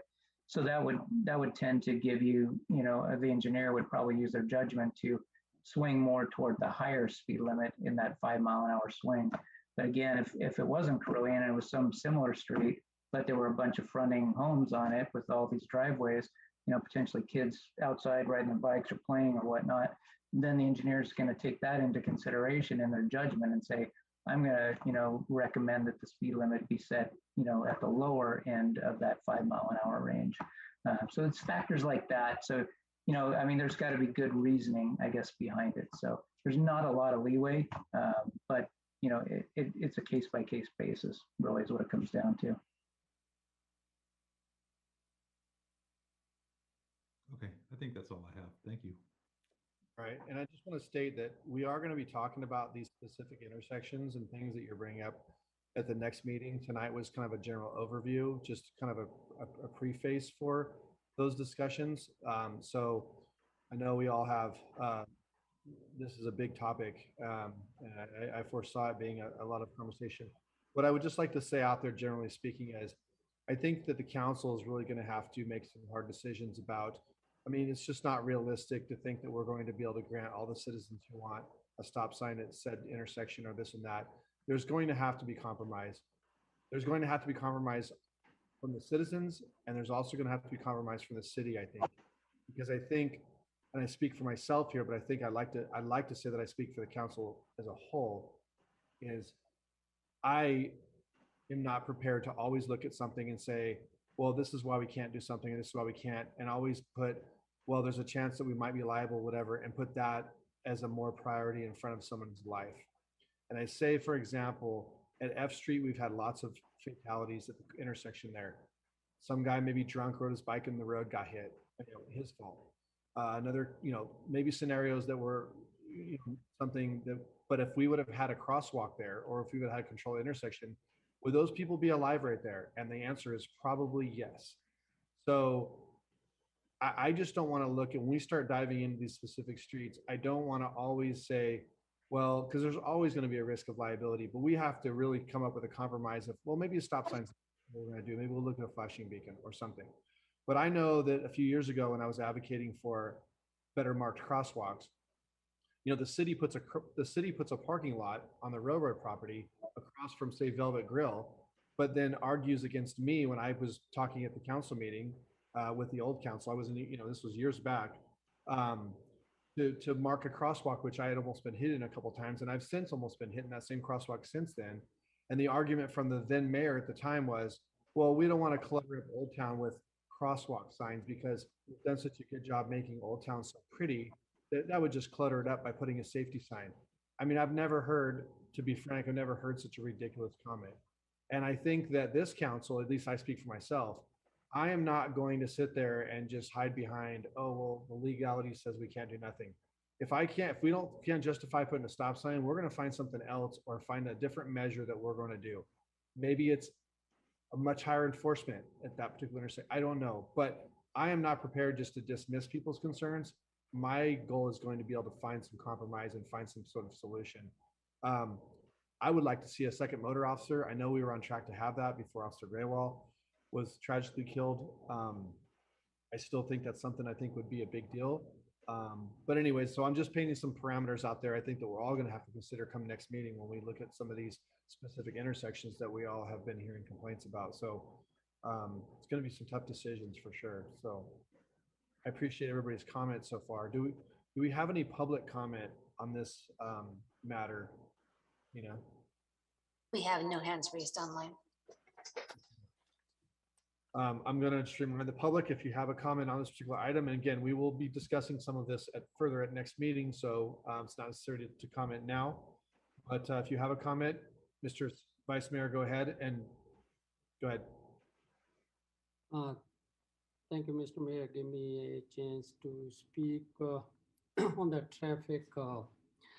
First of all, thank you, Mr. Mike Selling, to give us a brief on what the engineering said and what the traffic that said. And I also like to thank you, Mr. Lozano and Papana. But it's sometimes I respect you guys' comment, I respect your opinion, but sometimes opinion is different. Every person looking at it a different way. First of all, the stop sign, I believing in the people stop at the stop sign. There's a stop sign. I believe you guys are going over there too, and I go every day 2 or 3 times on Vintage Oak and Carillion. And I believe that that stop sign is working. The kids cross. I see all the vehicles stop. And we can ask Chief Small how many tickets they give on the stop sign on Vintage Oak and Crelian. I don't know the people how many times, but they might be a few of people stop, but I go over there all the time. People stop. And stop sign is that's why you see the all over in the city. If the stop sign does not work, then we don't need to put any stop sign.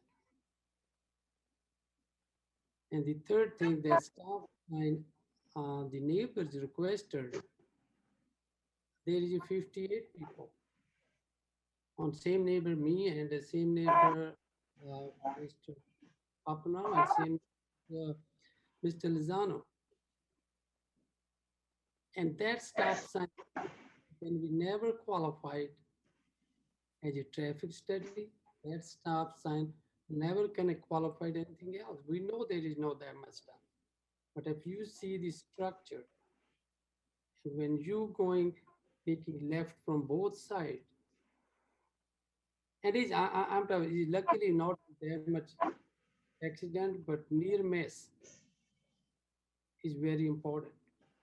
Then that traffic going that fast, is not going to be a bender and fender. It's going to be a big accident. And the other thing I'm talking about, there is a few. I think Mr. Selling or Mr. Hoffman be there. There were before. There was a two. One alternate was 11 roundabout, and we all council agree not to do it. And the second alternate, you look at, I was on the planning commission that time, there was a 10 or 11 stop sign or the lights. So that time they have some kind of study, a stop sign can work or stop light can work. It might be not, the level. I'm talking about the stop sign on Waxhaw, but there is stop sign, other council member on Elk Hill. And I believe the Elk Hill, what's the difference between Elk Hill if there is stop sign with Carillion and there is stop sign in Vintage Oak? And I also need to note from the staff why we put a stop sign on Vintage Oak and Carillion. Is that traffic study done that time? Is how many cars they were done in that study? And third thing, we are talking about the lawsuit. And the lawsuit, yes, we need to have the evidence, but there is evidence when the road, when you entering in the road, in order to see both way, you almost, with the car, you almost go inside the road. And when you're making left turn, when you're making right turn, is almost, the traffic is so fast over there. So the other driver almost got it. But there is road up to Simon on all is open road.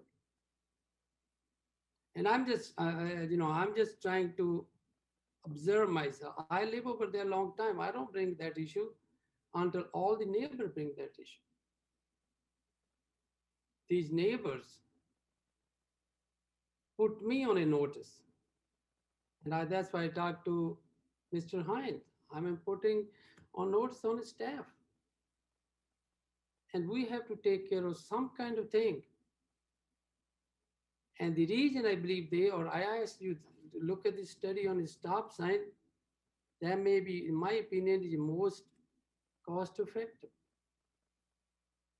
Or that might be done as a quicker as we can. And I strongly believe, I'm talking about if the study want to do that, especially that stop sign study not going to be, that's not a justify kind of that traffic. That's a structure of the road. Same thing on I think Mike Selling mentioned engineering judgment. I think that's coming. And the other word is we always have common sense. Yes, we need to follow the law, but there is certain thing. And then also if we cannot, we are so afraid to not using the engineering judgment or common sense. Sometimes we're looking at the life is also, when we every day, we all going to work and there is a risk. So that's why I'm highly recommending to when we taking these engineering report, we need to do this study and then also use that engineering judgment or common sense, what we need to do. So I certainly, I believe the same thing. There is I think Jay Benberg, he mentioned on I think Elk Hill and like Park Lake, they also is same thing. If we have the stop sign over there, and that street can be reducing the speed limit automatically. So I like to look whatever's whatever we can do. If there is a possibility, we don't want to be violate the law, but we need to. Sometimes we have to walk on a fine line. We'll see if there is some kind of compromise and some kind of things. I'm talking about there is 58 people over there, whole both sides, both blocks. They're very gentlemen. They might be some of already traffic engineer. So I like to want to make sure, if we refusing or if we're not doing, we have a very solid region. As a council member, as a council, we really have to keep some kind of region. So in this meeting, I'm going to leave this on to everybody. And I will be making more comment when the next city council meeting. Thank you, Mr. Mayor. Thank you, sir. Well, I think we've all expressed great passion for this topic, and I had a feeling it was going to be a topic of great discussion, and it's shaped up to be just that. So I would let the public know, if you're watching, that we have been allowing public comment this whole entire time. If you would like to make a comment, you may do so now. We're going to close it momentarily. Do we have anybody with their hands raised or any phones online? We have nobody online. Okay. Well, thank you, Mike, for the presentation. And sorry that you had to be the brunt of a lot of our passionate concerns on this topic, but it doesn't disappoint for sure. Traffic is a big deal in this town. So thank you, Chief, for Chief Small, for putting your insight in this. Also, Frank, for your legal input on this topic, and the conversation will continue, I'm sure, next time. So go ahead and close the public comment if we have any. Tina, still nothing? Still nothing. Okay. All right, we're going to move on to our next item, which is going to be item 6, is the C Street Enhancement Project CIP project update from Mike Selling. Mr. Selling. Yes, thank you again, Mr. Mayor and council members. Hopefully on your screen, you can see a couple of options that we've been working on for this project. And with our consultant team over the past 3 months or so to develop these alternatives. So this effort has included a lot of public outreach to solicit input on the project. More specifically, we've had a couple of workshops, and we had a walking tour where we walked the corridor and got input from various folks back in July. And then we've had some one-on-one meetings also. And I also know that, at least a couple of you yourselves have had some discussions with some of the businesses and folks along the corridor too. So again, as you can see on the screen here, there's a couple of options. And option 1 is the lower one. Option 2 is the one above. Both options essentially meet the grant requirements for addressing bike and pedestrian travel modes, as well as vehicular too, and more specifically include a separated bike lane and aesthetic enhancements, largely through either landscaping or hardscaping. Additionally, the other key aspect for this project is to minimize the impact to the fronting commercial businesses, particularly their access. The final recommended alternative will serve all modes of transportation and improve this key gateway for the city. So I just want to kind of take a moment here to point out a couple of differences between the options. And I'll start with option 1 at the bottom, and I'm going to try to use my cursor here to hopefully direct people's attention.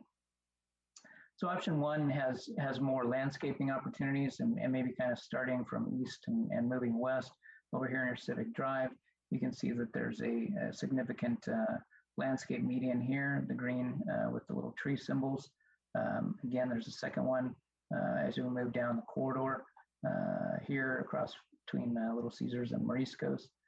And then a third one down here just by the Papas and Wings and the vintage thrift store. So those are kind of like the key landscape areas on option 1. And it comes with a bit of a trade-off. You have more aesthetically enhancements through that, but in doing so, you restrict some of the left turn in and out movements from the roadway into the fronting businesses and shopping centers. So like here at the Save-Mart driveway, at their middle driveway, if we were to go with option 1, it would restrict those left ends turning in, and obviously those left turns turning out here.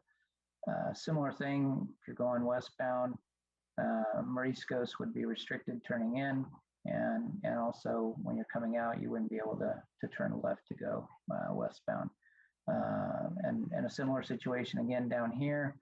If you're westbound, you wouldn't be able to just turn into the hair salon or the Moriscos down on the corner here, and vice versa if you're eastbound. Turning into either the vintage thrift store or the Papas and Wings would be restricted. So that's kind of the key differences between option 1 and option 2. Just kind of moving up to option 2. If you look at the same areas, again, moving east to west, we're looking at that middle driveway into Save-Mart. And so you can see that there's a two-way, what we call a two-way left turn lane in here to where people could make their turns in and out. And then similar down here at Moriscos, Las Islitas, same thing, you can make your left turns in, make your left turns out. The challenge here, and I'll touch on that in a minute, but this little median we're looking at, we might be able to modify that a bit in order to allow those left turns in for like the hair salon, and there's also the tax preparation business back here down this driveway. So kind of that's kind of the main things between the two. So it's really a trade-off between aesthetics and access. And of course, for businesses, we understand that access is king. But again, this grant it's a gateway project for the city, and so we're also looking at what can be done to kind of enhance it to maximize that gateway feel, I guess, as people enter the city. So kind of getting back to the challenges, I kind of talked about the left turns, and a couple of the things specifically that we're looking at is, first I want to touch on this crosswalk here by Maple Street. You can see hopefully, and maybe I can blow it up a little bit. Let's see, it's at 15. Let's try if this helps. And give a second here. I'm going to pan back over. So I want to touch on this crosswalk. You can see the existing here, the white, where it's basically on the east corner at Maple. Uh-oh. I'll pause for a second and let it catch up, I guess. Okay. We're proposing to shift that over to the west side here. And the reason for that is to minimize the conflicts. Again, if you're westbound and turning left onto Maple, there's potential for a pedestrian to be in the crosswalk there and have a conflict. So shifting it over here essentially gets it out of the way, and you've got a refuge island on either side. But again, the challenge here is, and you can hopefully barely see it, but there is a driveway right here for the insurance, the farmer's insurance business. And so we're looking at to see if we can kind of shift this a little more toward the corner, maybe pull back that refuge island there to see if that could work. If it doesn't, we'll probably keep it here at the same existing location. The next one I wanted to touch on, and my screen's probably gonna catch up here. Well, maybe not. We had proposed down here, you can just see it off to the end, and I'm just using the option 2, but it's the same on both, was to have a crosswalk here. And we got great feedback through the second workshop that there's really not a whole lot of pedestrian activity here. There's not a lot of draw, if you will, for one side to the other, but really that the draw is down here at 7th Street, and you've got the Dry Creek Liquors here. You've got Stratton's, you've got the food truck or the taco truck down here, and you've got the gas station over here. I know I've seen several high schoolers like in the mornings, and they're crossing here to get their snacks at the gas station. And at other times of the day, people are crossing, like I said, for the other eateries and the liquor stores. So we recognize that that's probably the better location for a pedestrian crossing. The challenge that the engineers are looking at is with the proximity to the Lincoln Way, which is signalized, could we do a pedestrian flasher there? There's just a short distance here. So the engineers are looking at that. And then I think, let's see, did I touch on them all? Yeah, I guess I did with the tax preparation driveway in here. Well, actually I didn't. So this median island here, it's just recently come up about the tax preparation folks. Obviously, a lot of their clients are coming in from the east, maybe off the freeway or whatnot, and needing to turn down their driveway here. So we're looking at pulling this landscaped island back a bit, so that way they could still get access in here. So those are kind of the last few challenges, at least that we're aware of at this point. I want to stress through all the outreach and stuff. We've extended the comment period we had originally wanted to close it at the end of last month, but we essentially bumped it a week, and just to allow time to bring this to council, get any input here tonight, but also just to give people a few more days till the end of the week if they've got any other comments that may come to mind. And then we would look to address those comments, make any revisions that might be necessary to one or both options. And I think we're tentatively looking at probably the November 2nd council agenda to bring a recommendation as far as an alternative back to the council. And I think with that, I'll stop and see if there's any comments or whatnot. And I want to point out that Mr. Trung Trin, our senior engineer, and Mr. Clarkson are also, I think, still available on the meeting here to assist with answering any questions or addressing any comments. So thank you very much, Mr. Mayor. All right. Actually going to go ahead and public comment just so that that's open. I don't know if we're getting feedback or something. I don't know if you guys hear an echo. I can hear my own voice. Anyways, so if you are watching online, public comment period is open. You can raise your hand and we'll call in. I'll make a couple comments here and we'll go out to council, see if you have any questions. I just want to say real quick, not to go into great detail on this because I know it's getting great. I just want to appreciate all the feedback you've done, Mike. I know there's been a lot of feedback. There's a lot of misinformation about there not being feedback on this, but I have been present at least 2 community meetings, the walk around, and I think 1 additional. And there was a lot of people at each one of them. There was a lot of input given. And I think you guys have been very, very receptive compared to the last time the C Street thing was talked about 10 years ago or 8 years ago. I think Amy Mendez and I were the only ones that probably remember that were there. There was a lot of pushback from business owners. They didn't like the idea. It was going well when it kind of just got shelved for lack of money or something. But I think it's been really good. I visited about 6 businesses myself today. I know Councilman Vandenberg visited some on Sunday and actually talked to these business owners firsthand, rolled these plans out on their front desk and said, your business, let's talk about what this is and what we're trying to do here and the concerns. And I think it went rather well. There was a couple small concerns which I brought to Mike's attention, but otherwise, generally speaking, I think you guys have done a good thing here. I look forward to hearing other council comments, before the final thing is approved. I think generally speaking, I feel confident we're very close to locking something down here. So those are my comments. Does any of the council have any questions? Just broad questions or whatever specifics. I want to warn everybody at the time, we don't have a lot, but please raise your hand. Mr. Vandenberg, go ahead. Thank you, Mr. Mayor.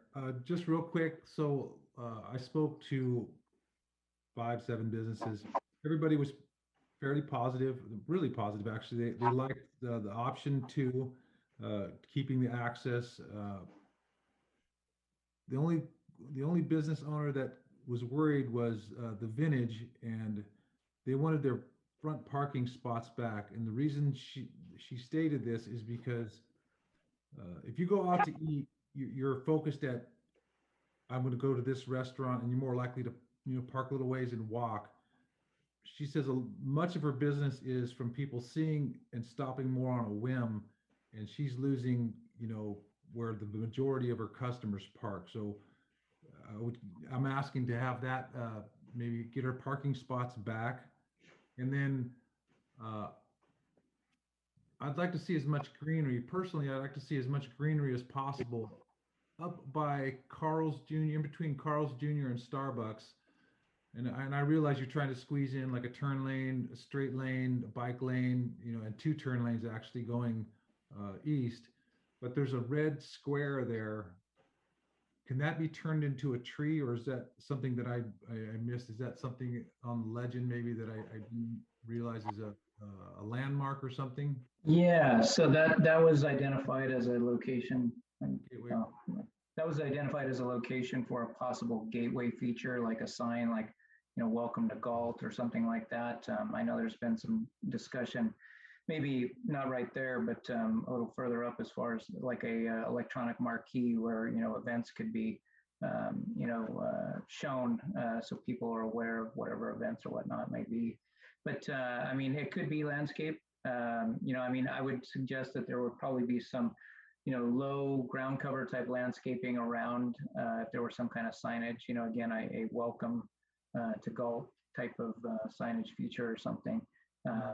But if the druthers is for a tree or something, there might be a way to work that into, which we can get into once we get into the actual design. No, yeah, the gateway feature, I think that's actually better. I understand your problem trying to squeeze in everything into a limited space. It wasn't originally designed for all this, and now you're coming in after the fact and following all the rules for minimum lengths of turn lanes and that sort of thing. So that's all I have. I think just to comment on the antique thing, I know that that was brought up, but she has, I say she, I mean the owner. There's 2 parking lots on either side of that business. I noticed today, I watched from across the street when I was meeting with people at the barber shop and those, I noticed I saw 3 or 4 people pull into her business and not one of them parked on the street. They all parked on the east side of the where they pulled in. So the problem is if we just, if we fight for a couple spots, which are really, in my opinion, not detrimental to her business, then we're going to lose all that greenery right there. And we're just going to kind of open up. There's other businesses that have foregone a couple spots on the street that have off street that have said they understand and they're willing to do that for the greater cause of and they, so I value the input from the business owner, but I personally would like to say that I don't think it's warranted enough to forego those spots and bring them back. That's just me. So, I'll take the flack from the business owner if that's the case, but I think there's a lot of parking there. So, does any other council member have any comment about anything specific? And again, we will have ample time to probably You know, if between now and next meeting, we think, any of us think of something, can go out individually to Mike and mention something. You know, we can also, you know, when we come back with the final draft of this thing, we could do some tweaks, but if there's anything that we need to mention now, please do, so we can make sure we get it in there. Mike, are the bike lanes behind the protected planters, are they going to be, they're not going to be striped. They're not, from I'm understanding from the drawing, they're not a solid green line. They're only green and the broken green hash or whatever when it's out in the open, right? When it's not. Yes, that's correct, Mayor. Okay. And I really want to say I'm really super pleased with the way the crosswalks are going to be laid out with, because we got a couple crosswalks that are just not safe. I mean, they're not lighted, they're not striped very well. They're kind of worn and old, and to have the protected, not only the protected crosswalks, but also having the LED, you know, in the spots. And I know you're still considering it on the 7th Street crossing, but I think it's going to be a huge difference for pedestrians on the street, and also a traffic slowing. You know, the whole thing really, when you get past 7th Street, you know, there's a whole corridor there from 7th down into 6th Street where people speed before they hit that Old Town diagonal. And with having the crosswalk on 7th will definitely cause them to slow, or at least be vigilant of their speed. And then when you get down towards where Dry Creek Realty is having that median, I think that's really going to help bring like a psychological, you know, slowing down before they funnel into that diagonal stuff down there by the dentist office. So anyways, I'm really happy with the idea, the plan so far. I really like option 2. I think it's real close, and so I appreciate again all your hard work on it. I look forward to next meeting and see if you have any more public input on it. Do we have any public comment while we're waiting? We have no hands raised online. Okay. Anybody from council? I cannot see all of you because the grid is shrunken. There we go. So if any council has any comments, nothing. Okay. I see we got Trung on the line. Thank you for your hard work on this, Trung. Appreciate it. Honestly, I think you guys did. This is the kind of project that can go sideways in a blink. And I think with that being said, you guys have done a good job, because that's not really what I'm hearing from any business owners at this point. So I think you guys have been very accommodating. All right. Yeah, I mean, obviously it's an important project, an important corridor for the city, so we gotta get it right. So. Well, I appreciate you saying that, Mayor. You know, it's been a grueling process to get everybody's input, and I think we have a good process going for the last couple of months to get everybody to provide their input. Well, people have said, I had a couple people say they think it's a waste of money. Well, obviously, you know, they said we can use the money elsewhere for something else, but clearly the money obviously is for a specific purpose. So if we don't use it here, it's probably not going to get used. But this is the gateway to Galt. People come in, a lot of people may only come in 2 blocks to Galt and they leave. It's important that we have good curb appeal. You know, we want people to really have a really good sense of the community, come in and think, wow, this place looks really nice. And I think this project is going to be a big part of that. And so I'm not a guy that likes a lot of change. I'm kind of old school, but I really am confident that this idea is going to be something good, or this project's going to be something good. So so I'm going to go ahead and close if we have no comments online, I'm going to go ahead and close the public comment period. Correct. We have no comments online, no hands raised. All right. So thank you again for the presentation, Mike. Very good. Thank you for your consultants, everybody involved. Look forward to seeing this back in November. So moving on to our last item, solid waste ordinance amendment workshop. Mike, take it away. Okay, thank you again, Mayor. I'll try to expedite through here. Let me share this again. Okay. So this presentation will cover the changes necessary for the city's solid waste ordinance to be compliant with state mandates that take effect on January 1st of 2022, just a few months.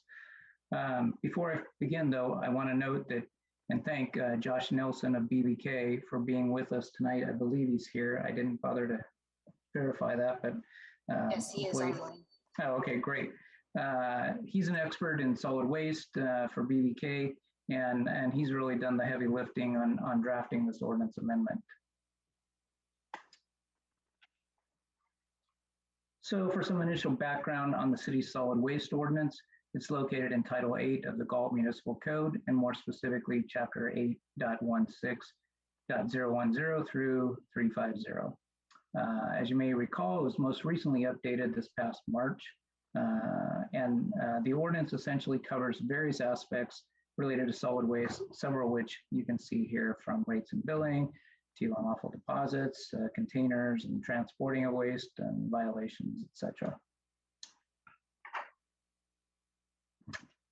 So I wanted to take a moment here to remind everyone about the ordinance update that was done back in March. There were two primary reasons. First, it had last been updated in 2007. So there was a moderate amount of housekeeping that needed to be done. Things like putting in newer terminology and best practices relative to disposal and recycling. The second and more important reason was really for it to address two prior mandates, AB 341 and AB 1826, which were essentially commercial recycling related mandates. 341 required all commercial operations to have recycling service. We're happy to report that we achieved that compliance back in August, a couple of months ago. And then 1826 required all commercial operations which receive 2 or more cubic yards of total service per week to have organics recycling service. That was kind of the first step in addressing organics. The city worked with Cal Waste. We identified about 100 of the 180 or so commercial accounts met that criteria, of which about 10 of them already had service.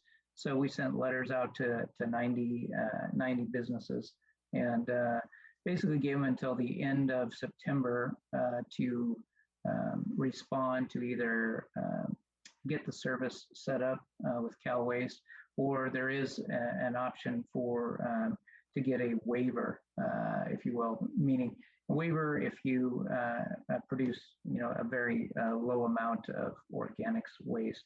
And I think we've gotten about 18 or so of those. So we're working toward getting that compliance again currently with Cal Waste. So did that switch? There we go.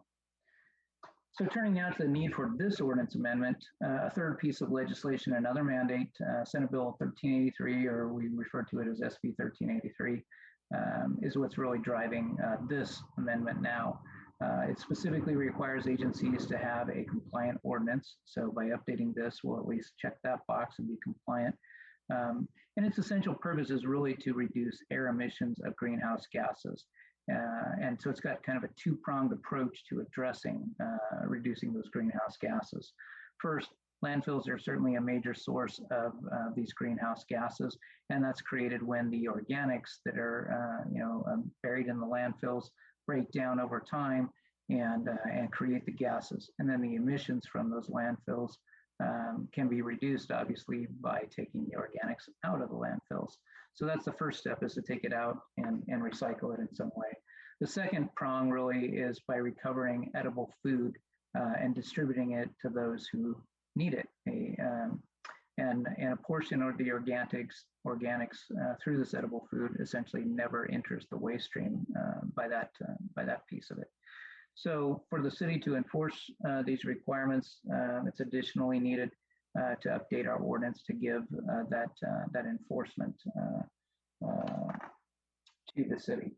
And then lastly, SB 1383 gives Cal Recycle enforcement authority over the local agencies like the cities and counties. So we've got to update our ordinance to avoid any potential violations or penalties or corrective actions that could come from state Cal Recycle if we didn't update our ordinance.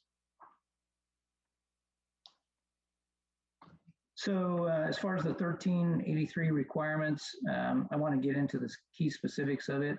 The bottom line really of this legislation is to reduce the amount of organics landfilled by 75% by the year 2025. The basis for determining that amount of reduction was based on the amount of waste that was landfilled back in 2014. And back then, I think there was roughly around 40 million tons statewide were landfilled, and 23 million tons of that was organics. And so that means 75% of that 23 million is roughly 17 million tons of organics that need to be, essentially not landfilled anymore and recycled, if you will, or recovered through edible food. So this is a statewide goal, the 75%. It's not going to be, okay, Galt, yours is X amount of tons, and Lodi or Elk Grove, yours is Y. It's not like that, like prior mandates have been. It's really a statewide goal.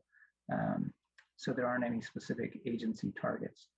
So the major ways that the legislation lays out for achieving this target is to do mandatory organics recycling for residential, as well as the prior ones that I touched on for commercial already, that were done under 1826. So this takes it to the residential side too.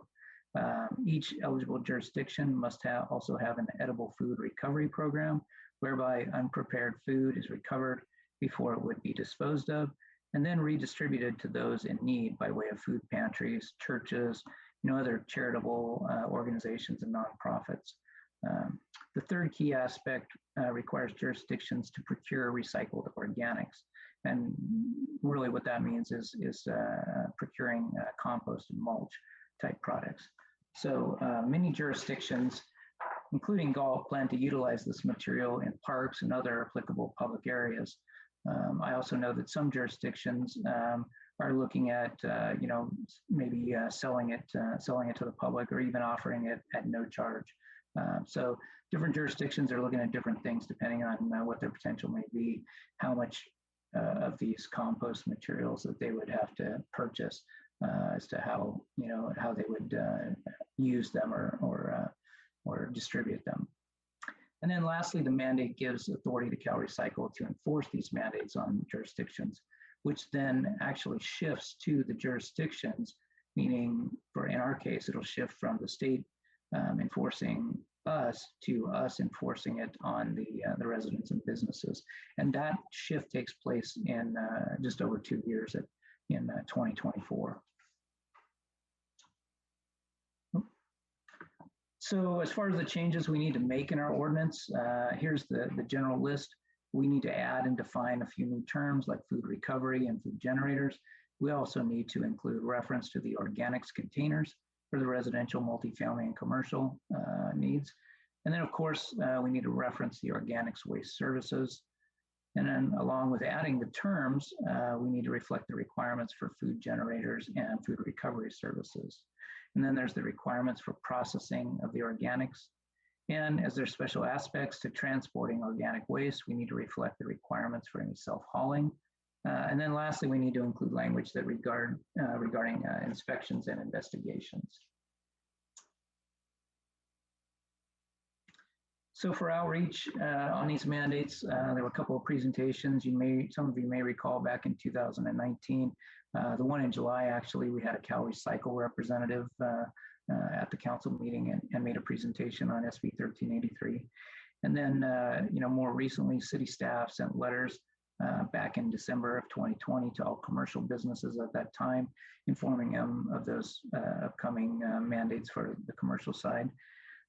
Staff subsequently made a presentation to council earlier this year in January that covered the mandates and the need to update the ordinance, which was done in March. And I didn't note it on the slide, but the council approved that ordinance update in March that addressed those other two mandates. And then I think as you're aware, letters were sent by city staff to affected commercial customers in both July and August relating to those other two mandates, specifically for commercial recycling, and then also the organics recycling for commercial. And that was a joint effort. We worked with Cal Waste to identify those folks and get those letters out so we could be working towards compliance. And then lastly, staff have been and will continue to utilize the city's social media, our website, and also advise through the city billings of these coming requirements. So looking forward from here, staff plans to bring the ordinance amendment to comply fully with SB 1383 to the council for consideration at the next meeting for the first reading. And just a quick aside on that, An ordinance is really a two-step process. First, you have to come and essentially for a first reading or to waive it, and then set the public hearing. And then the second step is to actually hold the public hearing and consider the item. Staff has started, on continuing to develop the food recovery and organics procurement programs. Of course, outreach and education will continue, as I just noted, and that'll even go well into next year as we bring these programs online and start to implement them. And then the franchise agreement will need to be amended to address a few things. Like it's going to need to include a residential organics recycling rate. And then, what you heard in Cal Waste presentation at the last council meeting was they talked about some savings that they have that per the franchise agreement, that there's an option to look at maybe doing some rate rebalancing. So I think that's something else that will need to be included in the franchise agreement amendment. And then, as was suggested at that last council meeting, was the possibility of an ad hoc committee. So I think that that's on the agenda anticipated for the October 19th council to hopefully appoint a couple of council members to an ad hoc committee to assist in that franchise agreement effort. And then going into 2022, staff and Cal Waste will begin to implement the programs noted, and then we'll be working cooperatively to monitor the programs and do the reporting to Cal Recycle to ensure that the city is compliant. So with that, Mr. Mayor and Council, that concludes my presentation, and I'm available, and obviously along with Mr. Nelson and Mr. Spandario, both of BBK, to answer any questions. Thank you. Okay, I'm actually going to go ahead and open up the public comment period. So if anybody's watching in the public, they're happy to put their hand up or call in, and we will call on you in order. So if you have a comment, you can participate in that now. Council, does any of you have any questions for Mr. Selling or comments? Just raise your hand if you do, or for Josh. Well, we thank you, Josh, for being present. Doesn't look like I have. Councilmember Pompano had something to say. Oh, I'm sorry, I didn't see it. Go ahead. One quick question. The edible food recovery program, would that be anticipated to go across residential as well as commercial? No, typically the way that would work is we're outreaching to some of the grocery stores and the like to take any food, and a lot of them actually, Councilman, it's a great question. A lot of them actually, fortunately, have kind of a process set up where they are giving it to a church or giving it to a food pantry or something.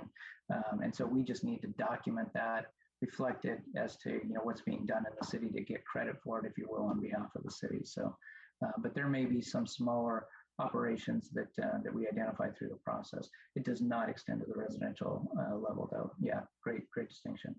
Thank you. Councilman Vandenberg.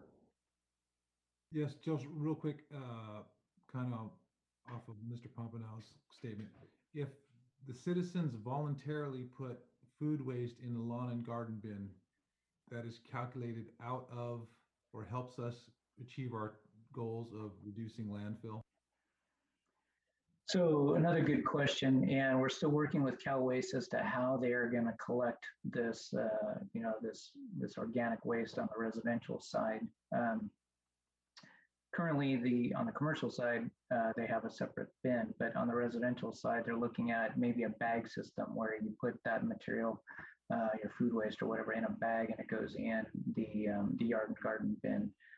It does have to, the mandate does require a weekly pickup, no option for that. So then, that triggers where that yard and garden only gets picked up now every other week, that they're going to have to come every week. Either that or the bag goes into the recycling container, perhaps. Again, they're still trying to figure out what would, how exactly they're going to do it, or they're going to do a fourth cart kind of thing. So those are a couple of things that we're trying to work with Cal Waste to resolve. Hopefully that answers your question, though. But there is a possibility of commingling it with the green waste too. Again, we're kind of looking to Cal Waste to figure out what's the best approach for them, what's cost effective, essentially, obviously, too, for them and the city. So stay tuned for nailing that down.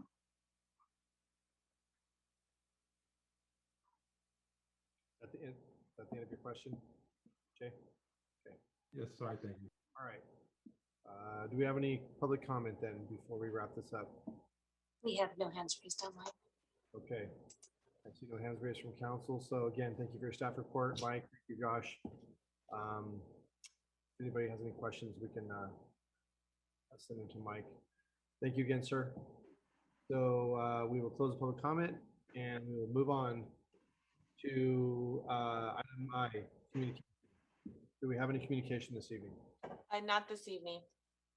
Okay. Item J, city clerk's report. Nothing. Item K, comments by staff. Mr. Selling? Yeah, thank you, Mr. Mayor. Let's see, let's call on Mr. Solis.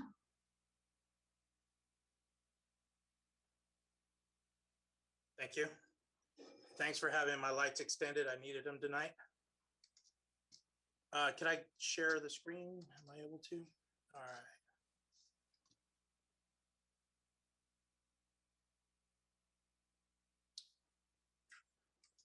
Okay. Can everybody see? Can everybody see this? No, No? Okay. there we go. All right. So we have a few events coming in October. The first will be the Cowboys Honor Ride to honor Officer Graywall. That'll be this Saturday, October 9th at 12 o'clock. We are going to follow the traditional official City of Galt parade route, which goes up Civic, down C, 4th, E, and then back onto the market grounds. On October 16th, we're going to have our harvest market in conjunction with our Scarecrow Stroll. So that's coming to the 4th Street Promenade. Then we have our spookishly fun movie night. This is going to actually be on the Veterans Field.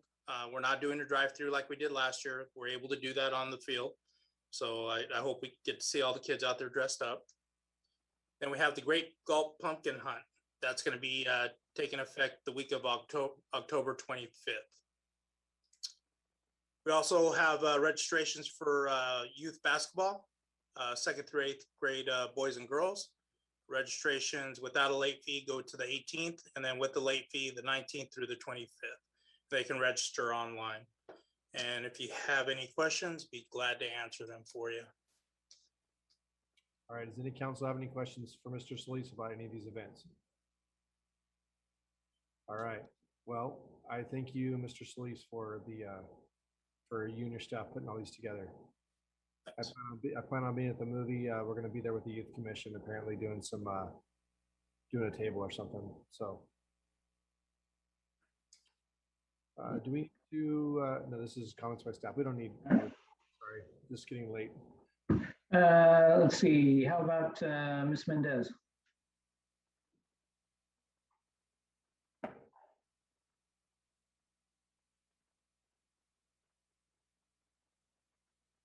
There she is. My mouse is not working apparently. Good evening. I just briefly wanted to touch on, I know the city manager had mentioned earlier because it was brought up during the ARPA discussion about the assistance for utilities. And we did have that discussion initially when we were talking about sort of where funds should be allocated. And there is a program, it's through the Sacramento Emergency Rental Assistance Program. That's the name of the program. It's through SHRA. We've advertised it several times. It's been available throughout the summer. And essentially, eligible applicants can receive up to 15 months of assistance for past due rent and utilities.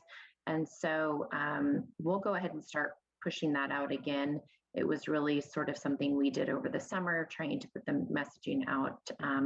But with the ARPA funds, you know, us sort of understanding now that that's really not going to be something we would be able to use the funding for we will start advertising that again, just so our residents are aware that that's available.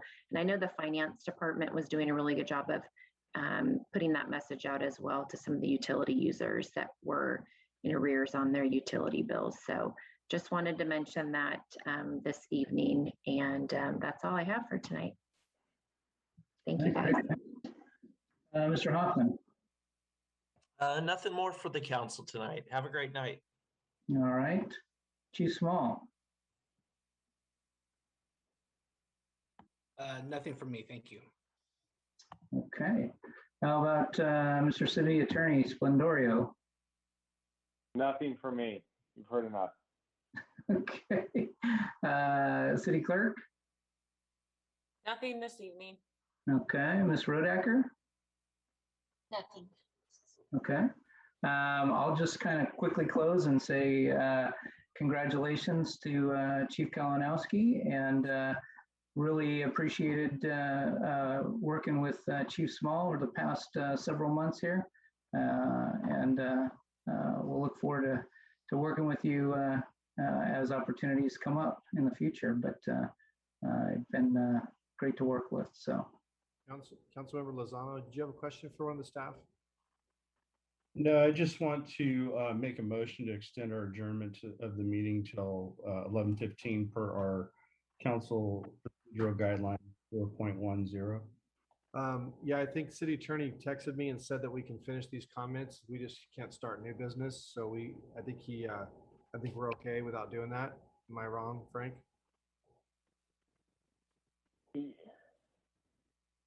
Yeah, so we can, the policy says the normal time for ending is 11. No new item business can be taken up by the council after that time. So I read that as saying it's 11 time, but you can continue whatever item you're on. So is this the last item on the agenda? Yes. Well, comments by council right next. Or actually, it's right now. We'll finish that off. That'll be it. We have another item after this. That's why I want to extend it now. We're starting on this item right now at 10:57. We'll be able to finish that item. That's what I was getting. If we can get to council comments, it would be okay. I think that concludes staffs, although I did see Armando's hand up. I'm not sure if that was. Just really quick, I want to thank Ed from the Jeep Show. They donated $1,000 to our scholarship fund from funds that they did during the show. That way you can get to your next item. Okay, and that concludes staff's comments. All right, thank you, sir. Vice Mayor Sandu looks like he dropped off, so I'll go to Councilmember Papineau. I don't have anything other than to thank staff for the thorough yet concise reports. I appreciate it. Councilmember Vandenberg. Thank you, Mayor. I wanted to compliment the staff on the outreach of C Street. I really like the idea of the large sheet up for citizens to put up sticky notes. And thank you for all the adjustments. I think you did a great job. Thank you for all the staff reports. Very informative. For the police department, the statistics you put out online, I hope you continue that. I think those kind of things help shock people into realizing how many violations happen and maybe cause them to think about their driving a little bit. Mr. Small, thank you for your service and thank you for the fine job you did during a very tough time. And I would like officially to ask for support from my fellow council members about inquiring whether we should move forward or not to changing city code about the cannabis clubs. Look into whether the citizens do or do not support this topic. Do I have support? I would support staff doing some outreach to see what the feeling is in the community. So I would like to discuss some sort of campaign about what outreach would look like maybe through social media, a survey or whatever, to see what the feeling is on looking at possibly changing the code. That's what I would be in favor of. So Okay. if that would be the future item, coming back to discuss the parameters of something like that at a future meeting, to discuss that with Lorenzo, I would support that. Vote aye. Okay. So it looks like we have at least the three we would need, so you can pass Okay. that on. Yeah, I'll relay that. Thank you. All right. Councilmember Lozano, and I apologize, no disrespect, Rich. Frank had already been texting me and saying as long as we get that last item before 11:59 or 10:59, that I wouldn't have to do the thing. So, but thank you for bringing that up. Thank you, Interim Chief Small, for your service. Appreciate it. I think you've done a fine job, and it's real obvious that we have some quality leadership in the police department. And so thank you so much. Just wanted to mention that I had the opportunity with Councilmember Papineau to go to the Balance and Winery the other day, where Assemblyman Cooper provided a Business of the Month award to them. And they're a fine local business here, and really appreciate everything they do, and appreciate the assembly member for recognizing a fine Galt business. And so that is all I have. All right, thank you, sir. Councilman Vandenberg, give your hand back up. Was there something we missed? You're muted. You're muted. Yes, I wanted to, on behalf of the city council and staff and the entire city, I was hoping Paul was here, but I really wanted to extend my deepest condolences for him and his family for the loss of his father. I know he took the loss of our officer hard, and I can't imagine how he felt. And then real quickly, on the mask on the sports, it doesn't say, I took a picture of what Armando showed earlier. It doesn't say shall, it says directs face coverings.